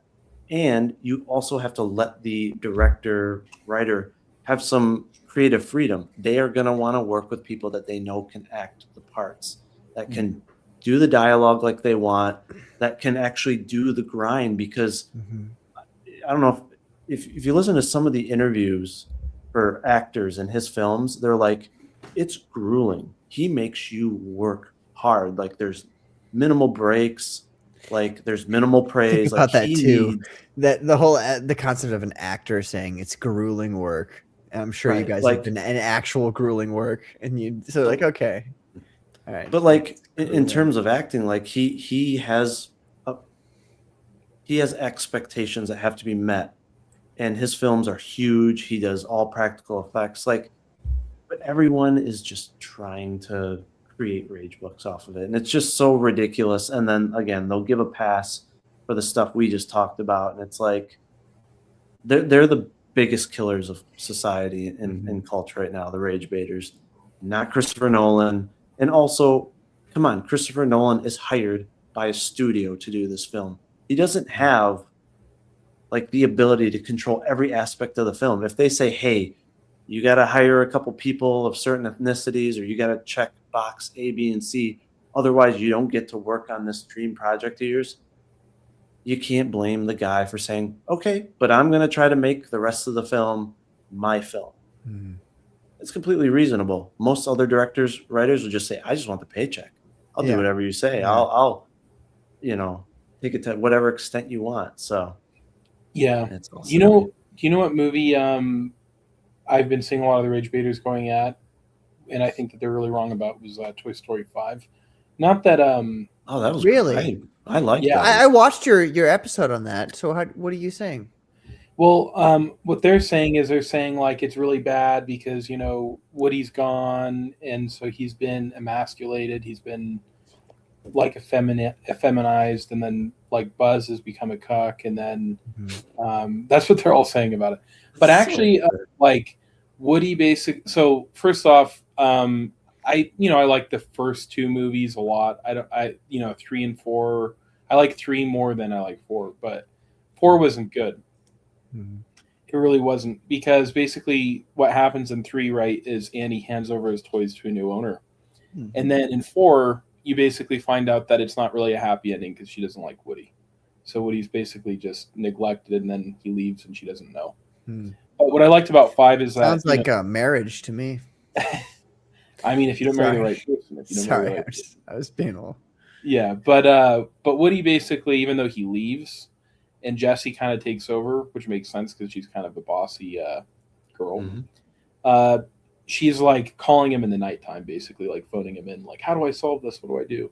So it's not like Woody was actually not there. He was just kind of more of like behind the scenes. He's a But side anyway, character, yeah. What made the movie really good, though, is Toy Story 4, Patrick. It came out in 2019, okay? The world of 2019 to now is like completely different. Yeah. The way children lived in between now and then, in those 7 years, their lives have completely changed. Like, it's not recognizable. Yeah. And like these kids, they were all sent home. They didn't have teachers anymore. They were just handed like a tablet, like a Chromebook, right? And they didn't go outside anymore. They didn't have friends. They had to wear masks. And this movie was actually tackling all of that. These kids didn't know how to socialize. They didn't know how to do anything. They were all just addicted to their tablets and technology. And it was actually like ruining society. It was ruining imagination. And then the actual toys basically were almost destroyed, basically because the evil tablet was trying to get rid of them. But then they end up kind of saving the kid and teaching her how to play again. The tablet or the toys? The toys. Toys. And the tablet, actually. They do use the tablet to make a friend, but then the tablet becomes kind of more of like it's not used in that way. Yeah, I went and saw it, with my family, and I thought it was really good, and I thought it did have good messaging, Right. to where you could actually use it, with your own kid to be like, hey, don't try to get them away from electronics so much and all of that. So it was a good message of like, have an imagination. That's not what I felt like I took away from your episode, JJ. Really? Yeah, I felt like what I took away from it was that even with that messaging, that it still wasn't a good movie. And maybe I need to go rewatch your episode again. But my live stream or my video? Well, it was like 20 minutes, 10 minutes. Okay, like I don't know. That's surprising. I left. Now it could be just that I'm stupid, because I am stupid. So it just might be that I just didn't understand what you were saying. No, I mean, I don't know. Maybe it was horribly executed video. In the beginning, I was kind of joking around. You should lean more towards Patrick is stupid than I made a mistake, I think, is probably your best bet. Yeah. Can I show you a quick clip from it, guys? Like, it's this up is to BA. BA. I don't know. This is like a C-SPAN thing. I'm gonna have to run, guys. Okay. I gotta wow, jumping out at the Toy Story conversation. That's what exactly a bitch. it. Wow, he already won the Snyder argument. Yeah, so he's he good for won that. it. You son of a bitch. Wow. The whole time you can Was see him was like it a contest? Dan's been smiling very smugly. Did not win any conversation. All right. JJ, I find myself smiling because, like, man, this is like the most human interaction I get. Like, all this when I'm talking on the streets with people. I'm just happy to be here. Some folks in Comicsgate. Yeah, that's it. That's Patrick's awesome, here. man. How can I frown when Patrick's here? We're all JJ, BA, and myself are like hardcore Comicsgaters, bro. Yeah, for sure. All right, I got to run, guys. But thanks for BA. I'll catch you guys on Thanks for being here, man. Take it Peace easy. out, Dan. Hopefully you get better opinions next time. The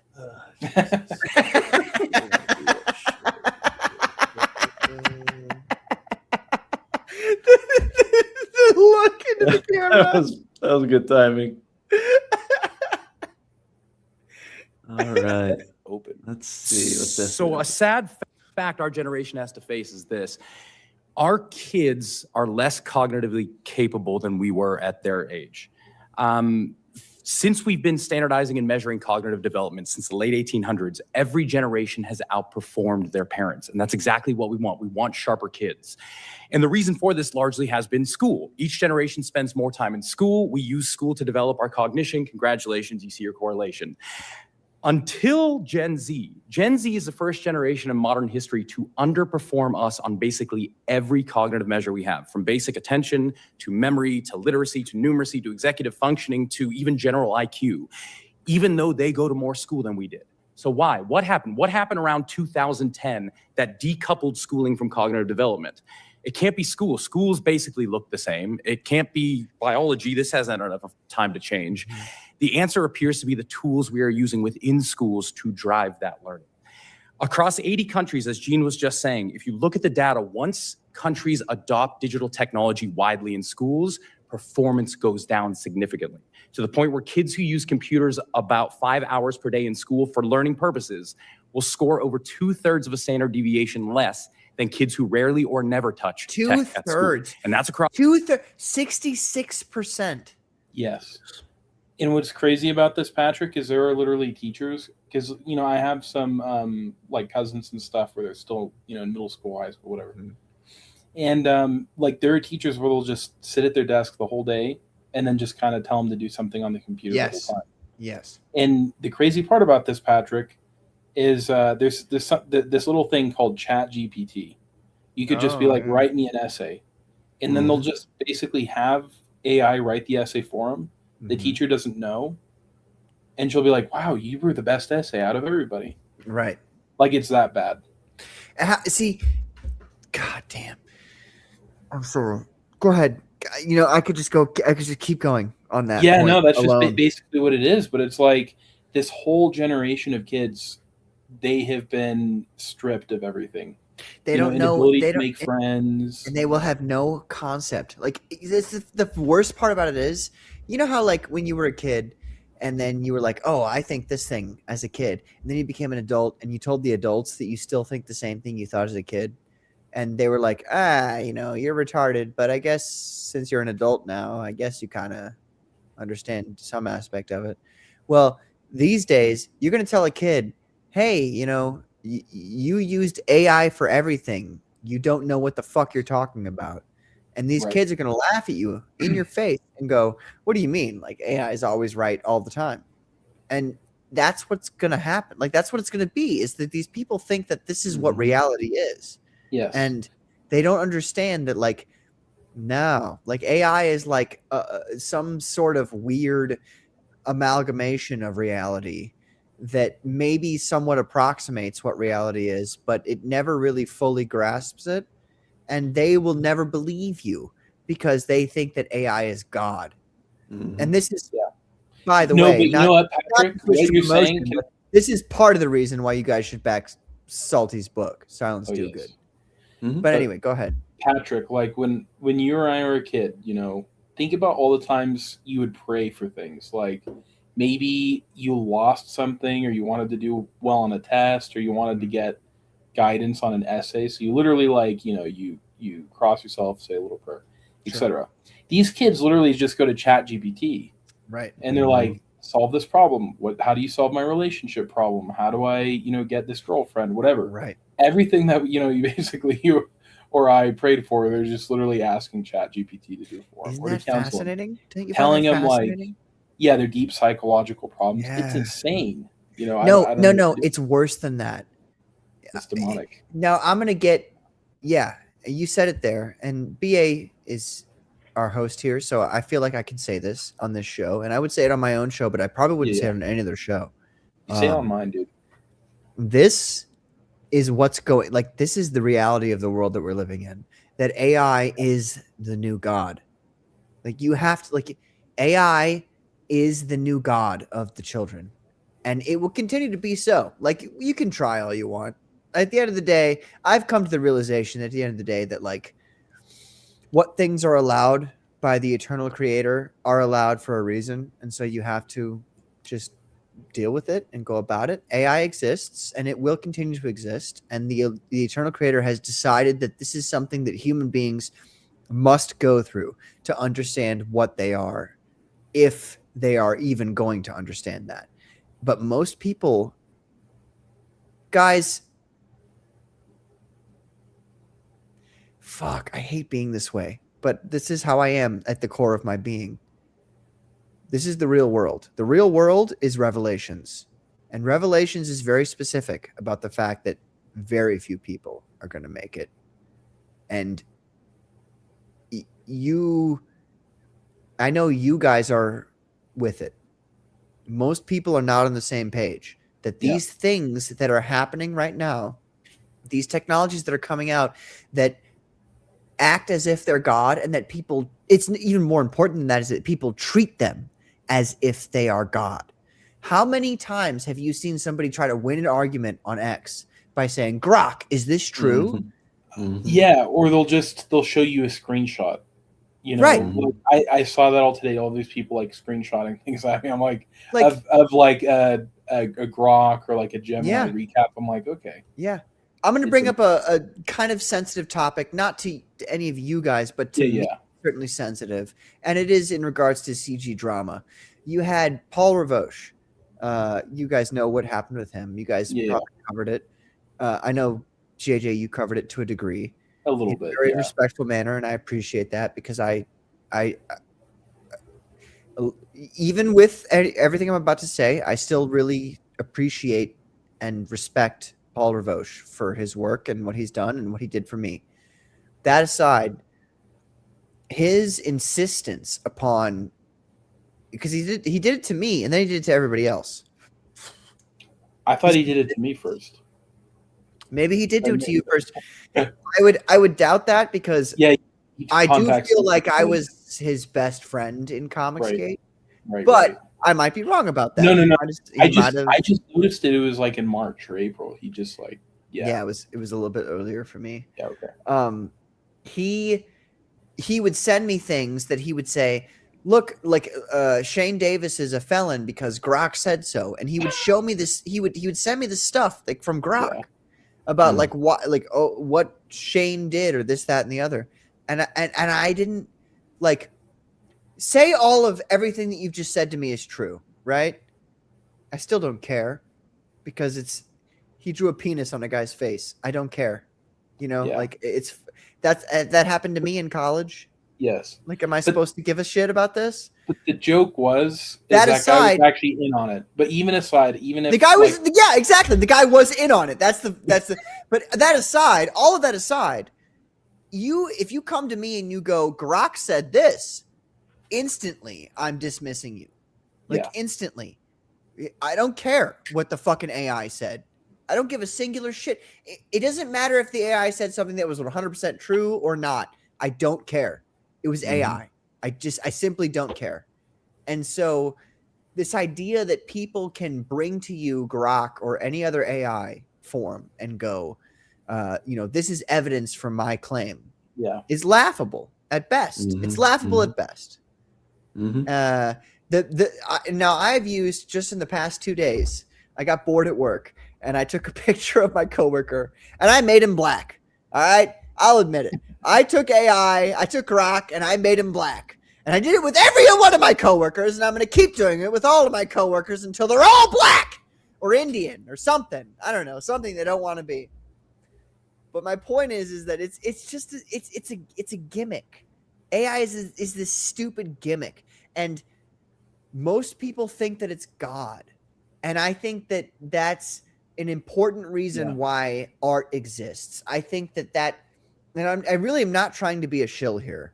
I really am not. But when we get to these topics and we actually discuss the fact that a lot of people think that what they receive from Grok or ChatGPT or whatever version of AI they want to discuss with is reality, that's when I go, hey, you should probably read like Salty's book. Like, you should probably take a quick peek at Sean Salter's Silence Do Good 1 and 2, because it's going to tell you what AI is actually all about. And these people don't want to hear it. But at the end of the day, that's the truth of the matter. That AI, first of all, is AI exists to make you subservient.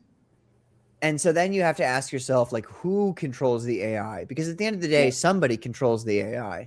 You can pretend, and this is one of the things, this is one of the lies that I try to break everybody who I meet out of. Everybody. Some people think, and this is, I know it's probably laughable to you guys, but some people think that the government actually likes you and cares about what you think, and that they're like looking out for your best interests. And by some people, I mean a good 60 to 70% of the human race thinks this. I don't know, Patrick. If the government ever says they want to put us all under house arrest for like a year, 2 or 3 years, depending on where you live, I think that's probably good.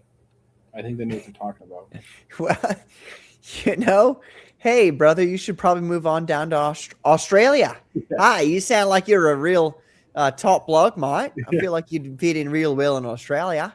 I don't think they really like me down there anymore. Well, actually, they'd love you down there if you'd agree to, bend the knee to the AI. You know what I'm saying?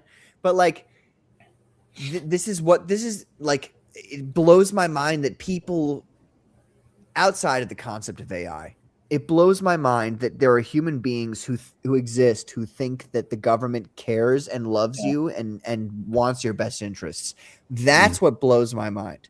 And they're the ones that are going to have the same view on AI, right? Yes. I mean, they've already been gullible enough to believe the government. Well, then of course they're going to be gullible enough to just trust technology. Right. Yeah.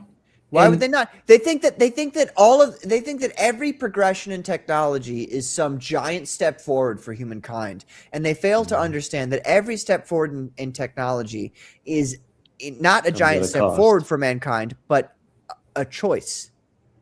It's a choice for mankind. Yeah. What are you going to decide is more important to you? The soul, the beauty of art, the natural progression of the human species, or is it this artificial progression through technology. And keep in mind, the reason why the government actually really is pushing the use of AI is because it's basically like an arms race. Mm-hmm. And think about what the purpose of the weapon is. Is a weapon to attack other people, or is it to control the population? Exactly. Minds. Yep. Yeah. Make them gullible. I mean, but this is because most people are so woefully inadequate in their. And this is okay. This is an important point that we need to make that I would like to make. I'm sorry, about men in general. Men are geared for war. We are created for war. Our entire existence is war.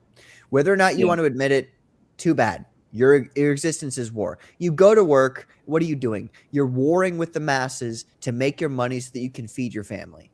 That's what's happening.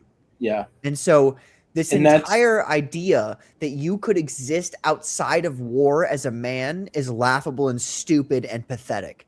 And that's the entire way our culture has been driven, is that everything's peaceable. Everything's fine. Everything's okay. No, it's not. Go ahead, JJ. I'm sorry. Oh, no. But yeah, like every technology that gets created, it's basically like a response to some existential threat. Like everything that gets created is basically a response to war. Even actually like the ballpoint pen. Everything. Because the reason why we made the ballpoint pen, believe it or not, it was actually because we had astronauts in space and their pens couldn't work. And why were we in space? We were fighting the Russians. It's like it's kind of. I would argue with you only in the sense that I would say human beings have never been to space, actually. But that aside, I would say the concept of the place they were going to, whatever place that was, it wasn't space, but whatever place that was, wouldn't work with ballpoint pens. So they needed ballpoint pens. And you may be like, oh, okay, you know what? I'll just be straight up about it. You guys might be like, okay, Patrick's a fucking crackpot. He doesn't believe we went to space. That's fine. Okay. I don't think we went to the moon. I don't think we went to the moon either. I mean, you have to go to space to go to the moon. You can't break the firmament. At the end of the day, there's different places people can go to that are not within what you would consider Earth, that are places you could go to that are like not good for you. So you have to have certain ways to get around that, which is what our government and our military has been doing. And I'm going to wrap that tangent up with this one point. The United States government has very recently, in the past year, been very admittedly, they've been very honest about the fact that the whole UFO subject is real. They've said, oh, okay, no, it's real, and we're making a space force and this, that, and the other. Okay, so they're admitting one thing about. Okay, take that point, bring it back to the 40s, where the government said, oh yeah, by the way, aliens are all fake. All the UFOs and everything that we've ever experienced in regards to the phenomenon it's fucking bullshit. It's nonsense. They told you that with a straight face and told you that it was real for 80 fucking years. And now they're going, well, we kind of lied to you about that subject. Sorry, my bad. Oops, whoopsies, our bad.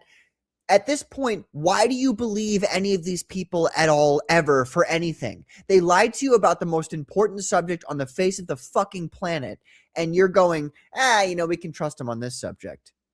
I'm not saying you, JJ. I'm saying people in general. They're choosing to, admit that they're real as a distraction from other world events. Well, that's what they do. It's a game of distraction. And to be fair, I agree with you. Like I very much so. I think that the Epstein list was the thread. I said this many times. The Epstein list was the thread. If you pull on that thread, you will get to the source of what is wrong with the world. I feel like many people. In fact, I'm going to get very serious here. I feel like a lot of young men in our society are depressed, and they don't know why. They have no idea why they're depressed. They don't understand why do I feel horrible about myself? Except, I have a great job. I've got a girlfriend or a wife or whatever. Everything's going great for me technically, but I feel like something's seriously, seriously off. I know a lot of men feel this way. The reason why is because the reality of the world that you've been spun is a fucking nonsense bullshit. It's completely false. but you want to believe it, and you have no other reason not to believe it because all of the authorities tell you that it's true. Whatever it is. Now, I'm not going to make a claim about what I think actual reality is. I'm not going to, because I don't know. But what I would say is that for you to believe these people who have lied to you for 80 years and they've been so adamant about their lie, for you to believe for 1 second that they're now telling you the truth is like, what are you doing? Like, these people hate you. They think you're stupid. They think it, and you might be stupid, but they think you're stupid. And they think you're the dumbest thing on the entire planet, and that they're going to, mull over you with all this bullshit that they've been doing for the past 80 years. Okay? At what point does the human mind, at what point does the male testosterone-filled brain go, wait a minute, these people, they don't like me that much. Like, maybe I should should consider a different opinion other than the one that they've told me I have to believe. Otherwise, I'm excommunicated from society. Now, I'm already excommunicated from society. All my coworkers, all my family, they think I'm a crackpot until they don't. That's the funny part.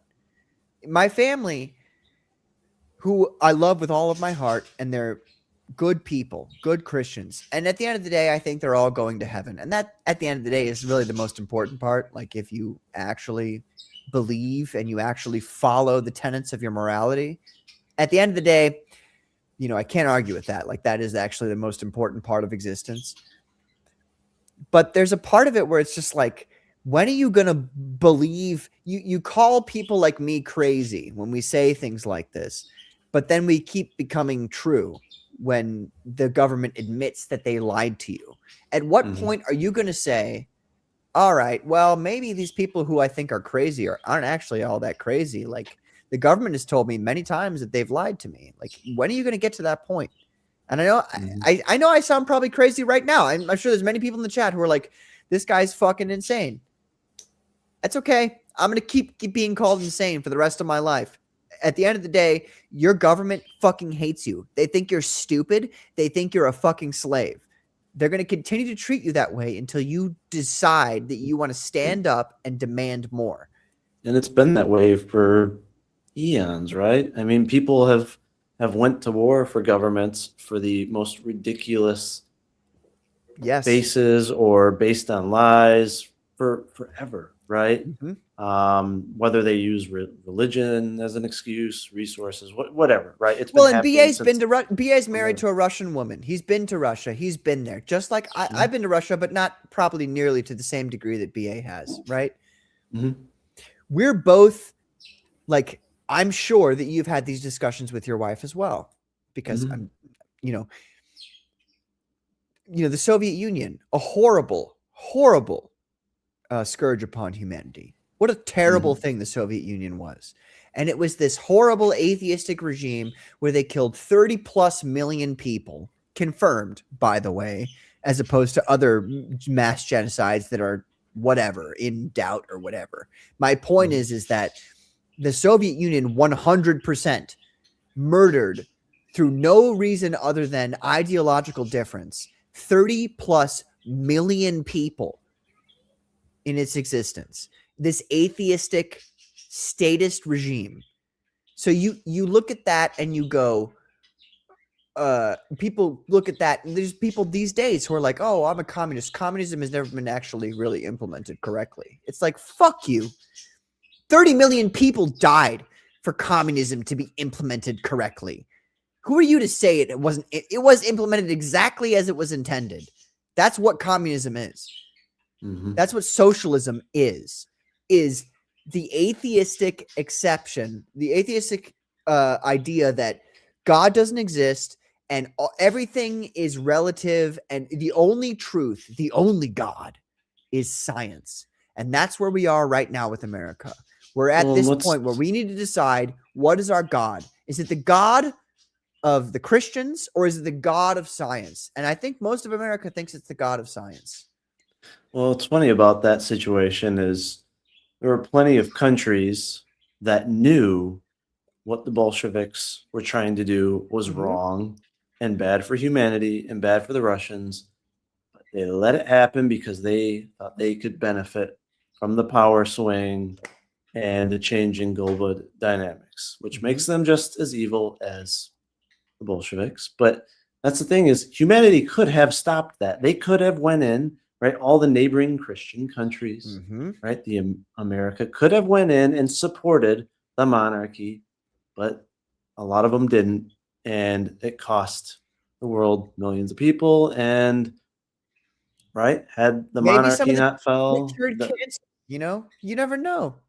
well, and if the monarchy wouldn't have fell, then who knows how much better Europe would be right now. Maybe there wouldn't be God. the EU. Maybe things wouldn't have happened the way they did in Germany, right? There's so many potentials, but the governments in almost every scenario, right? They're just looking out for their own power, their own greed, not the people, which is the point. Well, and then now I'm a conspiracy theorist, so I would continue further, and I would say, well, who controls the money? Who's making the moves that get Russia and get America to do actions that they would otherwise not do? You know what I mean? And these are the things. These are the questions people don't want to ask themselves because it's too big for their head. Let me put it like this: people in the chat, if you're listening to what I'm saying or what BA is saying or this right now, and you're like, these guys are crackpots, they're conspiracy theorists. I have one thing I would like to ask you to do. It's one thing. All I would ask you to do is follow the money.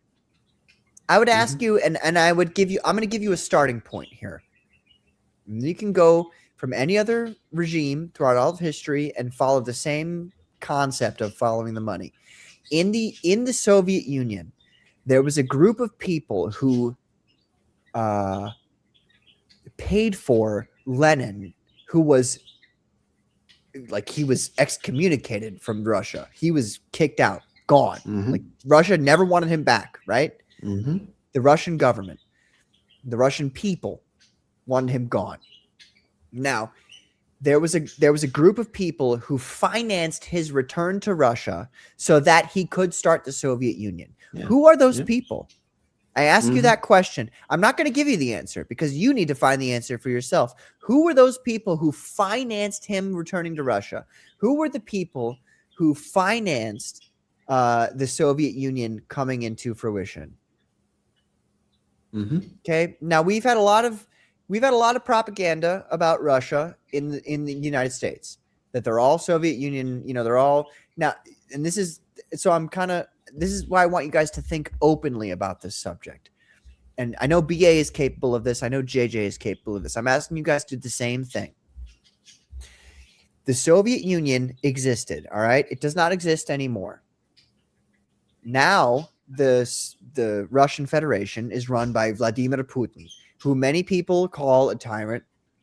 They call him all kinds of things. What I ask you to do is to do two things. One, find out who financed the Soviet Union. And then from there, from that perspective that you then gain from understanding how the Soviet Union came into being and why it did what it did, go back now and look at Russia, the Russian Federation, and Putin. And I ask you to look at what they're doing now and explain to me why that's a bad thing. What Russia is doing right now is gaining freedom from the previous slavery that they had been under for, at least since the Soviet Union began, which was 1917. So now we're almost at the 100-year point where Russia was controlled. Putin came into power, 2090? Well, it was in the 90. What was it? 90s. Yeltsin ended in 90. Was it really that long ago? Yeltsin ended in 92? Something like that. Yeah, it was in the mid 90s, I think. Okay. When the transition happened. Yeah, Boris Yeltsin, the name of the Russian Revolution after the Soviet Union. Okay, but then Putin took over. So 94, 95, something like that. I think so, yeah. Russia has been free of and this is going to be a word that triggers a lot of people. Russia has been free of the globalist regime for now almost 30 years. And they're the people that you are told to hate and despise all the time. And you don't know why. But you're just told, Putin's a terrible, evil guy. Oh, okay. Well, at the end of the day, maybe Putin is a terrible, evil guy. But the Russians, all of the Russians are evil people who you're supposed to hate and despise. Like, I really do think this is a linchpin. Like, it's very similar to what I say when I say that the Epstein stuff was a thread you could pull on. You could pull on that thread and a bunch of shit will drop out that you don't want to hear, but that is the truth of the reality of the world. It's the same thing with Russia. If you look at Russia and you look at what they have done and what they've gone through throughout their history, if for 1 second you're at the home and you're thinking, all the Russian people, they love communism, like they love being under communist regime, you're wrong. Like you're factually wrong. Like they don't. They actually don't like it very much at all.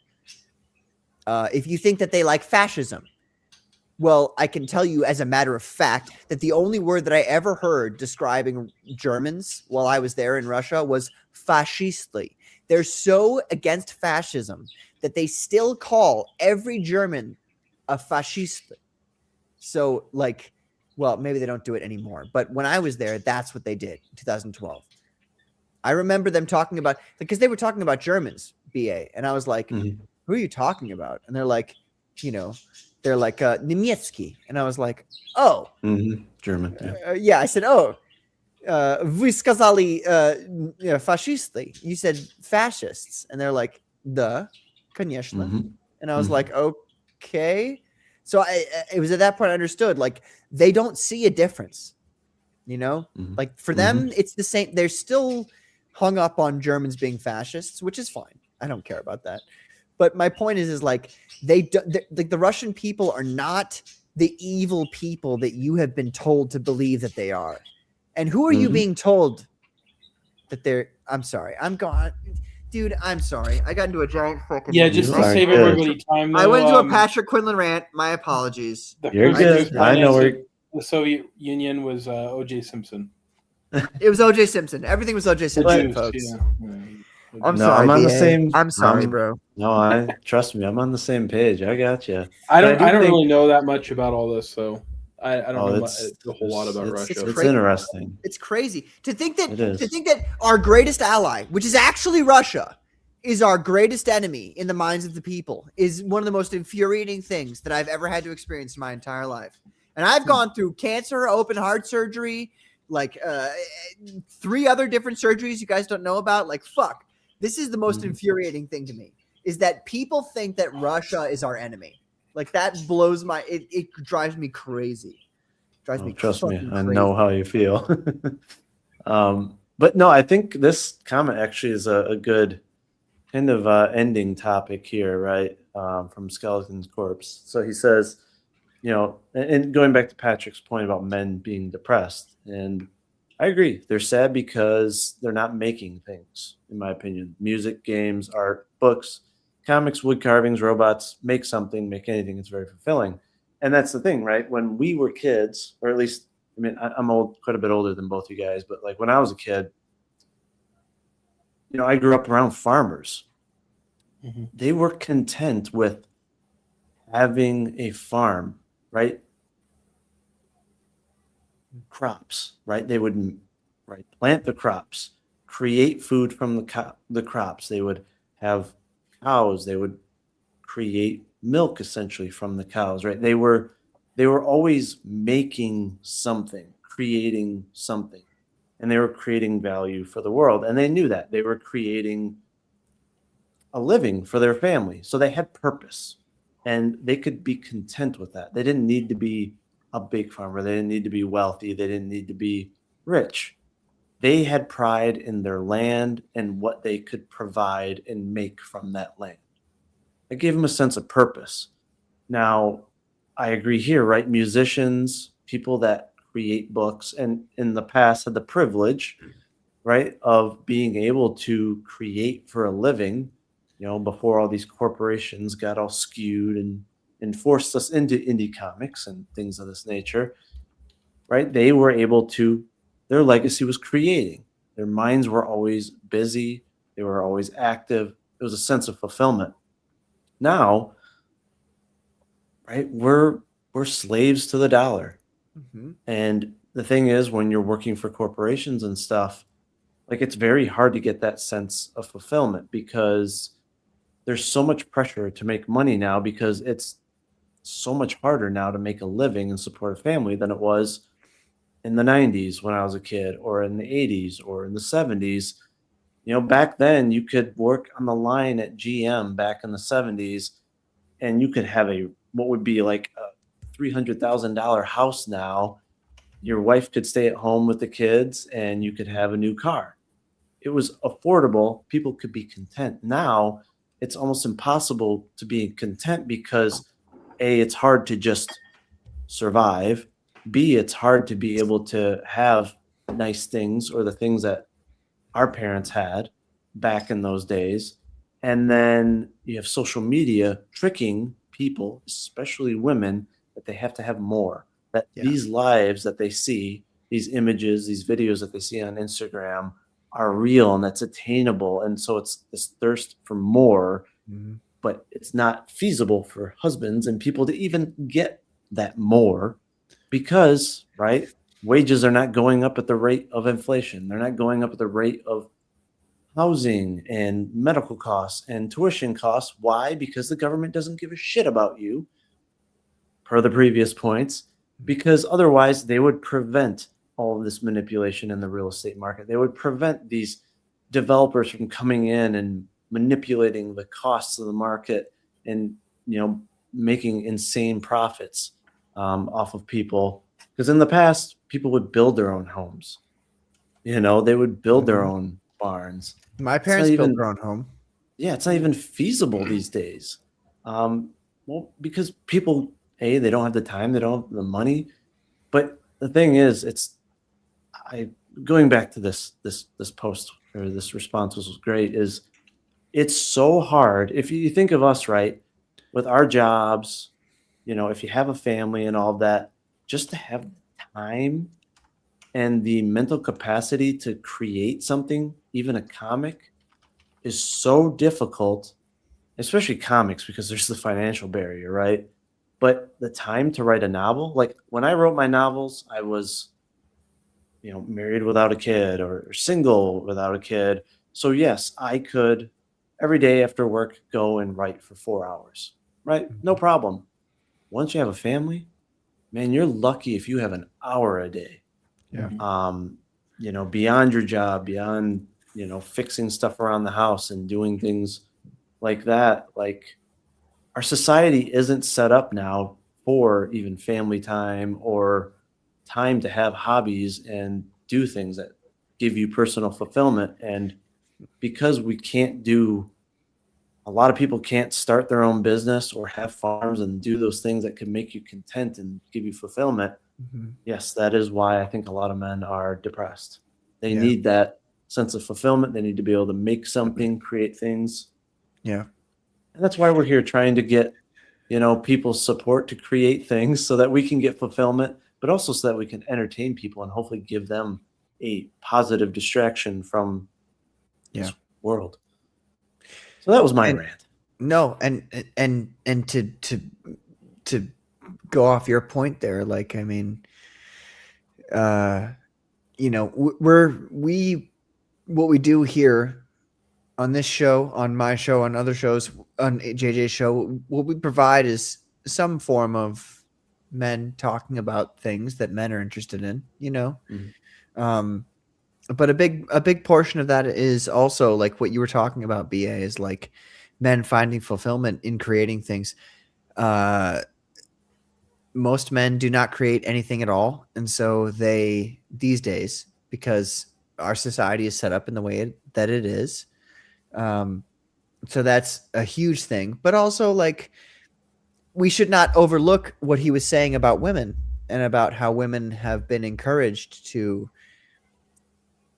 and this is, I think, an important point that people don't understand. The women have been encouraged to act like men and pretend to be like men. And that has led to several things, one of which which you guys might not understand, some of you maybe. I'm not trying to talk down to the chat, to be brutally honest with you. I just like sometimes, you just don't know who's listening, and you don't know who knows what or doesn't know what. But like at the end of the day, women are inspired to be like men. They're inspired to engage in the same things men do. And I come from a family where I have like incredibly talented and holy and very just like spectacular women in my family. So like it's hard for me to say this because I don't want to talk shit on them. But at the end of the day, men and women are very, very, very different. Mm-hmm. And the things that and I do feel like my sisters, they understand this. They understand it now that they're in this situation. But raising children, having children, raising children, bringing them up in a good, godly sense is a job onto its own thing. Like mm-hmm. You are a lucky man if you find a woman who treats that as, something of value. And I'm sure you two are both very lucky men. But women are not oriented towards fighting the fights that men fight. They're oriented towards raising children. And so like we have this whole society where we're like, well, women can do anything and they can do this, that, and the other. And, it's like, yeah, well, some women can do some of the things that men can do.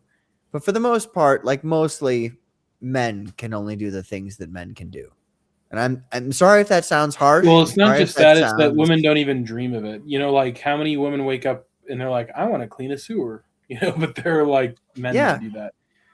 But how many, on the same token, like, I don't know, I'm just going to give myself as an example. How many women wake up every day and they go, all right, what I want to do here is I want to, change people's minds through art so that they can understand the reality of the world they're living in. How many women do you know that think that way?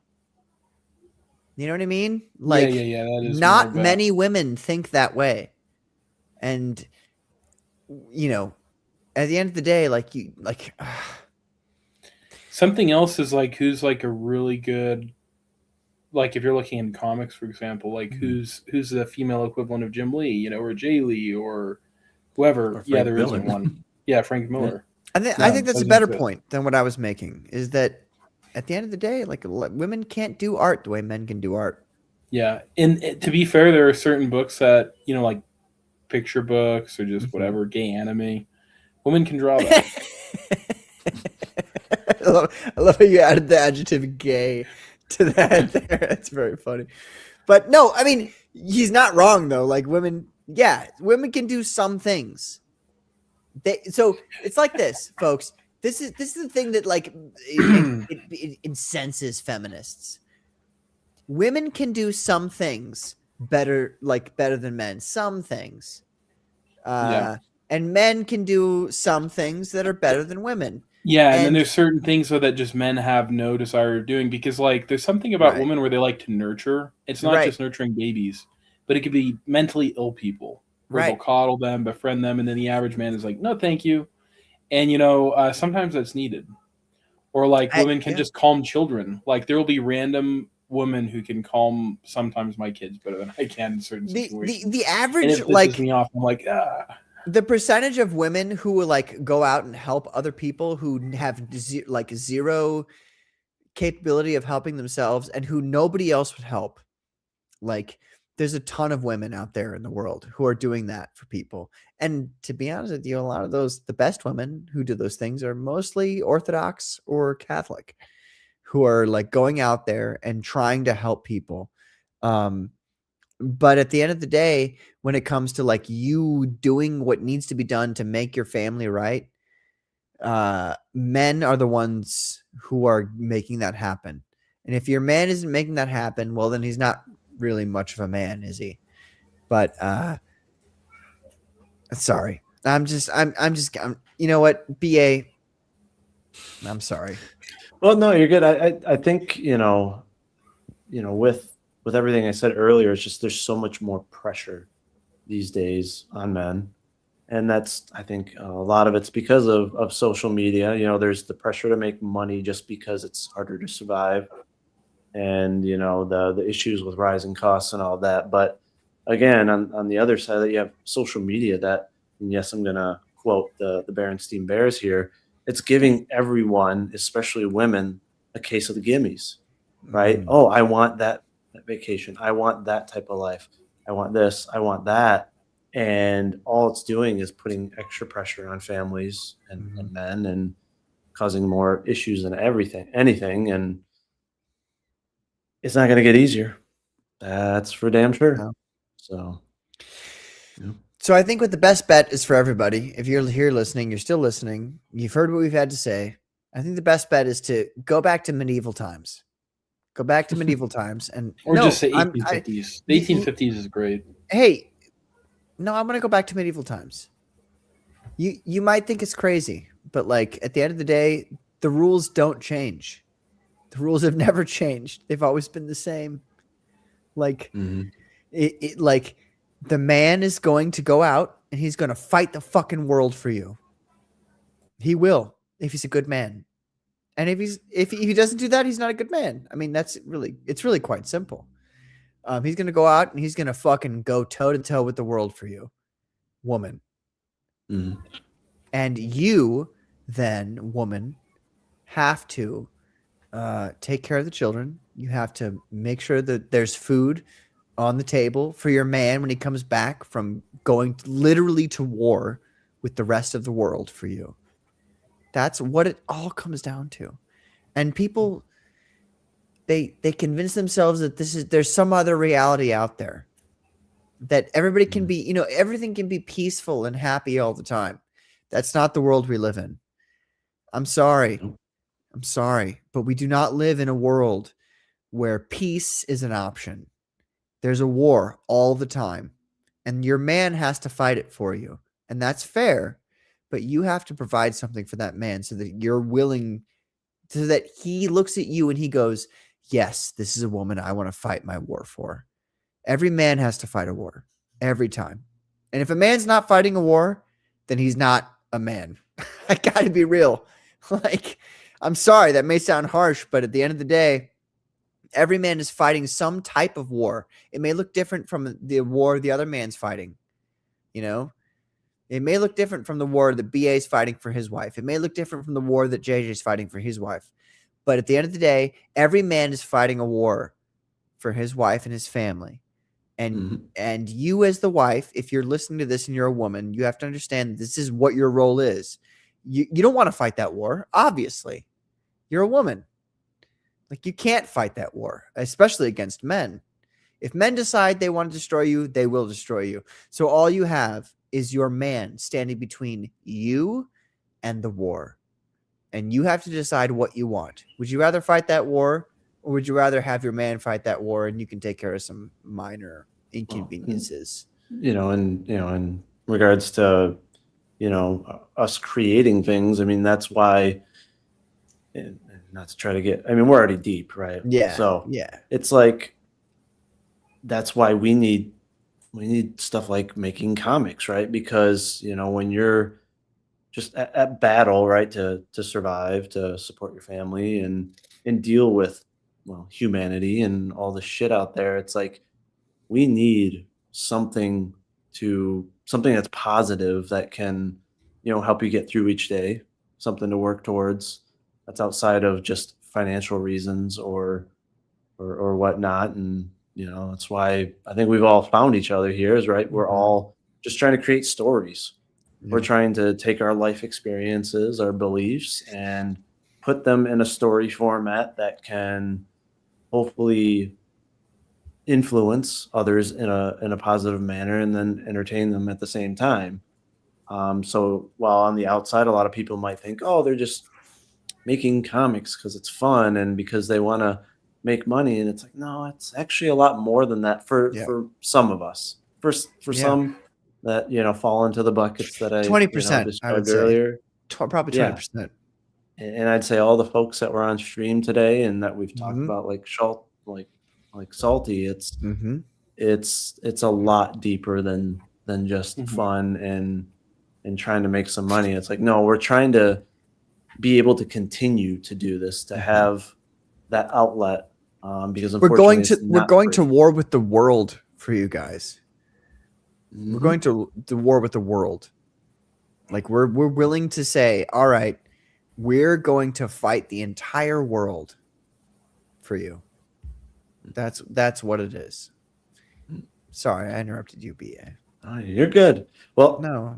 speaking of the world, I got to get up early for work, so Mhm. I am going to have to say goodnight. But I appreciate everyone that's joined and everyone that's been in the chat, especially after a full, year and whatnot off. So I appreciate you guys being here, and I'm excited to do more panel streams. And yeah, everybody, make sure you go to Patrick's channel, Logos Comics.